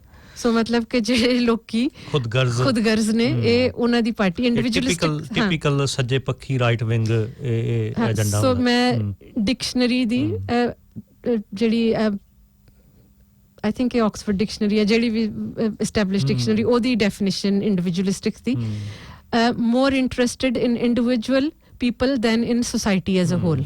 मैं इस जमीन से आसमान तक मैं ही मैं हूं। So individualistic ਦੀ ਇਹ official ਪਰਿਭਾਸ਼ਾ ਹੈ। ਬਿਲਕੁਲ ਜੀ, ਇਹ ਤੇ ਜਿਹੜਾ ਵਿਅਕਤੀ ਸਿਰਫ ਵਿਅਕਤੀਗਤ ਤੱਕ ਸੀਮਤ ਆ, ਉਹ ਇੱਕ ਮੁਆਸ਼ਰੇ ਸਮਾਜ ਚ ਉਹਨੂੰ ਕੋਈ ਦਿਲਚਸਪੀ ਨਹੀਂ ਆ। ਸੋ ਮਤਲਬ ਇਹ ਪਹਿਲੀ ਸ਼ਰਤ ਆ ਐਕਟ ਨੂੰ ਸਪੋਰਟ ਕਰਨ ਦੀ ਕਿ ਜੇ ਤੁਸੀਂ ਇੱਕ ਖੁਦਗਰਜ਼ ਕਿਸਮ ਦੇ ਵਿਅਕਤੀ ਹੋ। ਜਦਕਿ ਜਿਹੜੀ ਚੰਗੀ ਸੁਸਾਇਟੀ ਆ, ਜਿਹੜੀ ਬਿਹਤਰੀਨ ਸੁਸਾਇਟੀ ਆ, ਉਹਦੇ ਵਿੱਚ ਜਿਹੜੀ ਕਲੈਕਟਿਵ ਸੁਸਾਇਟੀ ਹੁੰਦੀ ਆ, ਭਾਈਚਾਰਕ ਸੁਸਾਇਟੀ ਹੁੰਦੀ ਆ ਇੱਕ ਦੂਜੇ ਨਾਲ, ਉਹ ਹੀ ਕਾਮਯਾਬ ਹੁੰਦੀ ਹੈ, ਉਹ ਹੀ ਸਭ ਤੋਂ ਵਧੀਆ ਸੁਸਾਇਟੀ ਹੁੰਦੀ ਹੈ। ਅਸੀਂ ਅਗਰ ਚਲੋ ਅਸੀਂ ਆਪਣਾ ਜਿਹੜਾ ਸਾਡਾ ਖੱਬੇ ਪੱਖੀ ਕ੍ਰਿਟਿਕ ਜਾਂ ਐਨਾਲਿਸਿਸ ਹੁੰਦਾ ਆ ਉਹ ਤੇ ਕਰਦੇ ਆ। ਉਸ ਤੋਂ ਪਹਿਲਾਂ ਮੈਨੂੰ ਲੱਗਦਾ ਜਿੱਥੋਂ ਵੱਡੀ ਗਿਣਤੀ ਸਾਡੇ ਸਰੋਤੇ ਜਿਹੜੀ ਚੀਜ਼ ਨਾਲ ਜੁੜੇ ਨੇ ਜਾਂ ਜਿਹਦੇ ਨਾਲ ਅਸੀਂ ਜੁੜੇ ਆ, ਜਿੱਥੋਂ ਅਸੀਂ ਆਏ ਆ, ਸਾਡਾ ਜਿਹੜਾ ਪਿਛੋਕੜ ਆ, ਉਹਦੀ ਅਗਰ ਗੱਲ ਕਰੀਏ, ਮੈਨੂੰ ਲੱਗਦਾ ਦਿਨ 'ਚ ਰੋਜ਼ ਕਈ ਵਾਰੀ ਸਾਰੇ ਕਹਿੰਦੇ ਹੋਣਗੇ ਜਾਂ ਸੋਚਦੇ ਹੋਣਗੇ, ਯਾਦ ਕਰਦੇ ਹੋਣਗੇ ਕਿ ਨਾਨਕ ਨਾਮ ਚੜ੍ਹਦੀ ਕਲਾ, ਤੇਰੇ ਭਾਣੇ ਸਰਬੱਤ ਦਾ ਭਲਾ। ਬਿਲਕੁਲ ਜੀ, ਕੋਰ ਹੈ। ਸੋ ਇਹਦੇ 'ਚ ਜਿਹੜੀ ਪਾਰਟੀ ਤੁਹਾਨੂੰ ਕਹਿ ਰਹੀ ਹੈ ਕਿ ਤੁਸੀਂ ਇੰਡੀਵਿਜੂਅਲਿਸਟਿਕ ਹੋਵੋ ਤੇ ਤੁਸੀਂ ਫਿਰ ਸਰਬੱਤ ਦੇ ਭਲੇ ਦੀ ਗੱਲ ਤੇ ਨਹੀਂ ਕਰ ਸਕਦੇ। ਦੋ ਬਿਲਕੁਲ ਆਪਾ ਵਿਰੋਧੀ ਚੀਜ਼ਾਂ ਨੇ ਇਹ। ਸੋ ਵੇਖੋ ਅਨੂ ਜੀ, ਅਸੀਂ ਬਾਰ-ਬਾਰ ਇਹ ਗੱਲ ਕਰਦੇ ਹੁੰਦੇ ਕਿ ਪ੍ਰਵਾਸੀਆਂ ਦਾ ਇੱਥੇ ਸਭ ਤੋਂ ਵੱਡਾ ਆਉਣ ਦਾ ਕਾਰਨ ਇਹ ਹੈ ਕਿ ਇੱਥੇ ਵੈਲਫੇਅਰ ਸਟੇਟ, ਸਾਰੀਆਂ ਉਹ ਚੀਜ਼ਾਂ, ਕਿਉਂਕਿ ਜਿਹੜੀ ਵੈਲਫੇਅਰ ਸਟੇਟ ਆ, ਜੇ ਇੰਡੀਵਿਜੂਅਲ ਗੱਲ ਹੁੰਦੀ, ਆਪਣਾ ਪੇ ਕਰੋ, ਪ੍ਰਾਈਵੇਟ ਸਕੂਲ ਹੋਣ, ਪ੍ਰਾਈਵੇਟ ਹਸਪਤਾਲ ਹੋਣ, ਸਾਰਾ ਕੁਝ ਖੁਦ, ਇਹ ਉਹੀ ਹੈ ਨਾ। ਫਿਰ ਉਹ ਮਤਲਬ ਇਹ ਤੁਸੀਂ ਜੇ ਇਸ ਕਰਕੇ ਤੁਸੀਂ ਇੱਥੇ ਆਏ ਹੋ, ਉਹਦੇ ਬਿਲਕੁਲ ਇਹ ਵਿਰੋਧ ਚ ਗੱਲ ਹੋ ਰਹੀ ਆ। ਇਹ ਨਾਲੇ ਇਹ ਜੀ ਇਸ ਐਕਟ ਪਾਰਟੀ ਦਾ ਸਭ ਤੋਂ ਵੱਡਾ ਪ੍ਰੋਜੈਕਟ ਇਹੀ ਰਿਹਾ ਹੈ ਕਿ ਸਕੂਲਾਂ ਦੀ ਚਾਰਟਰ ਸਕੂਲਾਂ ਦੀ ਪ੍ਰਾਈਵੇਟਾਈਜੇਸ਼ਨ ਹੋਵੇ। ਹਾਂ, ਉਹ ਯੂਕੇ ਦੀ ਇੱਕ ਔਰਤ ਸੀਗੀ ਜਿਹੜੀ ਇਹਨਾਂ ਦੇ ਨਾਲ ਸੀਗੀਆਂ, ਉਹਨੂੰ ਲੈ ਕੇ ਆਏ ਸੀ ਕਿ ਜਿਹਨੇ ਮਦਦ ਕੀਤੀ ਇੱਥੇ ਚਾਰਟਰ ਸਕੂਲ ਐਸਟੈਬਲਿਸ਼ ਕਰਨ ਚ। ਸੋ ਇਹ ਲੇਬਰ ਸਰਕਾਰ ਦੀ ਇੱਕ ਇਹ ਚੰਗੀ ਗੱਲ ਰਹੀ ਹੈ ਕਿ ਆਉਂਦਿਆਂ ਹੀ ਇਹਨਾਂ ਨੇ ਸਭ ਤੋਂ ਪਹਿਲਾਂ ਰੋਕ ਲਾਈ ਹੋਰ ਚਾਰਟਰ ਸਕੂਲ ਖੁੱਲਣ ਤੇ, ਜਿਹੜੇ ਪਹਿਲੇ ਬੰਦ ਕਰਨੇ ਚਾਹੀਦੇ, ਉਹ ਤੇ ਨਹੀਂ ਕੀਤੇ, ਹੋਰ ਖੁੱਲਣ ਤੇ ਰੋਕ ਲਾਈ। ਕਮ ਸੇ ਕਮ ਉਹਨੂੰ ਥੋੜਾ ਅਸੀਂ ਪੋਜ਼ਿਟਿਵ ਲੈ ਸਕਦੇ ਹਾਂ। ਤੋ ਇਹਨਾਂ ਦਾ ਇਹ ਸੋ ਮਤਲਬ ਕਿ ਅਸੀਂ ਸਿੱਖ ਇਤਿਹਾਸ ਨਾਲ, ਸਿੱਖ ਫਿਲਾਸਫੀ ਨਾਲ ਕਿਤੇ ਇਹ ਗੱਲ ਮੇਲ ਨਹੀਂ ਖਾਂਦੀ, ਖੁਦਗਰਜ਼ ਹੋਣ ਵਾਲੀ, ਇੰਡੀਵਿਜੂਅਲਿਸਟਿਕ ਹੋਣ ਵਾਲੀ। ਤੋ ਅਗਰ ਉਸ ਤੋਂ ਬਾਅਦ ਅਗਰ ਅਸੀਂ ਇਹਦਾ ਮਾਰਕਸਿਸਟ ਐਨਾਲਿਸਿਸ ਕਰਦੇ ਹਾਂ ਤਾਂ ਉਹਦੇ ਹਿਸਾਬ ਨਾਲ ਵੀ ਮੈਨੂੰ ਜੀ ਤੁਸੀਂ ਇਹ ਯਾਦ, ਤੁਸੀਂ ਗੱਲ ਯਾਦ ਰੱਖਿਓ, ਮੈਂ ਨਾ ਆਪਣਾ ਚੈਨਲ ਹੈਗਾ ਸਿੱਖ ਸਿਆਸਤ ਜੀ, ਉਹਦੇ ਵਿੱਚ ਪ੍ਰੋਫੈਸਰ ਮੈਨੂੰ ਨਾਂ ਕਮਲਜੀਤ ਸਿੰਘ, ਉਹਨਾਂ ਦਾ ਬਖਸ਼ੀਸ਼ ਸਿੰਘ ਨਹੀਂ ਜੀ, ਕਮਲਜੀਤ ਸਿੰਘ ਕਰਕੇ ਨੇ, ਉਹਨਾਂ ਦਾ ਮੈਂ ਲੈਕਚਰ ਸੁਣਿਆ ਸੀ, ਉਹ ਬਹੁਤ ਇੰਟਰਸਟਿੰਗ ਸੀਗਾ ਕਿ ਨਾਨਕ ਸਾਹਿਬ ਨੇ ਉਦਾਸੀਆਂ ਕਿਉਂ ਕੀਤਾ ਸਿੱਖ ਦੀ ਭਾਲ ਦੇ ਵਿੱਚ। ਬਹੁਤ ਹੀ ਕਮਾਲ ਦਾ, ਕਦੀ ਆਪਾਂ ਉਹ ਤੇ ਪੂਰਾ ਐਨਾਲਿਸਿਸ ਕਰਾਂਗੇ। ਸੋ ਹਾਂ, ਮਤਲਬ ਜੇ ਉਹ ਸਿੱਖ ਫਿਲਾਸਫੀ ਆਪਾਂ ਕਹਿ ਸਕਦੇ ਹਾਂ ਕਿ ਜਿਹੜੀ ਭਗਤੀ ਲਹਿਰ ਸੀਗੀ, ਜਿਹੜੇ ਭਗਤ ਸਨ, ਸ਼ਾਇਦ ਉਹ ਇੰਨਾ ਉਹਨਾਂ ਦਾ ਫਿਰ ਵੀ ਸੀਗਾ। ਅਗਰ ਅਸੀਂ ਮੈਂ ਥੋੜੀ ਹੋਰ ਵੱਖਰੀ ਗੱਲ ਕਰਨਾ ਚਾਹੁੰਦਾ ਸੀਗਾ ਕਿ ਨਾਨਕ ਸਾਹਿਬ ਨੂੰ ਉਦਾਸੀਆਂ ਯਾਤਰਾਵਾਂ ਕਰਨੀਆਂ ਸਿੱਖ ਦੀ ਭਾਲ ਦੇ ਵਿੱਚ, ਔਰ ਮੈਨੂੰ ਵੀ ਮਹਿਸੂਸ ਹੁੰਦਾ ਕਿ ਅਸੀਂ ਨਿਊਜ਼ੀਲੈਂਡ ਦੇ ਵਿੱਚ ਅਸੀਂ ਵੀ ਜੋ ਮੈਜੋਰਿਟੀ ਸਾਨੂੰ ਉਹ ਨਾ ਛੱਡੋ, ਤੁਸੀਂ ਪੱਗ ਬੰਨੀਆਂ ਤੇ ਦਾੜੀ ਤੇ ਸਾਰਾ ਕੁਛ ਹੈ ਆ, ਉਹ ਸਿੱਖ ਉਹਦਾ ਕੋਈ ਸੰਬੰਧ ਨਹੀਂ ਹੈਗਾ। ਇੱਥੇ ਵੀ ਆਪਣੇ ਜਿਹੜੇ ਅਖੌਤੀ ਸਿੱਖ, ਉਹ ਵੀ ਏਦਾਂ ਲੱਗਦਾ ਵੀ ਹੁਣ ਵੀ ਉਦਾਸੀ ਕਰਨ ਵਾਲੀ ਗੱਲ ਹੈ ਕਿ ਇੱਕ ਚੰਗੇ ਸਿੱਖ ਦੀ ਭਾਲ ਦੇ ਵਿੱਚ ਨਜ਼ਰ ਨਹੀਂ ਆ ਰਿਹਾ ਆਲੇ ਦੁਆਲੇ ਕੋਈ ਵੀ। ਸੋ ਇਹਨੂੰ ਸਪੋਰਟ ਕਰਨ ਵਾਲੇ ਉਹ ਚੋਂ ਭਾਈਚਾਰੇ ਚੋਂ ਬਹੁਤ ਵੱਡਾ ਮੁਆਸ਼ਰਾ ਹੈ। ਹਾਂ, ਸੋ ਇਹ ਥੋੜਾ ਇਹ ਚੀਜ਼ ਹਾਂ ਸਾਨੂੰ ਫਿਕਰ ਹੁੰਦੀ ਹੈ ਜਦੋਂ ਇਸ ਤਰ੍ਹਾਂ ਦਾ ਰੁਝਾਨ ਅਸੀਂ ਦੇਖਦੇ ਹਾਂ ਲੋਕਾਂ 'ਚ। ਸੋ ਇਹਦੇ ਤੇ ਲੋਕਾਂ ਨੂੰ ਥੋੜਾ ਗੌਰ ਕਰਨਾ ਚਾਹੀਦਾ ਕਿ ਅਸੀਂ ਕਿਹੜੇ ਪਾਸੇ ਨੂੰ ਜਾ ਰਹੇ ਹਾਂ। ਚਲੋ ਜਿਹੜੀ ਸਰਕਾਰ 'ਚ ਇਸ ਵਕਤ ਪਾਰਟੀ ਹੈ, may be not the best, ਉਹਨੂੰ ਕਹਿ ਸਕਦੇ ਹਾਂ best of a bad bunch ਕਹਿ ਸਕਦੇ ਹਾਂ, ਬਾਕੀਆਂ ਨਾਲੋਂ ਸ਼ਾਇਦ ਥੋੜੀ ਠੀਕ ਹੈ। ਗ੍ਰੀਨ ਸਾਨੂੰ ਸਭ ਤੋਂ ਵਧੀਆ ਲੱਗਦੇ ਆ ਇਸ ਵਕਤ। ਪਿਛਲੀ ਇਲੈਕਸ਼ਨ 'ਚ ਵੀ ਸਾਡਾ ਇਹੋ ਹੀ ਸਟੈਂਡ ਸੀਗਾ, ਗ੍ਰੀਨ ਜਿਹੜੇ ਸੀਗੇ ਉਹਨਾਂ ਦੀ ਹੀ ਪਾਲਿਸੀ ਸਭ ਤੋਂ ਸਹੀ ਸੀਗੀਆਂ ਉਸ ਵਕਤ। ਪਰ ਉਹਦੇ ਵਿੱਚ ਵੀ ਜਿਹੜੀ ਉੱਪਰਲੀ ਲੀਡਰਸ਼ਿਪ ਹੈ, ਹਾਂ, ਉਹ ਉਹਨਾਂ ਨੂੰ ਕੱਢਣਾ ਚਾਹੀਦਾ ਆ, ਉਹਨਾਂ ਨੂੰ ਥੋੜੀ ਸਫਾਈ ਕਰਨ ਦੀ ਲੋੜ ਆ ਉੱਥੇ। ਤੋ ਹਾਂ, ਮਾਰਕਸ ਜਿਹੜਾ ਕਹਿੰਦੇ ਆ, ਉਹ ਕਹਿੰਦੇ ਆ ਕਿ ਜਿਹੜਾ ਉਹਨਾਂ ਦਾ ਐਨਾਲਿਸਿਸ ਸਾਰੀ ਚੀਜ਼ ਦਾ ਬੇਸਿਕਲੀ ਕਿ ਜਿਹੜੀ ਬੰਦਾ ਸਿੰਘ ਬਹਾਦਰ ਗੱਲ ਕਹਿੰਦੇ ਆ ਕਿ ਜ਼ਮੀਨ ਹਲਵਾ ਹੱਕ ਦੀ, ਮਤਲਬ ਕਿ ਜਿਹੜਾ ਕੋਈ ਕਿਸੇ ਚੀਜ਼ ਦਾ ਉਤਪਾਦਨ ਕਰ ਰਿਹਾ ਆ, ਉਹਦੇ ਤੇ ਉਹਦਾ ਕੰਟਰੋਲ ਉਹਦਾ ਹੋਣਾ ਚਾਹੀਦਾ ਆ, ਉਹਦੇ ਇਖਤਿਆਰ 'ਚ ਉਹ ਚੀਜ਼ ਹੋਣੀ ਚਾਹੀਦੀ ਹੈ।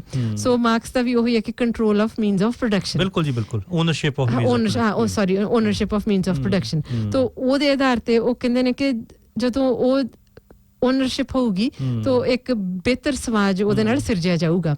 ਸੋ ਉਹਨਾਂ ਦਾ ਜਿਹੜਾ ਉਹ ਫੋਕਸ ਆ ਉਹ ਸਮਾਜ ਤੇ ਆ, ਇੰਡੀਵਿਜੂਅਲਿਸਟਿਕ ਨਹੀਂ ਆ। ਜਿਹੜੀਆਂ ਸ਼ਹਿਰਾਂ ਦੀ ਗੋਇੰਦਵਾਲ ਸਾਹਿਬ, ਮੈਂ ਉਹ ਕਹਿੰਦੀ ਸ਼ਹਿਰ ਵਸਾਉਣੇ ਉੱਥੇ ਸਾਰਾ ਕੁਝ ਪ੍ਰੋਵਾਈਡ, ਇਰੀਗੇਸ਼ਨ ਦਾ ਤੁਸੀਂ ਸਾਰੇ ਇੱਥੇ ਆਓ। ਆਪਣਾ ਛੇਹਰਟਾ ਸਾਹਿਬ ਕਿਉਂ ਕਹਿੰਦੇ ਆ, ਉਹ ਉਸ ਵਕਤ ਈਰਾਨ ਤੋਂ ਪਰਸ਼ੀਆ ਉਹਨੂੰ ਉਦੋਂ ਕਹਿੰਦੇ ਸੀਗੇ, ਉਹ 6 ਟਿੰਡਾਂ ਵਾਲਾ ਉਹ ਖੂਹ ਦਾ ਇਰੀਗੇਸ਼ਨ ਸਿਸਟਮ ਲੈ ਕੇ ਆਏ ਸੀਗੇ ਲੋਕਾਂ ਵਾਸਤੇ, ਹਾਂ, ਆਪਣੇ ਵਾਸਤੇ ਨਹੀਂ, ਖੇਤੀ ਵਾਸਤੇ। ਹਾਂਜੀ, ਹਾਂ, ਤੁਸੀਂ ਵਰਤੋ, ਆਪਣੀ ਖੇਤੀ ਕਰੋ, ਇੱਥੇ ਆਓ। ਜਿਹੜਾ ਤੁਸੀਂ ਛੋਟਾ ਬਿਜ਼ਨਸ ਕਰਨਾ ਹੈ, ਸ਼ਹਿਰ ਵਸਾਏ ਗਏ ਆ, ਸ਼ਹਿਰ ਵਸਾਉਣੇ। ਔਰ ਕੱਲੇ ਵਸਾਉਣੇ ਨਹੀਂ, ਜਦੋਂ ਉਹੋ ਜਿਹੀ ਸਥਿਤੀ ਬਣਨੀ ਕਿ ਇਹ ਕੰਟਰੋਵਰਸੀ ਹੈ, ਸ਼ਹਿਰਾਂ ਨੂੰ ਛੱਡ ਦੇਣਾ, ਹੋਰ ਜਾ ਕੇ ਵਸਾ ਲੈਣਾ। ਬਿਲਕੁਲ ਜੀ, ਬਿਲਕੁਲ, ਉਹ ਹੋਰ ਵੀ ਜ਼ਿਆਦਾ ਵੱਡੀ ਕੁਰਬਾਨੀ ਵਾਲੀ ਗੱਲ ਹੈ। ਜਦੋਂ ਸਰਮਾਏਦਾਰੀ ਉਹਨਾਂ ਦੇ ਪਿੱਛੇ ਪੈਂਦੀ ਹੈ, ਉਹ ਹਾਂ ਚੁੱਕ ਲੋ, ਅਸੀਂ ਇਹੋ ਹੀ ਕੰਮ ਕਰਨਾ, ਅਸੀਂ ਦੁਬਾਰਾ ਕਰ ਲੈਣਾ ਇਹੋ ਕੰਮ ਨਾ। ਸੋ ਉਹੀ ਬੈਠੇ ਨੇ ਜੀ ਹੁਣ ਤੱਕ। ਹਾਂ, ਬਿਲਕੁਲ ਇੰਡੀਵਿਜੂਅਲਿਜ਼ਮ ਦੇ ਆਪੋਜ਼ਿਟ ਸਕੇਲ ਤੇ ਇਹ ਚੀਜ਼। ਇਹੋ ਜਿਹੇ ਲੋਕ ਬਾਬੇ ਨਾਨਕ ਦੇ ਸਮੇਂ ਦੇ ਵਿੱਚ ਵੀ ਸੀਗੇ ਤੇ ਹੁਣ ਵੀ ਹੈਗੇ ਨੇ। ਹਾਂ, ਬਿਲਕੁਲ ਬਿਲਕੁਲ। ਤੋ ਹਾਂ, ਈਵਨ ਕਿਉਂਕਿ ਅਸੀਂ ਉਹ ਆਪਣਾ ਸੰਦਰਭ ਬੇਸ ਨਹੀਂ ਰੱਖਿਆ ਕਿ ਜੇ ਕਿਸੇ ਨੂੰ ਲੱਗਦਾ ਹੋਵੇ ਕਿ ਅਸੀਂ ਸਿਰਫ ਉਹ ਲੈਫਟ ਦੇ ਪੁਆਇੰਟ ਆਫ ਵਿਊ ਤੋਂ ਇਹਨੂੰ ਐਨਾਲਾਈਜ਼ ਕਰਦੇ ਹਾਂ, ਨਹੀਂ, ਇਹ ਇੱਕ ਸੁਮੇਲ ਹੋਣਾ ਚਾਹੀਦਾ ਸਿੱਖ ਇਤਿਹਾਸ ਦਾ ਔਰ ਲੈਫਟ ਦਾ, ਕਿ ਉਹ ਜ਼ਿਆਦਾ ਜਿਹੜੀਆਂ ਚੀਜ਼ਾਂ ਨੇ ਉਹ ਕਾਮਨ ਨੇ ਇਹ ਦੋਨਾਂ 'ਚ। ਬਿਲਕੁਲ ਹਾਂ। ਤੋ ਅਗਲੀ ਗੱਲ ਅਗਰ ਐਕਟ ਪਾਰਟੀ ਦੀ ਅਸੀਂ ਕਰੀਏ, ਅੱਗੇ ਇਹਨਾਂ ਦੇ ਪੁਆਇੰਟ ਨੇ have an eye on tomorrow and respect for the past. ਚਲੋ ਇਹਦੇ 'ਚ ਕੋਈ ਇੰਨੀ ਮਾੜੀ ਗੱਲ ਨਹੀਂ ਆ। Have an eye on tomorrow and respect for the past ਮਤਲਬ ਕਿਹੜਾ ਪਾਸਟ ਜੀ? ਹਾਂ, ਕਿਹਦਾ ਪਾਸਟ ਹੈ? ਮਾਉਰੀਆਂ ਦਾ ਪਾਸਟ ਆ ਜਾਂ ਜਿਹੜੇ ਯੂਰੋਪੀਅਨ ਜਾਂ ਬਰਤਾਨੀਆ ਵਾਲੇ ਉਦੋਂ ਆ ਕੇ ਜਿਨ੍ਹਾਂ ਨੇ ਘਾਣ ਕੀਤਾ ਇੰਨਾ ਇੱਥੇ ਇੰਨਾ ਵਾਇਲੈਂਸ ਕੀਤੀ, ਉਹਨਾਂ ਦਾ ਪਾਸਟ ਕਿਹੜਾ ਪਾਸਟ? ਹਾਂ, ਇਹ ਆਉਣ ਵਾਲਾ ਫਿਊਚਰ ਕਿਹੜਾ? ਹਾਂ, ਕਿਹਦਾ ਪੂੰਜੀਵਾਦੀ ਫਿਊਚਰ ਹੋਵੇ ਕਿ ਜਾਂ ਸਮਾਜਵਾਦੀ ਫਿਊਚਰ ਹੋਵੇ? ਹਾਂ, ਇਹ ਵਧੀਆ ਪੁਆਇੰਟ ਆ ਤੁਹਾਡਾ। Believe that we should strive for more and deserve better.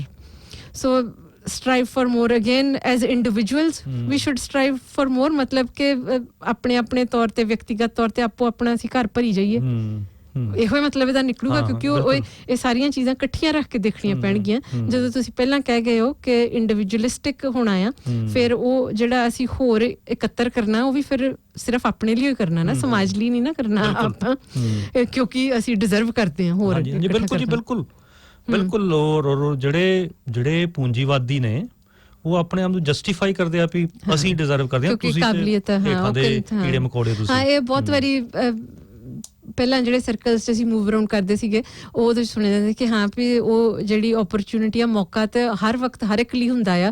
ਇਹ ਵੱਖਰੀ ਗੱਲ ਆ ਵੀ ਜਿਹੜੇ ਸਮਾਰਟ ਨੇ ਜਾਂ ਛਾਤਰ ਲੋਕ ਨੇ ਉਹ ਮੌਕਾ ਜਿਹੜਾ ਉਹਦਾ ਫਾਇਦਾ ਲੈ ਲੈਂਦੇ ਆ। ਜਿਹੜੇ ਮੰਦਬੁੱਧੀ ਨੇ ਜਾਂ ਮਤਲਬ ਕਿ ਜਿਹੜੇ ਵਰਕਿੰਗ ਕਲਾਸ ਲੋਕ ਨੇ ਜਿਨ੍ਹਾਂ ਨੂੰ ਪਤਾ ਨਹੀਂ ਆ, ਉਹ ਗਵਾ ਦਿੰਦੇ ਆ ਮੌਕਾ। ਮੈਂ ਕੁਛ ਅੱਗੇ ਸ਼ਬਦ ਕਹਿਣ ਲੱਗੀ ਸੀ ਪਰ ਨਹੀਂ ਕਹਿਣਾ ਚਾਹੀਦਾ, ਕੋਈ ਸ਼ਿਕਾਇਤ ਕਰ ਦੂਗਾ ਸਾਡੇ ਰੇਡੀਓ ਪ੍ਰੋਗਰਾਮ ਦੀ, ਸੋ ਚੁੱਪ ਫਲੀ ਆ। ਹਾਂਜੀ, ਅੱਗੇ ਕਹਿੰਦੇ ਨੇ ਜੀ have been treated unfairly, unjustly and disrespectfully by the government. ਤੋ ਹਾਂ, ਉਹ ਹੁਣ ਤੁਸੀਂ ਵਿਰੋਧੀ ਹੋ, ਉਹ ਕਹਿਣਾ ਹੀ ਆ। ਮਤਲਬ ਤੁਸੀਂ ਜਦੋਂ ਇਹ ਗੱਲ ਇਹ ਬਹੁਤ ਟਿਪੀਕਲ ਇਹ ਲਿਬਰਟੇਰੀਅਨ ਜਿਹਨਾਂ ਨੂੰ ਆਪਾਂ ਉਹ ਰਾਈਟ ਵਿੰਗ ਦੀ ਬ੍ਰਾਂਚ ਵਾ, ਇਹ ਆ ਜਿਹੜੀ ਹੁਣ ਗੱਲ ਕੀਤੀ ਨਾ, ਇਹ ਬਹੁਤ ਇੰਪੋਰਟੈਂਟ ਆ ਜਦੋਂ ਅਸੀਂ TPP ਦੀ ਗੱਲ ਕਰਦੇ ਆ, ਕਿਉਂਕਿ ਇਹਨਾਂ ਦਾ ਮੁੱਦਾ ਹੀ ਇਹ ਹੈਗਾ ਆ ਕਿ ਸਰਕਾਰੀ ਕੰਟਰੋਲ ਨਾ ਹੋਵੇ। ਸਰਕਾਰ ਜਿਹੜੀ ਹੈ ਉਹ, ਕਿਉਂਕਿ ਇਹ ਕਹਿੰਦੇ ਨੇ ਵੀ ਇੱਕ ਮਨੁੱਖ ਫ੍ਰੀ ਹੋਣਾ ਚਾਹੀਦਾ, ਹਨਾ, ਸਰਕਾਰਾਂ ਦੇ ਰੈਗੂਲੇਸ਼ਨ ਨਹੀਂ ਹੋਣੇ ਚਾਹੀਦੇ। ਹਾਂ, ਉਹ ਅਗਲਾ ਪੁਆਇੰਟ ਉਹਨਾਂ ਦਾ ਉਹੀ ਆ। ਸੌਰੀ, ਹਾਂ, ਮਤਲਬ ਫਰੀडम ਵਾਲਾ। ਹਾਂ, ਫਰੀडम ਵਾਲਾ। ਕਿਉਂਕਿ ਅਨੂ ਜੀ ਅਸਲ ਦੇ ਵਿੱਚ ਇਹ ਵੇਖੋ ਉਹਨਾਂ ਦੀਆਂ ਸੁਣਨ ਨੂੰ ਗੱਲਾਂ ਜਿਹੜੀਆਂ ਨੇ ਉਹ ਕਿੰਨੀਆਂ ਚੰਗੀਆਂ ਲੱਗਦੀਆਂ, ਪਰ ਜਦੋਂ ਆਰਡੀਨੈਂਸ ਦੀ ਵੀ ਗੱਲ ਕਰਨੀ ਆ ਉਹਦੇ ਵਿੱਚ ਵੀ ਇਹੀ ਕਹਿ ਰਿਹਾ ਕਿਸਾਨ ਖੁੱਲੀ ਮੰਡੀ, ਕਿ ਕਿਸਾਨ ਪੰਜਾਬ ਦੇ ਵਿੱਚ ਨਹੀਂ, ਕਿਸਾਨ ਹਰਿਆਣੇ ਦੇ ਵਿੱਚ, ਮੱਧ ਪ੍ਰਦੇਸ਼ ਦੇ ਫ੍ਰੀ ਮਾਰਕੀਟ। ਜਿਹੜਾ ਕਿਸਾਨ ਆਪਣੇ ਪਿੰਡੋਂ ਛੋਟੀ ਕਿਸਾਨੀ ਉੱਥੇ ਲਾਗੇ ਜਿਹੜੀ ਮੰਡੀ ਹੈ ਉੱਥੇ ਤੱਕ ਨਹੀਂ ਫਸਲ ਲਿਜਾ ਸਕਦਾ, ਉਹ ਮਹਾਰਾਸ਼ਟਰ ਤੇ ਜ਼ਰੂਰ ਲੈ ਕੇ ਜਾਊ ਜਾਂ ਪਾਕਿਸਤਾਨ ਜ਼ਰੂਰ ਲੈ ਕੇ ਜਾਊਗਾ। ਸੋ ਇਹ ਬਿਲਕੁਲ ਝੂਠ ਵਾ। ਅਸਲ ਦੇ ਵਿੱਚ ਜਿਹੜੇ ਇਹ ਕਹਿੰਦੇ ਨਾ ਵੀ ਰੈਗੂਲੇਸ਼ਨ ਜਿਹੜੇ ਨੇ, ਸਰਕਾਰੀ ਜਿਹੜੇ ਰੈਗੂਲੇਸ਼ਨ ਨੇ ਉਹ ਖਤਮ ਹੋਣ, ਉਹ ਖਤਮ ਹੋ ਕੇ ਇਹਨਾਂ ਦੀ ਜਿਹੜੀਆਂ ਜੇਬਾਂ ਨੇ ਹੋਰ ਭਰੀਆਂ ਜਾਣ। ਜਿਹੜੀਆਂ ਮਾੜੀਆਂ ਮੋਟੀਆਂ ਜਿਹੜੇ ਰੈਗੂਲੇਸ਼ਨ ਇਸ ਡੈਮੋਕ੍ਰੈਟਿਕ ਜਾਂ ਜਮਹੂਰੀਅਤ ਦੇ ਵਿੱਚ ਹੈ ਆ, ਉਹ ਖਤਮ ਹੋਣ, ਜਿਵੇਂ ਜਿਹੜੀ ਮਿਨੀਮਮ ਸਪੋਰਟ ਪ੍ਰਾਈਸ ਖਤਮ ਹੋਵੇ। ਹਾਂ, ਸੋ ਇਹ ਅੱਗੇ ਕਹਿੰਦੇ ਨੇ understand that with freedom comes personal responsibility. ਇਹ ਸਭ ਤੋਂ ਬਕਵਾਸ ਆਈਡੀਆ ਨਾ, ਸਭ ਤੋਂ ਜ਼ਿਆਦਾ। ਕਿਉਂਕਿ ਮਤਲਬ ਕਿਹੜੀ ਫਰੀडम, ਕਾਦੀ ਫਰੀडम? ਸੋ ਇਹ ਇਸ ਕਿਸਮ ਦੇ ਲੋਕ ਨੇ ਜਿਨ੍ਹਾਂ ਨੇ ਬੀਤੇ ਸਨੀਚਰਵਾਰ ਇੱਥੇ ਆਊਟੀਆ ਸਕੁਆਇਰ ਆਕਲੈਂਡ 'ਚ ਪ੍ਰੋਟੈਸਟ ਕੀਤਾ। ਮੇਰੇ ਖਿਆਲ 400-500 ਕਰੀਬ ਸੀਗੇ ਉਹ ਲੋਕ, ਸਾਰੇ ਦੇ ਸਾਰੇ। ਵੈਲ ਆਈ ਡੋਂਟ ਨੋ ਸਾਰੇ। ਜੇਮੀ ਲੀ ਰੌਸ ਵੀ ਸੀਗਾ ਜੀ। ਹਾਂਜੀ, ਜੇਮੀ ਲੀ ਰੌਸ ਉਹਨਾਂ ਦੀ ਉਹ ਲੀਡ ਸੀਗੀ ਜਿਹੜੀ ਕੀ ਨਿਊਜ਼ੀਲੈਂਡ ਪਬਲਿਕ ਪਾਰਟੀ। ਸੋ ਉਹ ਮਤਲਬ ਉਹ ਇਹਨਾਂ ਤੋਂ ਵੀ ਹੋਰ ਸੱਜੇ ਪਾਸੇ ਨੂੰ ਨੇ ਮੈਨੂੰ ਲੱਗਦਾ, ਕਿਉਂਕਿ ਉਹ ਟੋਟਲੀ ਐਂਟੀ ਮਾਈਗ੍ਰੈਂਟ ਨੇ ਔਰ ਐਂਟੀ ਮੁਸਲਿਮ ਨੇ, ਐਂਟੀ ਮਾਉਰੀ ਨੇ। ਉਹਨਾਂ ਨੇ ਟੋਕਨ ਮਾਉਰੀ ਇੱਕ ਦੋ ਰੱਖੇ ਹੋਏ, ਵਿੱਚ ਉਹਨਾਂ ਦਾ ਜਿਹੜਾ ਦੂਜਾ ਲੀਡ ਹੈ ਬਿਲੀ ਟੀਕੇ ਕਾਹਿਕਾ ਸਮਥਿੰਗ ਮਤਲਬ ਕਨਸਪੀਰੇਸੀ ਥਿਊਰੀਆਂ 'ਚ ਉਹਨਾਂ ਦਾ ਵਿਸ਼ਵਾਸ, ਜਾਦੂ ਮੰਤਰ ਇਹ ਉਹ, ਇਹੋ ਮੈਂ ਕਹੂੰਗੀ ਉਹਨਾਂ 'ਚ ਵਿਸ਼ਵਾਸ ਆ ਉਹਨਾਂ ਦਾ। ਸੋ ਉਹ ਲੋਕ ਮਤਲਬ ਕਿ ਦੇ ਹੈਡ ਇਸ ਵਕਤ ਰੂਲ ਇਹ ਆ ਕਿ 10 ਤੋਂ ਵੱਧ ਲੋਕ ਇਕੱਤਰ ਨਹੀਂ ਹੋ ਸਕਦੇ। ਚਲੋ ਆਪਾਂ ਕਹਿ ਸਕਦੇ ਹਾਂ ਕਿ ਬਲੈਕ ਲਾਈਵਜ਼ ਮੈਟਰ ਦੀ ਜਦੋਂ ਉਹ ਰੈਲੀ ਸੀ 10,000, ਉਦੋਂ 100 ਤੋਂ ਵੱਧ ਇਕੱਠੇ ਨਹੀਂ ਸੀ ਹੋ ਸਕਦੇ, ਪਰ ਹੁਣ ਤੱਕ 2 ਰੈਲੀਆਂ ਹੋਈਆਂ, ਉਦੋਂ ਹਜ਼ਾਰਾਂ ਦੀ ਗਿਣਤੀ 'ਚ ਲੋਕ ਸਨ। ਇੱਕ ਸਿੰਗਲ ਕੇਸ ਨਹੀਂ ਆ ਬਾਹਰ ਆਇਆ। ਉਹਨਾਂ ਨੇ ਮਾਸਕਡ ਸਨ ਲੋਕ ਸਾਰੇ, ਔਰ ਕੰਟੈਕਟ ਟ੍ਰੇਸਿੰਗ ਵੀ ਪ੍ਰੋਪਰ ਕੀਤੀ। ਸੋ ਇਹ ਲੋਕਾਂ 'ਚੋਂ ਵੀ ਹੋਪਫੁਲੀ ਕੋਈ ਕੇਸ ਨਹੀਂ ਆਊਗਾ ਅੱਗੇ। ਪਰ ਇਹ ਕਿੱਦਾਂ ਦੀ ਪਰਸਨਲ ਰਿਸਪੌਂਸਿਬਿਲਿਟੀ ਹੈ? ਅਨੂ ਜੀ ਵੇਖੋ, ਮੇਰੀ ਗੱਲ ਸੁਣੋ। ਹੁਣ ਜਿਹੜਾ ਬੰਦਾ ਸਵੇਰ ਤੋਂ ਲੈ ਕੇ ਸ਼ਾਮ ਤੱਕ ਕੰਮ ਕਰਦਾ ਹੈ, ਫਿਰ ਵੀ ਉਹਦੇ ਜਿਹੜੇ ਹਾਲਾਤ ਨੇ ਉਹ ਠੀਕ ਨਹੀਂ ਹੈਗੇ। ਮਤਲਬ ਕਿਹੜੀ ਪਹਿਲਾਂ ਉਹਦੇ ਦੁਆਲੇ ਉਹਦੀਆਂ ਹਾਲਤਾਂ ਤੇ ਉਹੋ ਜਿਹੀਆਂ ਬਣਾਈਆਂ ਜਾਣ, ਉਹਨੂੰ ਚੋਇਸ ਤੇ ਉਹਦੇ ਕੋਲ ਹੋਵੇ ਨਾ, ਉਹਦੇ ਕੋਲੇ ਕੋਈ ਚੋਇਸ ਹੋਣੀ ਚਾਹੀਦੀ ਵੀ ਮੇਰੇ ਕੋਲ ਆਹ ਚੋਇਸ ਹੈ, ਮੇਰੇ ਕੋਲ ਆਹ ਚੋਇਸ ਹੈ, ਮੇਰੇ ਕੋਲ ਆਹ ਚੋਇਸ ਹੈ। ਜਿਹੜੀ ਮੈਂ ਪਹਿਲੇ ਗੱਲ ਕਰ ਰਹੀ ਸੀ ਕਿ ਮਾਰਕਸ ਦੀ ਇੰਡੀਵਿਜੂਅਲਿਜ਼ਮ ਵਾਲੀ ਜਿਹੜੀ ਉਹਨਾਂ ਦਾ ਐਨਾਲਿਸਿਸ, ਉਹ ਪਰਸਨਲ ਰਿਸਪੌਂਸਿਬਿਲਿਟੀ ਦਾ ਇਹੋ ਐਨਾਲਿਸਿਸ ਦਾ ਮਾਰਕਸ ਦਾ, ਕਿ ਪਹਿਲਾਂ ਸਾਡੇ ਸਮਾਜ ਦੇ ਹਾਲਾਤ ਇਹੋ ਜਿਹੇ ਬਣਾਏ ਜਾਣ ਕਿ ਲੋਕ ਜਿਹੜੇ ਨੇ ਫਿਰ ਉਹਨਾਂ ਨੂੰ ਉਹ ਫਰੀडम ਹੋ ਸਕੇ। ਰੋਟੀ ਕੱਪੜੇ ਤੇ ਮਕਾਨ ਦਾ ਪ੍ਰਬੰਧ ਪਹਿਲਾਂ ਹੋਵੇ। ਪਰਸਨਲ ਰਿਸਪੌਂਸਿਬਿਲਿਟੀ ਬਿਲਕੁਲ ਅੰਤ ਚ ਆਉਂਦੀ ਹੈ ਜਦੋਂ ਇੱਕ ਉਹ ਸਮਾਜ ਉਹੋ ਜਿਹਾ ਸਿਰਜਿਆ ਜਾਂਦਾ ਜਿੱਥੇ ਕਿ ਸਾਰੀਆਂ ਤੁਹਾਡੀਆਂ ਜਿਹੜੀਆਂ ਬੇਸਿਕ ਲੋੜਾਂ ਨੇ ਉਹ ਪੂਰੀਆਂ ਹੁੰਦੀਆਂ ਨੇ।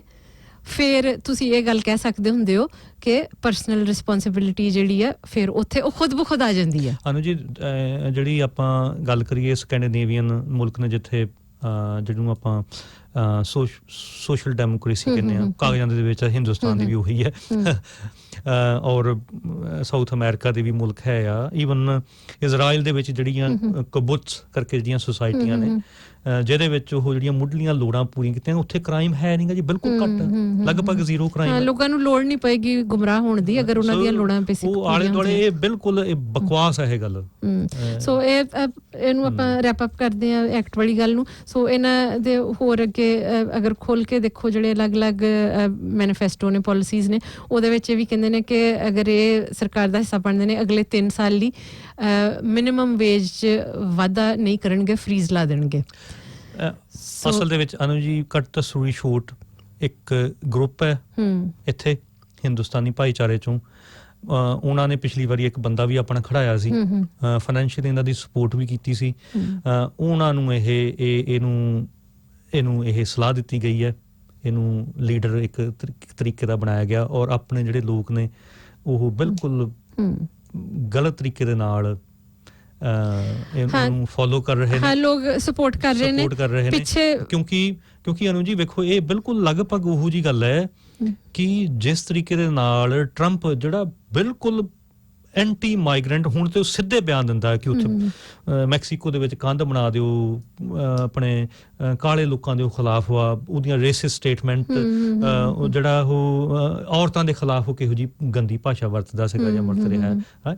ਪਰ ਜਦੋਂ ਉਹਨੇ ਗੱਲ ਕੀਤੀ ਜਾ ਕੇ, ਜਦੋਂ ਇਲੈਕਸ਼ਨ ਦਾ ਟਾਈਮ ਸੀਗਾ, ਉਹਨੇ ਗੱਲ ਕੀਤੀ ਵਰਕਰਾਂ ਦੇ ਨਾਲ ਜਾ ਕੇ, ਉਹਨਾਂ ਦੀਆਂ ਪ੍ਰੋਬਲਮ, ਜਦਕਿ ਉਹਦਾ ਮੁੱਦਾ ਬਿਲਕੁਲ ਐਂਟੀ ਵਰਕਰ ਸੀਗਾ, ਪਰ ਉਹਨੇ ਕੈਸ਼ ਨਹੀਂ ਕੀਤਾ ਵੋਟਾਂ ਵਾਸਤੇ, ਵੋਟ ਬੈਂਕ ਦੇ ਇਸਤੇਮਾਲ, ਜਦਕਿ ਗੱਲ ਜਿਹੜੀ ਸੀਗੀ ਉਹ ਡੈਮੋਕ੍ਰੈਟਿਕ ਪਾਰਟੀ ਨੂੰ ਕਰਨੀ ਚਾਹੀਦੀ, ਜਿਹੜੀ ਸੋ ਕਾਲਡ ਉੱਥੇ ਦੀ ਲੈਫਟ ਪੱਖੀ ਹੈ ਜਾਂ ਜੋ ਵੀ ਹੈ। ਸੋ ਇਹ ਮਾਈਗ੍ਰੇਸ਼ਨ ਪਾਲਿਸੀ ਵੀ ਚਲੋ ਠੀਕ ਠਾਕ ਪਏ, ਇੱਕ ਤਾਂ ਕਹਿ ਰਹੇ ਕਿ ਅਸੀਂ ਵਾਪਸ ਲੈਵਾਂਗੇ ਉਹਨਾਂ ਨੂੰ, ਦੂਸਰਾ ਇਹ ਕਿ ਮਾਈਗ੍ਰੈਂਟਸ ਆਉਂਦੇ ਰਹਿਣੇ ਚਾਹੀਦੇ ਆ, ਤਾਂ ਉਹਨਾਂ ਨੂੰ ਮਤਲਬ ਪਰਿਵਾਰਾਂ ਨੂੰ ਵੀ ਆਉਣ ਦੀ ਇਜਾਜ਼ਤ ਹੋਣੀ ਚਾਹੀਦੀ ਹੈ, ਤੇ ਪਰ ਉਹਦੇ ਅਰਾਊਂਡ ਕੰਡੀਸ਼ਨਸ ਇਹ ਹੋਊਗੀਆਂ ਕਿ ਜਦੋਂ ਆ ਜਾਂਦੇ ਆ, ਪੱਕੇ ਵੀ ਹੋ ਜਾਂਦੇ ਆ, ਫॉर द ਨੈਕਸਟ 10 years ਉਹਨਾਂ ਨੂੰ ਉਹ ਮਤਲਬ ਸੋਸ਼ਲ ਵੈਲਫੇਅਰ ਵਾਲੀਆਂ ਕੋਈ ਸਹੂਲਤਾਂ ਨਾ ਹੋਣ। ਅਨੂ ਜੀ, ਰਿਪੀਟ ਕਰਿਆ ਜੀ ਗੱਲ, ਕਿਉਂਕਿ ਬਹੁਤ ਜ਼ਿਆਦਾ ਇੰਪੋਰਟੈਂਟ ਹੈ। ਦੋਸਤੋ, ਇਹ ਸੁਜੈਸਟ ਕਰ ਰਿਹਾ ਹੈ ਕਿ ਹਾਂ ਪਰਿਵਾਰ ਇੱਥੇ ਆ ਜਾਣ, ਜਦ ਕਿ ਅਸੀਂ ਕਹਿ ਰਹੇ ਹਾਂ ਕਿ ਇਸ ਕੋਵਿਡ ਦੀ ਸਿਚੁਏਸ਼ਨ ਦੇ ਵਿੱਚ, ਜਾਂ ਵੈਸੇ ਨਾਰਮਲੀ ਵੀ, ਕਿ ਜਿਹੜਾ ਇੱਥੇ ਬੰਦਾ ਆਉਂਦਾ ਹੈ, ਜਿਹੜਾ ਟੈਂਪਰੇਰੀ ਵਰਕਰ ਵਾ, ਉਹਨੂੰ ਸਹੂਲਤਾਂ ਬਿਲਕੁਲ ਉਹੋ ਜਿਹੀਆਂ ਹੋਣੀਆਂ ਜਿਹੜੀਆਂ ਇੱਥੋਂ ਦੇ ਨਾਗਰਿਕਾਂ ਨੂੰ ਹੋਣ। ਔਰ ਇਹਨਾਂ ਦੀ ਪਾਲਿਸੀ ਹੈ ਕਿ 10 ਸਾਲਾਂ ਤੱਕ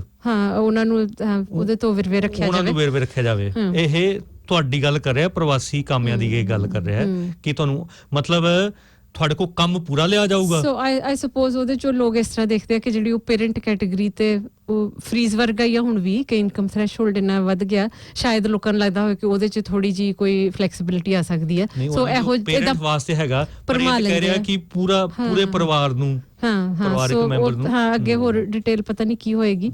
ਤਾਂ ਅਸੀਂ ਤੇ ਇਹੋ ਹੀ ਸਾਰਿਆਂ ਨੂੰ ਦਰਖਾਸਤ ਕਰਾਂਗੇ ਕਿ ਇਹੋ ਜਿਹੀਆਂ ਪਾਰਟੀਆਂ ਦੀ ਸਪੋਰਟ ਨਾ ਕੀਤੀ ਜਾਵੇ, ਬਲਕਿ ਇਹਨਾਂ ਨੂੰ ਚੈਲੰਜ ਕੀਤਾ ਜਾਵੇ ਜਿੱਥੇ ਵੀ ਕਿਤੇ ਮਿਲਦੇ ਨੇ ਇਹ ਲੋਕ ਤੁਹਾਨੂੰ। ਮੈਨੂੰ ਤਾਂ ਡੇਵਿਡ ਸੀਮੋਰ ਦਾ ਹੀ ਪਤਾ, ਬਾਕੀਆਂ ਦੀ ਪਛਾਣ ਨਹੀਂ ਆ ਜਿਹੜੇ ਇਹਨਾਂ ਨੇ ਹੋਰ ਕੈਂਡੀਡੇਟ 2-4। ਹਾਂ, ਇੱਕ ਔਰਤ ਜ਼ਰੂਰ ਹੈਗੀ ਆ ਜਿਹੜੀ ਕਿ ਉਹ ਗਨ ਐਕਸਪਰਟ ਹੈ ਤੇ ਹਥਿਆਰਾਂ 'ਚ ਪੂਰਾ ਉਹਦਾ ਵਿਸ਼ਵਾਸ ਹੈ, ਸੋ ਤੁਹਾਨੂੰ ਹਥਿਆਰਾਂ ਨਾਲ ਲੈਸ ਕਰੂਗੀ ਅਗਰ ਉਹ ਆ ਗਈ ਪਾਰਲੀਮੈਂਟ 'ਚ। ਉਹ ਹੈਗੀ ਹੈ ਇਹਨਾਂ ਦੀ ਇੱਕ ਕੈਂਡੀਡੇਟ, ਨਾਮ ਨਹੀਂ ਮੈਨੂੰ ਹੁਣ ਯਾਦ। ਉੱਥੇ ਜਿਹੜੀਆਂ ਅਨੂ, ਜਿਹੜੀਆਂ ਅਮਰੀਕਾ 'ਚ ਬਲੈਕ ਬਲੈਕ ਲਾਈਫ ਮੈਟਰ ਦੀਆਂ ਰੈਲੀਆਂ ਹੋ ਰਹੀਆਂ ਨੇ, ਉਹਦੇ ਵਿੱਚ ਬਕਾਇਦਾ ਜਿਹੜੇ ਟਰੰਪ ਦੇ ਸਪੋਰਟਰ ਨੇ, ਸੱਜੇ ਪੱਖੀ ਨੇ, ਉਹ ਬਕਾਇਦਾ ਉਹਨਾਂ ਤੇ ਹਮਲਾ ਕੀਤਾ, ਆ ਕੇ ਬੰਦੇ ਮਾਰੇ ਗਏ। ਹਾਂਜੀ ਹਾਂ, ਉਹਨਾਂ ਨੂੰ ਅਰੈਸਟ ਨਹੀਂ ਕੀਤਾ ਗਿਆ, ਉਸ ਤਰ੍ਹਾਂ ਹੀ ਪੁਲਿਸ ਦੇ ਲੱਗੋਂ ਨਿਕਲ ਜਾਂਦੇ ਨੇ। ਸੋ ਇਹਨਾਂ ਨੂੰ ਬਿਲਕੁਲ ਪ੍ਰੋਟੈਕਸ਼ਨ ਹੈ ਸਟੇਟ ਦੀ ਪੂਰੇ ਤਰੀਕੇ ਨਾਲ। ਤੋ ਅਸੀਂ ਇੱਕ ਜਿਹੜੀ ਪੋਜ਼ਿਟਿਵ ਖਬਰ ਵੀ ਸ਼ੇਅਰ ਕਰ ਲਈਏ ਆਪਣੇ ਸਰੋਤਿਆਂ ਨਾਲ ਕਿ ਅਲ ਜਜ਼ੀਰਾ ਦੇ ਮਾਧਿਅਮ ਤੋਂ ਖਬਰ ਹੈ, ਇੰਟਰਨੈਸ਼ਨਲ ਆਰਗੇਨਾਈਜੇਸ਼ਨ ਜਿਹੜੀ ਕਿ ਇੰਟਰਨੈਸ਼ਨਲ ਯੂਨੀਅਨ ਹੈ, ਵਰਕਰਸ ਯੂਨੀਅਨ, ਲੇਬਰ ਯੂਨੀਅਨ, ਉਹਨਾਂ ਦੇ ਕਾਫੀ ਸਾਲਾਂ ਦੀ ਜਦੋਜਹਿਦ ਤੋਂ ਬਾਅਦ ਕਤਰ ਦੇ ਵਿੱਚ, ਕਿਉਂਕਿ ਉੱਥੇ ਪ੍ਰਵਾਸੀ ਕਾਮੇ ਬਹੁਤ ਨੇ, ਬੰਗਲਾਦੇਸ਼ ਤੋਂ, ਪਾਕਿਸਤਾਨ, ਇੰਡੀਆ ਮੇਨ ਇਹ ਕੰਟਰੀਜ਼ ਨੇ, ਫਿਲੀਪੀਨਸ ਤੋਂ ਵੀ ਨੇ ਸ਼ਾਇਦ, ਤੋ ਉਹਨਾਂ ਦੇ ਹਾਲਾਤ ਬਹੁਤ ਜ਼ਿਆਦਾ ਖਰਾਬ, ਤੋ ਉਹਨਾਂ ਨੂੰ ਲਾਅ ਪਾਸ ਕੀਤਾ ਗਿਆ ਪਿਛਲੇ ਦਿਨਾਂ 'ਚ ਕਿ ਉਹ ਸਾਰੇ ਪ੍ਰਵਾਸੀ ਕਾਮਿਆਂ ਨੂੰ ਮਿਨੀਮਮ ਵੇਜ ਦਿੱਤੀ ਜਾਊਗੀ, ਹੋਰ ਵੀ ਸਹੂਲਤਾਂ ਰਿਹਾਇਸ਼ ਵਗੈਰਾ ਦੀਆਂ, ਤੇ ਪਲੱਸ ਜਿਸ ਤਰ੍ਹਾਂ ਇੱਥੇ ਵੀਜ਼ੇ ਅਟੈਚ ਹੁੰਦੇ ਨੇ, ਉਹਨਾਂ ਦੇ ਵੀ ਵੀਜ਼ੇ ਐਮਪਲੋਇਰਸ ਨਾਲ ਅਟੈਚ ਨੇ। ਤੋ ਅਗਰ ਉਹਨਾਂ ਨੇ ਐਮਪਲੋਇਰ ਚੇਂਜ ਕਰਨਾ ਹੋਵੇ ਇੱਥੇ, ਤਾਂ ਚਲੋ ਫਿਰ ਵੀ ਤੁਸੀਂ ਉਹ ਵੇਰੀਏਸ਼ਨ ਆਫ ਕੰਡੀਸ਼ਨ ਜਾਂ ਇਮੀਗ੍ਰੇਸ਼ਨ ਨਿਊਜ਼ੀਲੈਂਡ ਦੇ ਥਰੂ ਕਰਦੇ ਹੋ। ਉੱਥੇ ਤੁਹਾਡਾ ਜਿਹੜਾ ਮੌਜੂਦਾ ਐਮਪਲੋਇਰ ਆ, ਉਹਨੂੰ ਤੁਹਾਨੂੰ ਨੋ ਆਬਜੈਕਸ਼ਨ ਸਰਟੀਫਿਕੇਟ ਦੇਣਾ ਪੈਂਦਾ ਆ, ਫਿਰ ਤੁਸੀਂ ਹੋਰ ਕਿਸੇ ਕੋਲ ਜਾ ਕੇ ਜੌਬ ਕਰ ਸਕਦੇ। ਮਤਲਬ ਕਿ ਇੰਨਾ ਕੰਟਰੋਲ। ਅਸੀਂ ਇਹ ਐਗਜ਼ਾਮਪਲ ਹੁਣ ਜੀ ਸਾਊਦੀ ਅਰੇਬੀਆ ਦੀ, ਕਤਰ ਦੀ ਪਹਿਲਾਂ ਦੇ ਚੁੱਕੇ ਹਾਂ ਕਿ ਇਸ ਮੁਲਕ ਦੇ ਵਿੱਚ ਵੀ ਜਿਹੜਾ ਕਈ ਸਾਲ ਉਹਨਾਂ ਨੂੰ PR ਨਹੀਂ ਦੇਣੀ, ਉਹੋ ਜਿਹਾ ਮਾਡਲ ਬਣ ਚੁੱਕਿਆ ਇਸ ਮੁਲਕ ਦੇ ਵਿੱਚ। ਪਰ ਫਿਰ ਵੀ ਇਹ ਮਤਲਬ ਸਾਡਾ ਜਿਹੜਾ ਆ, ਏਦਾਂ ਲੱਗ ਰਿਹਾ ਕਿ ਸਾਡਾ ਸਿਸਟਮ ਉਹਨਾਂ ਨਾਲੋਂ ਵੀ ਬੱਤਰ ਹੋ ਚੁੱਕਿਆ। ਹਾਂ, ਸੋ ਇਹਨਾਂ ਨੇ ਇੱਕ ਮਿਨੀਮਮ ਵੇਜ ਤਾਂ ਕਰਤਾ, ਔਰ ਦੂਸਰਾ ਨੋ ਆਬਜੈਕਸ਼ਨ ਸਰਟੀਫਿਕੇਟ ਦੀ ਉਹ ਕੰਡੀਸ਼ਨ ਹਟਾ ਦਿੱਤੀ ਆ। ਸੋ ਉਹ ਪ੍ਰਵਾਸੀ ਕਾਮੇ ਅਗਰ ਉਹਨਾਂ ਨੂੰ ਹੋਰ ਕਿਤੇ ਕੰਮ ਮਿਲਦਾ, ਉਹ ਫ੍ਰੀਲੀ ਦੂਸਰੀ ਜਗ੍ਹਾ ਤੇ ਕੰਮ ਕਰਨ ਜਾ ਸਕਦੇ ਨੇ ਇੱਥੋਂ ਨੌਕਰੀ ਛੱਡ ਕੇ। ਸੋ ਅਗਰ ਕਤਰ ਵਰਗਾ ਦੇਸ਼ ਇਹ ਕਾਨੂੰਨ ਲਿਆ ਸਕਦਾ ਆ, ਸੋ ਇਹ ਕਾਨੂੰਨ ਇੰਪਲੀਮੈਂਟ ਕਿਸ ਤਰ੍ਹਾਂ ਹੁੰਦਾ, ਇਨਫੋਰਸ ਕਿਸ ਤਰ੍ਹਾਂ ਹੁੰਦਾ, ਉਹ ਆਉਣ ਵਾਲਾ ਸਮਾਂ ਦੱਸੂਗਾ, ਕਿਉਂਕਿ ਉਹ ਮੁਸ਼ਕਿਲ ਹੈ ਉੱਥੇ। ਸੋ ਜਿਹੜੀ ILO ਹੈ ਉਹ ਨਜ਼ਰ ਬਣਾ ਕੇ ਰੱਖੇਗੀ, ਹਿਊਮਨ ਰਾਈਟਸ ਵਾਚ ਵਾਲੇ ਵੀ ਨਜ਼ਰ ਬਣਾ ਕੇ ਰੱਖਣਗੇ। ਤੋ ਨਿਊਜ਼ੀਲੈਂਡ ਨੂੰ ਵੀ ਵੀਜ਼ੇ ਜਿਹੜੇ ਆ ਓਪਨ ਕਰ ਦੇਣੇ ਚਾਹੀਦੇ ਆ, ਕਮ ਸੇ ਕਮ। ਇੱਕ ਇੰਨੀ ਜਿਹੜੀ ਰਿਗਰੈਸਿਵ ਪਛਾਣ ਖਿੱਚੂ ਰਜੀਮ ਆ, ਅਗਰ ਉਹਨੇ ਇਹੋ ਜਿਹਾ ਕਾਨੂੰਨ ਪਾਸ ਕਰ ਦਿੱਤਾ ਤਾਂ ਇੱਥੋਂ ਵਾਲਿਆਂ ਨੂੰ ਵੀ ਸੋਚਣਾ ਚਾਹੀਦਾ ਕਿ ਇਹ ਤਾਂ ਡਿਵੈਲਪਡ ਦੇਸ਼ ਹੈ, ਔਰ ਇਸ ਵਕਤ ਕੋਵਿਡ ਨੂੰ ਲੈ ਕੇ ਦੁਨੀਆ 'ਚ ਨੰਬਰ 1 ਦੇਸ਼ ਆ। ਸਾਰੇ ਪਾਸੇ ਜਸਿੰਡਾ ਹੋਈ ਪਈ ਆ ਇੰਟਰਨੈਸ਼ਨਲ ਲੈਵਲ ਤੇ। ਤੋ ਇਹਨਾਂ ਨੂੰ ਇਹੋ ਜਿਹੇ ਜਿਹੜੇ ਡਰਕੋਨੀਅਨ ਕਾਨੂੰਨ ਨੇ ਹਟਾ ਦੇਣੇ ਚਾਹੀਦੇ ਆ, ਬਦਲਾਵ ਲਿਆਉਣਾ ਚਾਹੀਦਾ ਆ। ਬਿਲਕੁਲ ਜੀ। ਔਰ ਨਾਲ ਦੀ ਨਾਲ ਸਰੋਤਿਆਂ ਨੂੰ ਦੱਸ ਦਈਏ ਕਿ ਅੱਜ ਮੇਰੇ ਖਿਆਲ ਲਗਭਗ ਮਹੀਨੇ ਤੋਂ ਉੱਪਰ ਹੋ ਚੁੱਕਿਆ, ਜਿਹੜਾ ਲਾਸਟ ਆਪਾਂ ਇੱਕ ਰੈਲੀ ਕਹਿ ਲਓ ਕੀਤੀ ਸੀਗੀ ਮਾਈਕਲ ਵੁੱਡ। ਹਾਂਜੀ ਮਹੀਨੇ ਤੋਂ ਉੱਪਰ ਹੋ ਗਿਆ। ਔਰ ਉਹਨਾਂ ਨੇ ਵਾਅਦਾ ਕੀਤਾ ਸੀਗਾ ਕਿ ਜਿਹੜੇ ਔਨ ਸ਼ੋਰ ਜਾਂ ਆਫ ਸ਼ੋਰ ਜਿਹੜੇ ਕਾਮੇ ਨੇ ਉਹਨਾਂ ਦੇ ਬਾਰੇ ਮੀਟਿੰਗ ਕਰਨਗੇ। ਕ੍ਰਿਸ ਫਾਫੋਈ ਨਾਲ ਸਾਡੀ ਮੀਟਿੰਗ ਕਰਵਾਉਣਗੇ। ਉਹਨਾਂ ਨੇ ਪੱਲਾ ਨਹੀਂ ਫੜਾਇਆ ਹੈਗਾ। ਸੋ ਇੱਕ ਆਉਂਦੇ ਸਮੇਂ ਦੇ ਵਿੱਚ ਕੋਈ ਇਹਦੇ ਬਾਰੇ ਕੀ ਸੰਘਰਸ਼ ਕਰਨਾ, ਉਹਨਾਂ ਨੂੰ ਫੋਲੋ ਅਪ ਵੀ ਕੀਤਾ ਗਿਆ ਹੈ। ਉਹਨਾਂ ਦਾ ਉਹਨਾਂ ਨੇ ਓਰੀਜਨਲ ਸਾਡੀ ਰਿਕੁਐਸਟ ਐਕਨੋਲੇਜ ਕਰ ਦਿੱਤੀ ਉਹਨਾਂ ਦੇ ਆਫਿਸ ਨੇ, ਪਰ ਉਸ ਤੋਂ ਬਾਅਦ ਸਾਨੂੰ ਕੋਈ ਉਹਨਾਂ ਨੇ ਇਨਫੋਰਮੇਸ਼ਨ ਨਹੀਂ ਦਿੱਤੀ। ਫੋਲੋ ਅਪ ਵੀ ਕੀਤਾ ਗਿਆ, ਕੁਛ ਨਹੀਂ ਉਹਨਾਂ ਨੇ ਸਾਨੂੰ ਦੱਸਿਆ। ਤੋ ਸਰੋਤਿਆਂ ਨੂੰ ਇਹ ਕਹਿ ਸਕਦੇ ਹਾਂ ਕਿ ਇਹੋ ਜਿਹੀਆਂ ਗੱਲਾਂ ਯਾਦ ਰੱਖੋ, ਭੁੱਲੋ ਨਾ। ਜਿੱਥੇ ਵੀ ਕਿਤੇ ਤੁਹਾਨੂੰ ਇਹ ਮੰਤਰੀ ਮਿਲਦੇ ਨੇ, ਖਾਸ ਕਰਕੇ ਜਿਹੜੇ ਸਰਕਾਰ 'ਚ ਨੇ ਇਸ ਵਕਤ, ਉਹਨਾਂ ਨੂੰ ਜ਼ਰੂਰ ਜਵਾਬਦੇਹੀ ਉਹਨਾਂ ਦੀ ਹੋਣੀ ਚਾਹੀਦੀ ਹੈ। ਇਲੈਕਸ਼ਨ ਡਿਲੇ ਹੋ ਚੁੱਕੀ ਹੈ, ਕੋਈ ਨਹੀਂ, ਆਪਣੇ ਕੋਲ ਟਾਈਮ ਆਊਗਾ ਹੋਰ ਸੰਘਰਸ਼ ਤਿੱਖਾ ਕਰਨ ਲਈ। ਬਿਲਕੁਲ। ਤੋ ਹੁਣ ਅਸੀਂ ਆਖਰ ਵਿੱਚ ਤੁਹਾਡੇ ਲਈ ਛੱਡ ਕੇ ਜਾ ਰਹੇ ਹਾਂ ਪ੍ਰੋਫੈਸਰ ਡਾਕਟਰ ਸੁਖਪਾਲ ਸਿੰਘ, ਜਿਹੜੇ ਕਿ PAU 'ਚ ਇਕੋਨੋਮਿਸਟ ਨੇ, ਐਗਰੀਕਲਚਰਿਸਟ ਨੇ, ਔਰ ਫਾਰਮਰ ਹੈਡ ਆਫ ਡਿਪਾਰਟਮੈਂਟ ਵੀ ਰਹਿ ਚੁੱਕੇ ਨੇ। ਤੋ ਉਹਨਾਂ ਦੀ ਜਿਹੜੇ ਭਾਰਤ ਭਰ ਵਿੱਚ ਆਰਡੀਨੈਂਸਾਂ ਦੇ ਰਾਹੀਂ ਕਿਸਾਨ ਵਿਰੋਧੀ ਕਾਨੂੰਨ ਲਾਗੂ ਕਰਨਾ ਚਾਹੁੰਦੀ ਹੈ ਭਾਰਤ ਸਰਕਾਰ, ਉਹਦੇ ਤੇ ਇੱਕ ਮੀਟਿੰਗ ਦੀ ਉਹਨਾਂ ਦੀ ਸਪੀਚ ਹੈ। ਬਹੁਤ ਧਿਆਨ ਨਾਲ ਸੁਣਾ ਸਰੋਤਿਓ ਪਲੀਜ਼। ਤੋ ਸਾਨੂੰ ਦਿਓ ਇਜਾਜ਼ਤ, ਅਲਵਿਦਾ। ਸਭ ਨੇ ਕੁਝ ਗੱਲਾਂ ਰੱਖੀਆਂ, ਮੈਂ ਉਹਨਾਂ ਨੂੰ ਛੱਡਦਾ ਹੋਇਆ, ਕਿਉਂਕਿ ਟਾਈਮ ਦੀ ਜਿਹੜੀ ਸੀਮਤ ਹੈਗੀ ਉਹਨੂੰ ਧਿਆਨ ਵਿੱਚ ਰੱਖਦੇ ਹੋਏ ਮੈਂ ਉਸ ਤੋਂ ਅੱਗੇ ਗੱਲ ਕਰਨ ਦੀ ਕੋਸ਼ਿਸ਼ ਕਰੂੰਗਾ। ਤੇ ਅਸੀਂ 3 ਜਿਹੜੇ ਆਰਡੀਨੈਂਸ ਲਿਆਂਦੇ ਨੇ, ਜੇਕਰ ਉਹਨੂੰ ਸੰਖੇਪ ਰੂਪ ਦੇ ਵਿੱਚ ਦੇਖਣਾ ਹੋਵੇ, ਉਹ ਇੱਕੋ ਹੀ ਕੈਪਸੂਲ ਹੈ। ਬੇਸਿਕਲੀ 3 ਆਰਡੀਨੈਂਸ ਨਹੀਂ, ਉਹ ਇਸੇ ਕਰਕੇ ਇਕੱਠੀ ਆਏ ਨੇ ਕਿ ਉਹਨਾਂ ਦਾ ਇੱਕ ਦੂਜੇ ਨਾਲ ਬੜਾ ਵਧੀਆ ਸੰਬੰਧ ਹੈ। ਤੇ ਅਸੀਂ ਜਿਹੜੀਆਂ ਇਹ ਆਰਡੀਨੈਂਸ, ਪਹਿਲਾ ਜਿਹੜਾ ਆਰਡੀਨੈਂਸ ਹੈ ਉਹ ਜ਼ਰੂਰੀ ਵਸਤਾਂ ਸੋਧ ਨਾਲ ਸੰਬੰਧਿਤ ਹੈ, ਤਾਂ ਇਹਨੂੰ ਜ਼ਰੂਰੀ ਵਸਤਾਂ ਸੋਧ ਆਰਡੀਨੈਂਸ 2020 ਹੈ। ਤੇ ਇਹ ਆਰਡੀਨੈਂਸ 1955 ਦੇ ਵਿੱਚ ਇੱਕ ਐਕਟ ਸਾਡੇ ਕੋਲ ਬਣਿਆ ਹੋਇਆ ਸੀਗਾ, ਜਿਹਦੇ ਵਿੱਚ ਜਿਹਨੂੰ ਅਸੀਂ ਐਸੈਂਸ਼ੀਅਲ ਕਮੋਡਿਟੀ ਜਿਹੜਾ ਐਕਟ ਕਿਹਾ ਸੀਗਾ, ਇਹ ਕੁਝ ਜ਼ਰੂਰੀ ਵਸਤਾਂ ਨੇ ਤਾਂ ਹੁਣ ਇਸ ਆਰਡੀਨੈਂਸ ਦੇ ਵਿੱਚ 1955 ਤੋਂ ਚੱਲਿਆ ਹੁੰਦਾ ਸੀਗਾ, ਉਹਦੇ ਵਿੱਚ ਕੁਝ ਸੋਧਾਂ ਕਰਤੀਆਂ ਕਿ ਖੇਤੀਬਾੜੀ ਦੇ ਵਿੱਚ ਜਿਹੜੀਆਂ ਚੀਜ਼ਾਂ ਨੇ, ਖਾਦ ਪਦਾਰਥ ਨੇ, ਇਹ ਕੋਈ ਜ਼ਰੂਰੀ ਵਸਤਾਂ ਨਹੀਂ ਹੈਗੀਆਂ। ਇਹੀ ਇੱਕ ਆਪਦੇ ਆਪ ਦੇ ਵਿੱਚ ਇੱਕ ਵੱਡੀ ਗੱਲ ਹੈ ਕਿ ਜਿਨ੍ਹਾਂ ਨੂੰ ਅਸੀਂ ਮੰਨਦੇ ਹਾਂ ਕਿ ਖੇਤੀ ਇੱਕ ਲਾਈਫ ਹੈ, ਖੇਤੀ ਉਦਯੋਗ ਨਹੀਂ ਹੈਗਾ, ਖੇਤੀ ਇੱਕ ਜ਼ਿੰਦਗੀ ਹੈ। ਖੇਤੀ ਦਾ ਉਤਪਾਦਨ ਵੀ ਉਦਯੋਗਾਂ ਬਾਅਦ ਨਹੀਂ ਵਧਾਇਆ ਜਾ ਸਕਦਾ। ਖੇਤੀ ਨੂੰ ਪ੍ਰੋਟੈਕਟ ਕਰਨਾ ਪੈਂਦਾ। ਖੇਤੀ ਛੱਤ ਥੱਲੇ ਨਹੀਂ ਹੁੰਦੀ, ਬਾਹਰ ਹੁੰਦੀ ਹੈ, ਉਹਦੇ ਚ ਨੇਚਰ ਦਾ ਰੋਲ ਹੈ। ਤਾਂ ਇਹਦੀ ਇੱਕ ਸੀਮਤ ਹੈ ਕਿ ਇਸ ਤੋਂ ਵੱਧ ਜਿਹੜਾ ਇਹਦੀ ਪ੍ਰੋਡਕਟਿਵਿਟੀ ਨਹੀਂ ਹੋ ਸਕਦੀ। ਇਹ ਸਭ ਕਰਕੇ ਇਹਨੂੰ ਸਪੋਰਟ ਦੀ ਲੋੜ ਹੈ। ਤੇ ਅੱਜ ਇਹਦਾ ਜਿਹੜਾ ਪ੍ਰੋਡਕਟ ਹੈ ਜਿਹਦੇ ਬਿਨਾਂ ਜ਼ਿੰਦਗੀ ਚੱਲ ਨਹੀਂ ਸਕਦੀ, ਤਾਂ ਉਸ ਦੀਆਂ ਵਸਤਾਂ ਨੂੰ ਕੱਢ ਕੇ ਕੀਤਾ ਗਿਆ ਕਿ ਇਹ ਹੁਣ ਜ਼ਰੂਰੀ ਵਸਤਾਂ ਨਹੀਂ। ਤਾਂ ਇੱਕ ਤਾਂ ਪਹਿਲਾ ਜਿਹੜਾ ਹੈਗਾ, ਇਹਦੇ ਨਾਲ ਕਿਹਾ ਗਿਆ ਕਿ ਇਹਦੇ ਨਾਲ ਉਦਾਰੀਕਰਨ ਹੋਊਗਾ, ਮਤਲਬ ਥੋੜਾ ਲਿਬਰਲਾਈਜ਼ ਹੋਊਗਾ, ਇਹਦੇ ਨਾਲ ਕੰਪੀਟੀਸ਼ਨ ਵਧੂਗਾ, ਜਿਵੇਂ ਮੈਡਮ ਨੇ ਪਹਿਲਾਂ ਕਿਹਾ ਸੀਗਾ, ਤੇ ਇਹਦੇ ਨਾਲ ਹੀ ਜਿਹੜੀ ਫਾਰਮਰ ਦੀ ਇਨਕਮ ਵੱਧ ਜੂ। ਇਹਦੇ ਨਾਲ ਉਪਭੋਗੀਆਂ ਨੂੰ, ਖਪਤਕਾਰਾਂ ਨੂੰ ਵੀ ਬਹੁਤ ਫਾਇਦਾ ਹੋ ਜਾਊਗਾ, ਕਿਉਂਕਿ ਉਦਾਰੀਕਰਨ ਹੋਣ ਨਾਲ, ਕੰਪੀਟੀਸ਼ਨ ਹੋਣ ਨਾਲ ਅਸੀਂ ਬਹੁਤ ਸਾਰੀਆਂ ਚੀਜ਼ਾਂ ਦੇ ਵਿੱਚ ਫਾਇਦਾ ਕਰ ਲੈਂਦੇ ਹਾਂ। ਤੇ ਸਾਡੇ ਕੰਪੀਟੀਟਰ ਨੇ ਜਿਹੜੇ ਆਪਣੀ ਪ੍ਰਾਈਸ ਘਟਾ ਦਿੰਦੇ ਨੇ, ਪ੍ਰਾਈਸ ਘਟਾ ਕੇ ਜਿਹੜਾ ਉਪਭੋਗੀ ਨੇ, ਜਿਹੜੇ ਖਾਣ ਪੀਣ ਦੇ ਖਪਤਕਾਰ ਨੇ, ਉਹਨਾਂ ਨੂੰ ਫਸਲਾਂ ਜਿਹੜੀਆਂ ਉਹਨਾਂ ਨੂੰ ਚੀਜ਼ਾਂ ਨੇ, ਖਾਦ ਪਦਾਰਥ, ਉਹ ਸਸਤੇ ਮਿਲ ਜਾਂਦੇ।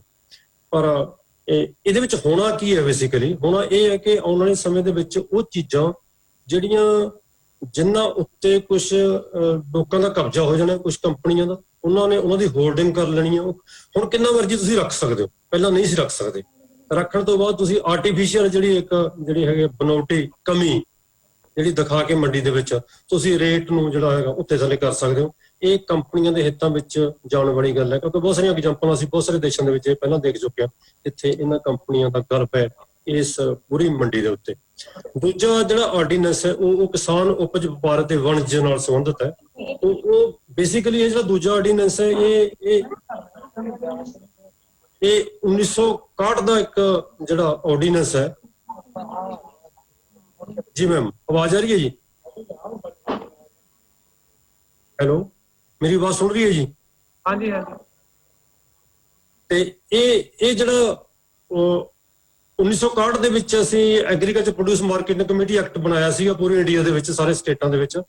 ਤਾਂ ਇਹ 1961 ਦਾ ਐਕਟ ਨੂੰ ਤੋੜਿਆ ਗਿਆ।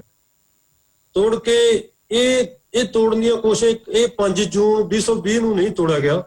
ਇਹਦੇ ਵਿੱਚ ਬੜੇ ਲੰਬੇ ਸਮੇਂ ਤੋਂ ਇਹ ਚੱਲ ਰਿਹਾ ਸੀਗਾ ਕਿ ਇਹਨੂੰ ਤੋੜਿਆ ਜਾਵੇ, ਕਿਉਂਕਿ 2003 ਦੇ ਵਿੱਚ ਵੀ ਇਹ ਕੋਸ਼ਿਸ਼ਾਂ ਹੋਈਆਂ ਸੀ। ਮੈਂ ਉਸ ਸਮੇਂ ਵੀ ਇਸ ਕਮੇਟੀ ਦੇ ਵਿੱਚ ਆਪਣਾ ਇਨਪੁਟ ਦੇ ਕੇ ਆਇਆ ਸੀ ਕਿ ਸਾਨੂੰ ਇਹ APMC ਦੀ ਬਹੁਤ ਜ਼ਿਆਦਾ ਲੋੜ ਹੈ।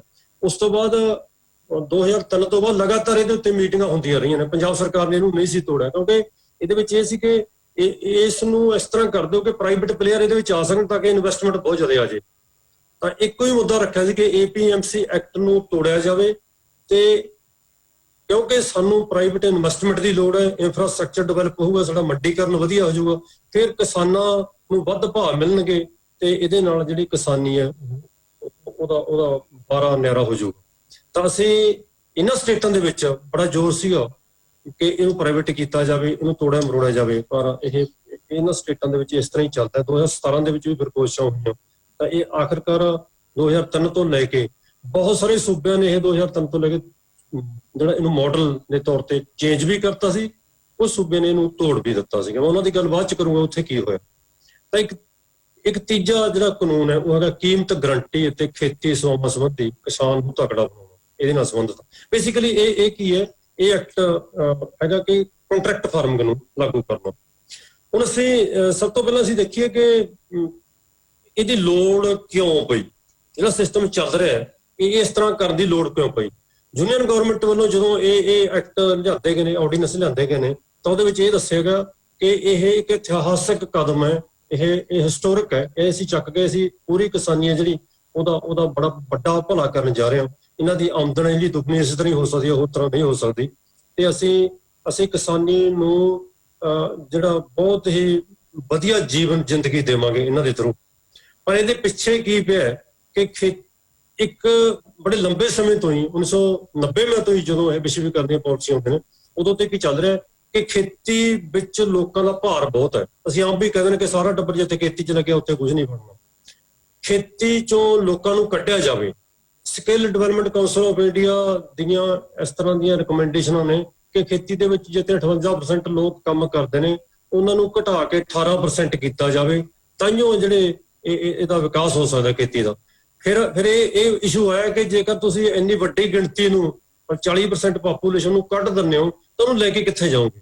ਕਿਉਂਕਿ ਦੂਜੇ ਸੈਕਟਰ ਦੇ ਵਿੱਚ, ਇੰਡਸਟਰੀ ਦੇ ਵਿੱਚ ਤੇ ਟਰਸ਼ਰੀ ਸੈਕਟਰ, ਸੇਵਾਵਾਂ ਦੇ ਸੈਕਟਰ ਦੇ ਵਿੱਚ ਵੀ ਹੁਣ ਹਾਈਟੈਕ ਹੋ ਗਏ, ਉੱਥੇ ਜਿਹੜੀ ਕਿਰਤ ਸ਼ਕਤੀ ਹੈ ਜਿਹੜੀ ਉੱਥੇ ਕੰਮ ਨਹੀਂ ਮਿਲਦਾ।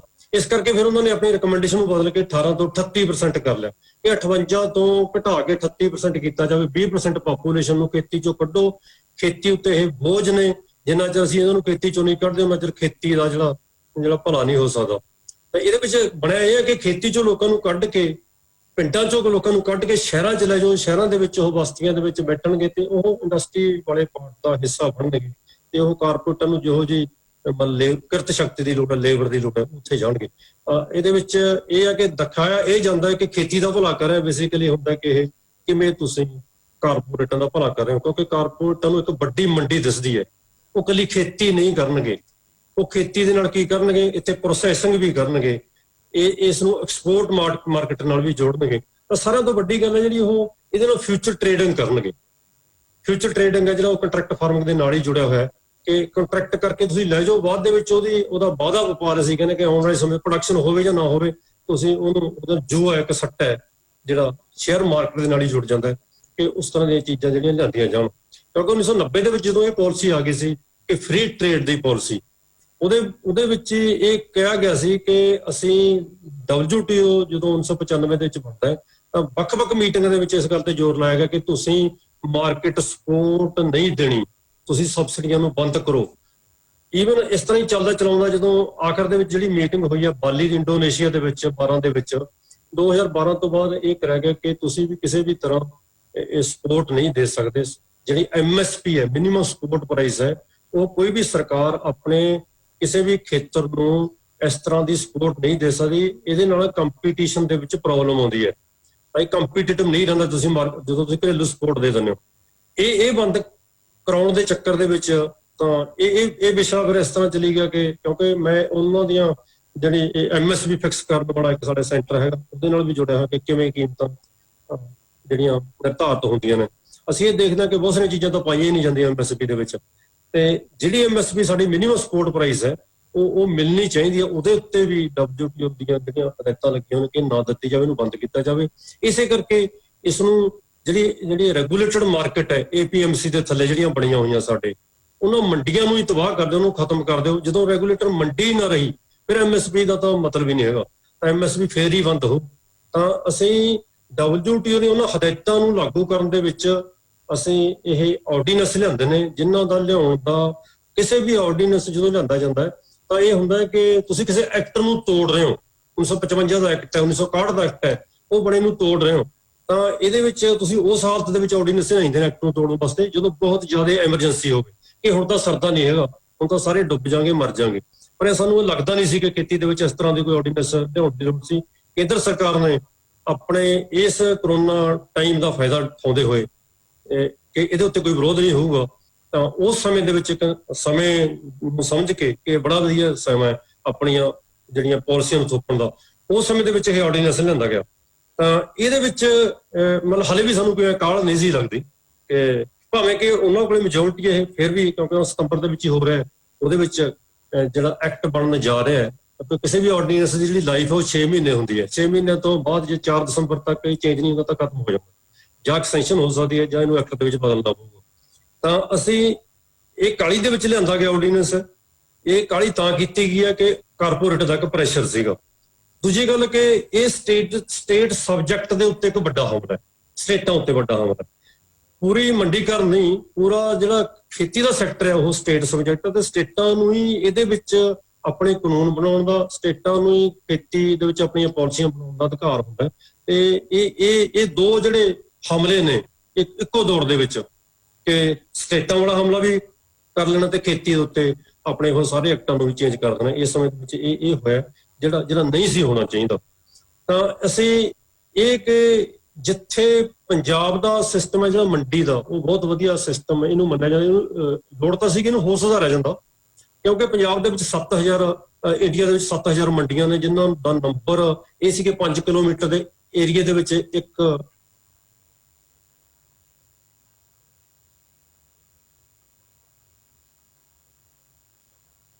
40,000 ਨੰਬਰ ਹੈ ਜਿਹੜਾ ਉਹ ਹੋਣ ਦੀ ਸਾਤੇ 7,000 ਤੋਂ ਵੀ ਉਹਨਾਂ ਨੇ ਘਟਾ ਕੇ ਜਿਹੜੀਆਂ ਮੰਡੀਆਂ ਨੇ ਉਹਦਾ ਨੰਬਰ ਹੈ ਜਿਹੜਾ ਉਹ ਵੀ ਬੰਦ ਕਰਤੀਆਂ।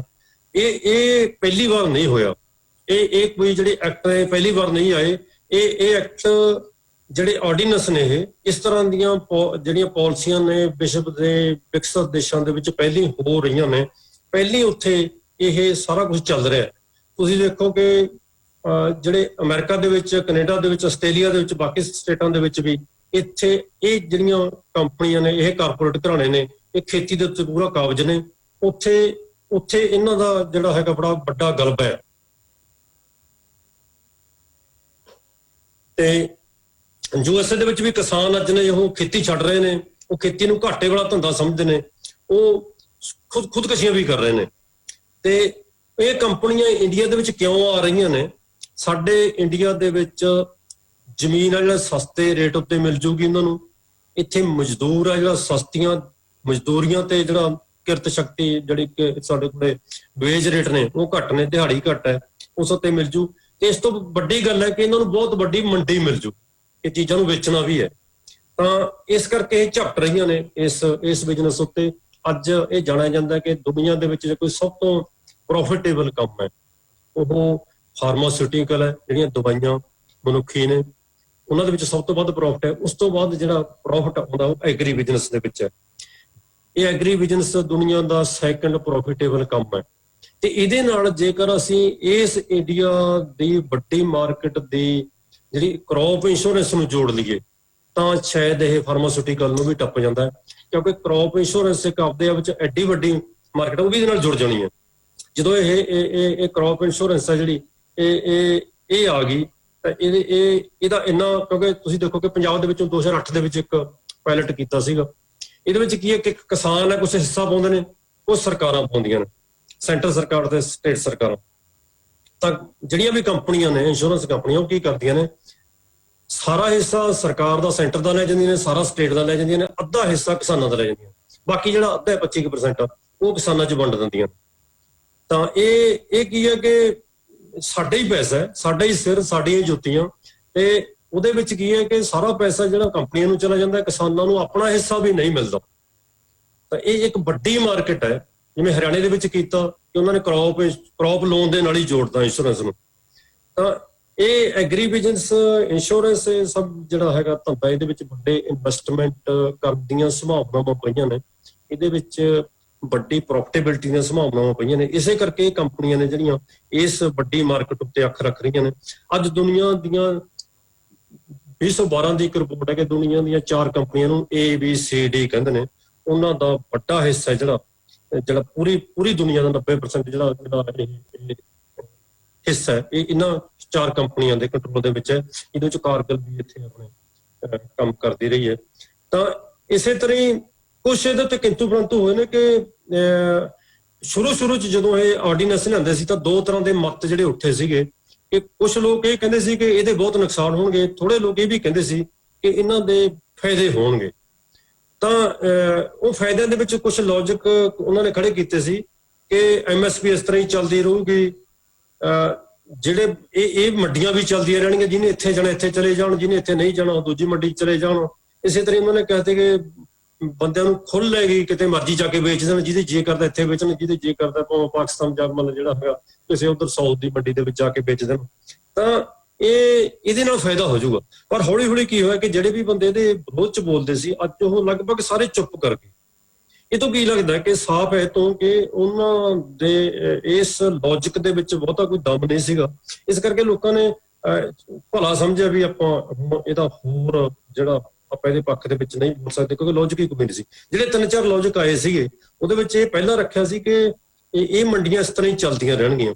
ਤੇ ਇਹਦੇ ਉੱਤੇ ਅਸੀਂ ਜਿੰਨਾ ਕੁ ਮਤਲਬ ਖੋਜ ਕੀਤੀ ਉਹਦੇ ਵਿੱਚ ਇਹ ਹੈ ਕਿ ਜਿਵੇਂ ਇੰਡੀਆ ਦੇ 86% ਕਿਸਾਨ ਨੇ ਉਹ ਛੋਟੇ ਨੇ, 5 ਕਿੱਲਿਆਂ ਤੋਂ ਘੱਟ ਬੜੇ, ਤੇ ਇਹਨਾਂ ਵਿੱਚੋਂ ਵੀ 67% ਉਹਨੇ ਜਿਨ੍ਹਾਂ ਕੋਲ 2.5 ਏਕੜ ਤੋਂ ਵੀ ਘੱਟ ਹੈ। ਤਾਂ ਇਹ ਛੋਟੇ ਕਿਸਾਨ ਨੇ, ਇਹ ਸਾਨੂੰ ਪਤਾ ਕਿ ਇਹ ਤਾਂ ਇਹਨਾਂ ਮੰਡੀਆਂ 'ਚ ਹੀ ਮਸਾ ਲੈ ਕੇ ਜਾਂਦੇ ਆ, ਤੇ ਦੂਜੀਆਂ ਮੰਡੀਆਂ 'ਚ ਕਿੱਥੇ ਜਾ ਕੇ ਇਹਨਾਂ ਨੇ ਕਰਨਾ। ਤਾਂ ਜੇਕਰ ਇਹ ਛੋਟੇ ਕਿਸਾਨ, ਇੰਡੀਆ ਦੇ ਇਹ ਛੋਟੇ ਕਿਸਾਨ ਇਸ ਨਵੀਆਂ ਮੰਡੀਆਂ 'ਚ ਜਾ ਹੀ ਨਹੀਂ ਸਕਦੇ, ਤਾਂ ਸਾਨੂੰ ਇਹ ਪਤਾ ਹੋਣਾ ਚਾਹੀਦਾ ਕਿ ਫਿਰ ਇਹ 86% ਬੰਦੇ ਤਾਂ ਇਹਦੇ ਵਿੱਚ ਜਾ ਹੀ ਨਹੀਂ ਸਕਦੇ, ਫਿਰ ਇਹ ਬਣਾਈਆਂ ਕਿਹਦੇ ਲਈ ਨੇ?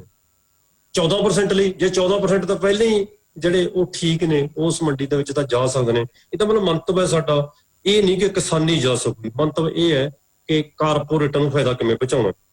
ਤਾਂ ਇੱਕ ਇਹ ਸੀਗਾ ਕਿ ਜਦੋਂ ਪੈਰਲਲ ਦੋ ਮੰਡੀਆਂ ਬਣ ਜਾਣਗੀਆਂ, ਇੱਕ ਮੰਡੀ ਸਰਕਾਰੀ ਰੈਗੂਲੇਟਡ ਮਾਰਕੀਟ ਜਿਹੜੀ ਪਹਿਲਾਂ ਹੀ ਚੱਲਦੀ ਹੈ, ਇੱਕ ਨਵੀਂ ਮੰਡੀ ਜਿਹੜੀ ਪ੍ਰਾਈਵੇਟ ਬਣਨੀ ਹੈ, ਤਾਂ ਉਹ ਦੋ ਤਰ੍ਹਾਂ ਦੀਆਂ ਮੰਡੀਆਂ ਚੱਲਦੀਆਂ ਰਹਿਣਗੀਆਂ। ਤਾਂ ਪ੍ਰਾਈਵੇਟ ਮੰਡੀ ਦੇ ਵਿੱਚ ਕੋਈ ਟੈਕਸ ਨਹੀਂ, ਸਰਕਾਰੀ ਮੰਡੀ ਦੇ ਵਿੱਚ ਟੈਕਸ ਹੈ 8.5%, ਜਿਹਦਾ 3% ਮਾਰਕੀਟ ਫੀਸ ਹੈ, 3% RDF ਹੈ, ਰੂਰਲ ਡਿਵੈਲਪਮੈਂਟ ਫੰਡ ਹੈ, 2.5% ਆੜ੍ਹਤੀਆਂ ਦਾ ਕਮਿਸ਼ਨ ਹੈ, 8.5% ਤਾਂ 2.5% ਆੜ੍ਹਤੀਆਂ ਨੂੰ ਚਲਾ ਜਾਂਦਾ, 6% ਸਰਕਾਰ ਨੂੰ ਚਲਾ ਜਾਂਦਾ। ਇਹ ਜਿਹੜਾ ਟੈਕਸ ਹੈ, ਇੱਕ ਕੁਆਂਟਲ ਝੋਨੇ ਦੇ ਉੱਤੇ 155 ਰੁਪਏ ਬਣਦਾ ਅੱਜ ਦੀ ਰੇਟ 'ਚ, ਤੇ ਕਣਕ ਉੱਤੇ 164 ਰੁਪਏ ਕੁਆਂਟਲ ਦਾ ਬਣਦਾ। ਅੱਜ ਸਰਕਾਰ ਨੂੰ ਖਰੀਦਣ ਵਾਸਤੇ 155 ਤੋਂ 164 ਰੁਪਇਆ ਇੱਕ ਕੁਆਂਟਲ ਦਾ ਹੋਰ ਦੇਣਾ ਪੈਂਦਾ। ਪ੍ਰਾਈਵੇਟ ਬੰਦਿਆਂ ਨੂੰ ਜਿਹੜੀ ਬਾਹਰ ਮੰਡੀ ਉਹਦੇ ਵਿੱਚ ਨਹੀਂ ਦੇਣਾ ਪੈਂਦਾ, ਕਿਉਂਕਿ ਉਹਨਾਂ ਨੇ ਟੈਕਸ ਪੇ ਨਹੀਂ ਕਰਨਾ। ਤਾਂ ਉੱਥੇ ਇਹ ਟੈਕਸ ਉਹ ਨਹੀਂ ਪੇ ਕਰਦੇ। ਉਹ ਉੱਥੇ ਕੀ ਕਰਨਗੇ ਕਿ ਕਿਸਾਨਾਂ ਨੂੰ ਹੋ ਸਕਦਾ 55 ਤੋਂ 64 ਰੁਪਏ ਉਹ ਕੁਆਂਟਲ ਦਾ ਵੱਧ ਦੇ ਦੇਣ ਤੇ ਆਪ 100 ਰੁਪਇਆ ਕੁਆਂਟਲ ਹੋਰ ਕਮਾ ਲੈਣ ਵੱਧ।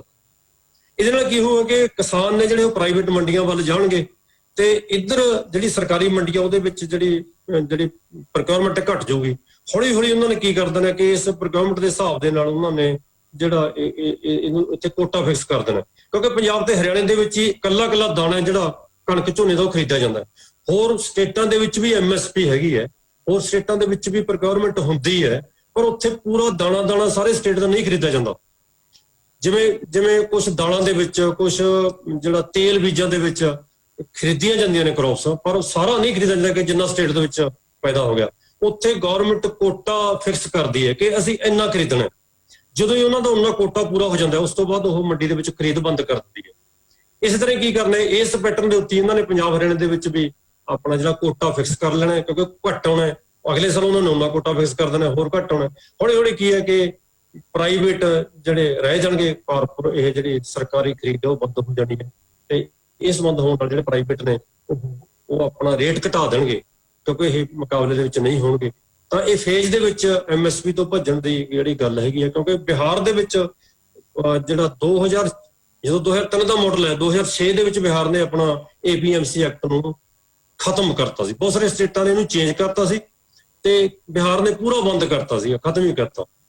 ਤਾਂ ਉਸ ਸਟੇਟ ਦੀ ਮੈਂ ਤੁਹਾਡੇ ਨਾਲ ਗੱਲ ਕਰਦਾ ਕਿ ਉੱਥੇ ਕੀ ਹੋਇਆ, ਕਿਉਂਕਿ ਬਿਹਾਰ ਦੇ ਵਿੱਚ ਜੋ ਹੋਇਆ 2003 ਤੋਂ ਲੈ ਕੇ ਹੁਣ ਸਾਡੇ ਕੋਲ 6 ਤੋਂ ਲੈ ਕੇ ਹੁਣ 14-15 ਸਾਲ ਹੋ ਗਏ।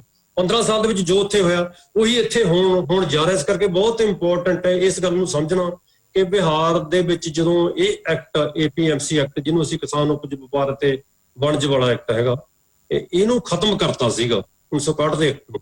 ਤਾਂ ਉੱਥੇ ਦੇਖੋ, ਪਹਿਲੀ ਗੱਲ ਹੈ ਕਿ ਬਿਹਾਰ ਦੇ ਵਿੱਚ ਇਹ ਉਡਾਇਆ ਗਿਆ ਸੀਗਾ, ਜਿਵੇਂ ਇੱਥੇ ਵੀ ਉਡਾਇਆ ਜਾਂਦਾ, ਕਿ ਇਹਦੇ ਨਾਲ ਇੰਫਰਾਸਟ੍ਰਕਚਰ ਬਹੁਤ ਡਿਵੈਲਪ ਹੋ ਜਾਊਗਾ, ਇਹਦੇ ਨਾਲ ਪ੍ਰਾਈਵੇਟ ਇਨਵੈਸਟਮੈਂਟ ਬਹੁਤ ਜ਼ਿਆਦਾ ਆ ਜਾਊਗੀ, ਬਿਹਾਰ ਇੱਕ agriculture hub of the country ਬਣ ਜਾਊਗੀ, ਬਿਹਾਰ ਦੇ ਬੱਲੇ ਹੋ ਜਾਣਗੇ। ਤੁਸੀਂ ਦੇਖਿਓ, ਅਸੀਂ ਜਿਹੜਾ ਪ੍ਰਾਈਵੇਟ ਇਨਵੈਸਟਮੈਂਟ ਹੁੰਦਾ, ਮੈਂ ਸਾਰੇ ਥਾਵਾਂ ਉੱਤੇ ਖੋਜ ਕਰਨ ਦੀ ਕੋਸ਼ਿਸ਼ ਕੀਤੀ, ਇਹਦੇ ਉੱਤੇ ਇੱਕ ਰਿਪੋਰਟ ਵੀ ਦਰਜ ਕੀਤੀ ਪਿਛਲੇ ਦਿਨਾਂ 'ਚ, ਕਿ ਸਾਨੂੰ ਕੁਝ ਨਹੀਂ ਲੱਭਿਆ ਕਿ ਕਿਤੇ ਵੀ ਇਨਵੈਸਟਮੈਂਟ ਆਇਆ ਹੋਵੇ। ਕੋਈ ਇਨਵੈਸਟਮੈਂਟ ਨਹੀਂ ਆਇਆ। ਜਦੋਂ ਇਨਵੈਸਟਮੈਂਟ ਨਹੀਂ ਆਇਆ, ਕੋਈ ਵੀ ਇੰਫਰਾਸਟ੍ਰਕਚਰ ਡਿਵੈਲਪ ਨਹੀਂ ਹੋਇਆ। ਸਗੋਂ ਬਿਹਾਰ ਦੀ ਐਗਰੀਕਲਚਰ ਦਾ ਜਿਹੜਾ ਗਰੋਥ ਰੇਟ ਸੀਗਾ ਉਹ 2001 ਤੋਂ ਲੈ ਕੇ 7 ਤੱਕ ਮਤਲਬ ਜਿਹੜਾ ਹੈ ਜਿਹੜਾ APMC ਐਕਟ ਤੋਂ 1.98% ਸੀ, 2% ਦੇ ਨੇੜੇ 1.98% ਸੀ। ਜਿਹੜਾ ਹੁਣ 13 ਤੋਂ 17 ਦਾ ਡਾਟਾ ਮੈਂ ਦੇਖਿਆ 1.28% ਰਹਿ ਗਿਆ। 1.98 ਤੋਂ 1.28% ਰਹਿ ਗਿਆ। ਇਹਦਾ ਮਤਲਬ ਗਰੋਥ ਰੇਟ ਘਟ ਗਿਆ। ਇਸੇ ਤਰ੍ਹਾਂ ਜਿਹੜੀ MSP ਤੇ ਫਾਰਮ ਹਾਰਵੈਸਟ ਪ੍ਰਾਈਸ MSP ਕਈ ਵਾਰੀ ਦੇ ਕਿ ਫਾਰਮਰਾਂ ਨੂੰ ਕੀ ਮਿਲਦਾ, ਉਹ ਵੀ ਜਿਹੜਾ ਹੈਗਾ ਪਹਿਲਾਂ ਨਾਲੋਂ ਘੱਟ ਮਿਲਣੀ ਸ਼ੁਰੂ ਹੋ ਗਈ। ਇਸ ਤੋਂ ਬਾਅਦ ਲੈਂਡ ਦੀ ਕੰਸੈਂਟਰੇਸ਼ਨ ਸ਼ੁਰੂ ਹੋ ਗਈ ਕਿ ਛੋਟੇ ਕਿਸਾਨ ਨੇ ਜਿਹੜੇ ਉਹਨਾਂ ਦਾ ਉਹਦੀ ਪ੍ਰਪੋਰਸ਼ਨ ਹੈ ਜਿਹੜੀ ਉਹ ਪਹਿਲਾਂ ਨਾਲੋਂ ਘਟ ਗਈ। ਛੋਟੇ ਕਿਸਾਨਾਂ ਦਾ ਨੰਬਰ ਘਟ ਗਿਆ। ਇਹਦੇ ਉਲਟ ਵੱਡੇ ਕਿਸਾਨਾਂ ਦਾ ਨੰਬਰ ਵੱਧ ਗਿਆ। ਇਹਦਾ ਕੀ ਮਤਲਬ ਹੈ ਕਿ ਛੋਟੀ ਕਿਸਾਨੀਆਂ ਜਿਹੜੀ ਉਹ ਆਪਣੀ ਖੇਤੀ ਚੋਂ ਬਾਹਰ ਹੋ ਗਈ ਜਾਂ ਉਹ ਆਪਣੀ ਜ਼ਮੀਨ ਵੇਚ ਗਈ, ਤੇ ਵੱਡੇ ਕਿਸਾਨੀ ਕੋਲ ਹੋਰ ਇਹ ਮੈਂ ਕੰਸੈਂਟਰੇਸ਼ਨ ਜਦੋਂ ਲੈਂਡ ਸ਼ੁਰੂ ਹੋ ਜਾਏ, ਇਹਦਾ ਮਤਲਬ ਕੀ ਹੈ ਕਿ ਛੋਟੀ ਕਿਸਾਨੀ ਵਾਇਬਲ ਨਹੀਂ ਰਹੀ। ਤਾਂ ਇਸੇ ਤਰ੍ਹਾਂ ਹੀ ਇਹ ਕਿਉਂ ਹੋਇਆ, ਕਿਉਂਕਿ 2015 ਦਾ ਇੱਕ ਡਾਟਾ ਸਾਨੂੰ ਲੱਭਦਾ ਕਿ ਜਿਹੜਾ ਇੰਡੀਆ ਦੇ ਵਿੱਚ 20,000 ਦੇ ਲਗਭਗ ਪ੍ਰੋਕਿਉਰਮੈਂਟ ਸੈਂਟਰ ਸੀਗੇ, ਜਿਨ੍ਹਾਂ ਤੋਂ 2022 ਦੇ ਵਿੱਚ 2020 ਦੇ ਵਿੱਚ 14,800 ਰਹਿ ਗਏ ਸੀਗੇ। ਪੰਜਾਬ ਹਰਿਆਣੇ 'ਚ ਇਹ ਪ੍ਰੋਕਿਉਰਮੈਂਟ ਸੈਂਟਰਾਂ ਦਾ ਨੰਬਰ ਵਧਿਆ ਇਸ ਸਮੇਂ ਦੇ ਵਿੱਚ 15 ਤੋਂ 20 ਦੇ ਵਿੱਚ, ਪਰ ਬਿਹਾਰ ਦੇ ਵਿੱਚ ਇਹ ਪ੍ਰੋਕਿਉਰਮੈਂਟ ਸੈਂਟਰ ਹੈ ਜਿਹੜੇ ਸਾਰੇ ਬੰਦ ਹੋ ਗਏ, ਜਿਨ੍ਹਾਂ ਦਾ ਨੰਬਰ 9,035 ਸੀਗਾ 15 ਦੇ ਵਿੱਚ, ਤੇ ਹੁਣ 2020 ਦੇ ਵਿੱਚ ਇਹਦਾ ਨੰਬਰ 1,600 ਰਹਿ ਗਿਆ। 9,035 ਤੋਂ ਘਟ ਕੇ 1,619 ਰਹਿ ਗਿਆ। 82% ਪ੍ਰੋਕਿਉਰਮੈਂਟ ਸੈਂਟਰ ਮੀਨਜ਼ ਮੰਡੀਆਂ ਨੇ ਜਿਹੜੀਆਂ ਉਹ ਘਟ ਗਈਆਂ ਸਿਰਫ 4-5 ਸਾਲਾਂ ਦੇ ਵਿੱਚ, 15 ਤੋਂ 20 ਦੇ ਵਿੱਚ। ਤਾਂ ਜਦੋਂ ਪ੍ਰੋਕਿਉਰਮੈਂਟ ਸੈਂਟਰ ਹੀ ਘਟ ਗਏ, MSP ਕਿੱਥੇ ਹੋਊਗੀ, ਇੰਫਰਾਸਟ੍ਰਕਚਰ ਕਿੱਥੇ ਹੋਣਾ, ਇਹ ਸਾਰੇ ਕੁਝ ਤੋਂ ਪਤਾ ਲੱਗਦਾ ਹੈ। ਤੇ ਬਿਹਾਰ ਦੇ ਵਿੱਚ ਜਿਹੜੀ ਇਨਕਮ ਹੈ ਫਾਰਮਰ ਦੀ, ਜਿਹੜਾ ਮੇਨ ਪੁਆਇੰਟ ਹੁੰਦਾ ਉਹ 1,800 ਸੀ ਉਸ ਵੇਲੇ, ਜਿਹਦੇ ਵਿੱਚ ਵਾਧਾ 3,500 ਹੋਇਆ, ਕਿਉਂਕਿ ਜੇ ਅਸੀਂ ਕੀਮਤਾਂ ਦਾ ਵਾਧਾ ਲਾਈਏ ਤਾਂ ਇਹਦੇ ਵਿੱਚ ਕੋਈ ਵਾਧਾ ਨਹੀਂ ਹੋਇਆ। ਪਰ ਜੇਕਰ ਉਸੇ ਸਮੇਂ ਜਿਹੜਾ ਭਾਰਤ ਪੱਧਰ ਤੇ ਇਹਦੀ 1,800 ਸੀ ਤੇ ਭਾਰਤ ਪੱਧਰ ਤੇ ਇਹ 2,100 ਰੁਪਈਆ ਸੀ ਉਦੋਂ, ਤਾਂ ਇਹਦੀ 3,500 ਹੋਈ ਬਿਹਾਰ ਦੀ, ਤਾਂ ਭਾਰਤ ਪੱਧਰ ਤੇ 6,200 ਹੋਈ। ਮੀਨਜ਼ ਇੱਥੇ ਜੇ ਦੁੱਗਣੀ ਹੋਈ 1,800 ਤੋਂ 3,500 ਤੋਂ 2,100 ਤੋਂ 6,200 ਹੋਇਆ, 3 ਗੁਣਾ ਹੋਈ। ਭਾਰਤ ਪੱਧਰ ਦੇ ਵਿੱਚ ਬਿਹਾਰ ਵੀ ਸ਼ਾਮਲ ਹੈ, ਇਹਦੇ ਵਿੱਚ ਪੰਜਾਬ ਵੀ ਸ਼ਾਮਲ ਹੈ। ਪੰਜਾਬ ਦੇ ਵਿੱਚ 4900 ਸੀ ਉਸ ਵੇਲੇ ਇਹ ਇਨਕਮ, ਤੇ ਜਿਹਦੀ 18,000 ਹੋਈ। ਤੇ ਅਸੀਂ ਇਹਨੂੰ ਇਹ 3 ਗੁਣਾ ਤੋਂ ਜਿਹੜੀ 4 ਗੁਣਾ ਦੇ ਕਰੀਬ ਹੈ ਜਿਹੜੀ ਪੰਜਾਬ ਵਿੱਚ ਇਨਕਮ ਵਧੀ ਹੈ। ਇੰਡੀਆ ਪੱਧਰ ਤੇ ਇਹ 3 ਗੁਣਾ ਵਧੀ ਹੈ, ਬਿਹਾਰ ਦੇ ਵਿੱਚ ਇਹ ਜਿਹੜੀ ਦੁੱਗਣੇ ਤੋਂ ਵੀ ਘੱਟ ਵਧੀ ਹੈ। ਤਾਂ ਇਸ ਤੋਂ ਪਤਾ ਲੱਗਦਾ ਹੈ ਕਿ ਇਹ ਵੀ ਜਿਹੜਾ ਵਾਧਾ ਹੈ ਕੀਮਤਾਂ ਦਾ ਵਾਧਾ ਹੈ, ਦੂਜਾ ਵਾਧਾ ਨਹੀਂ ਹੈਗਾ। ਤਾਂ ਇਹ 2003 ਤੋਂ ਲੈ ਕੇ 13 ਦੀ ਜਿਹੜੀ ਇਨਕਮ ਸਾਨੂੰ ਮਿਲਦੀ ਹੈ, ਮੈਂ ਉਹ ਦੇਖ। Your language, your interests, your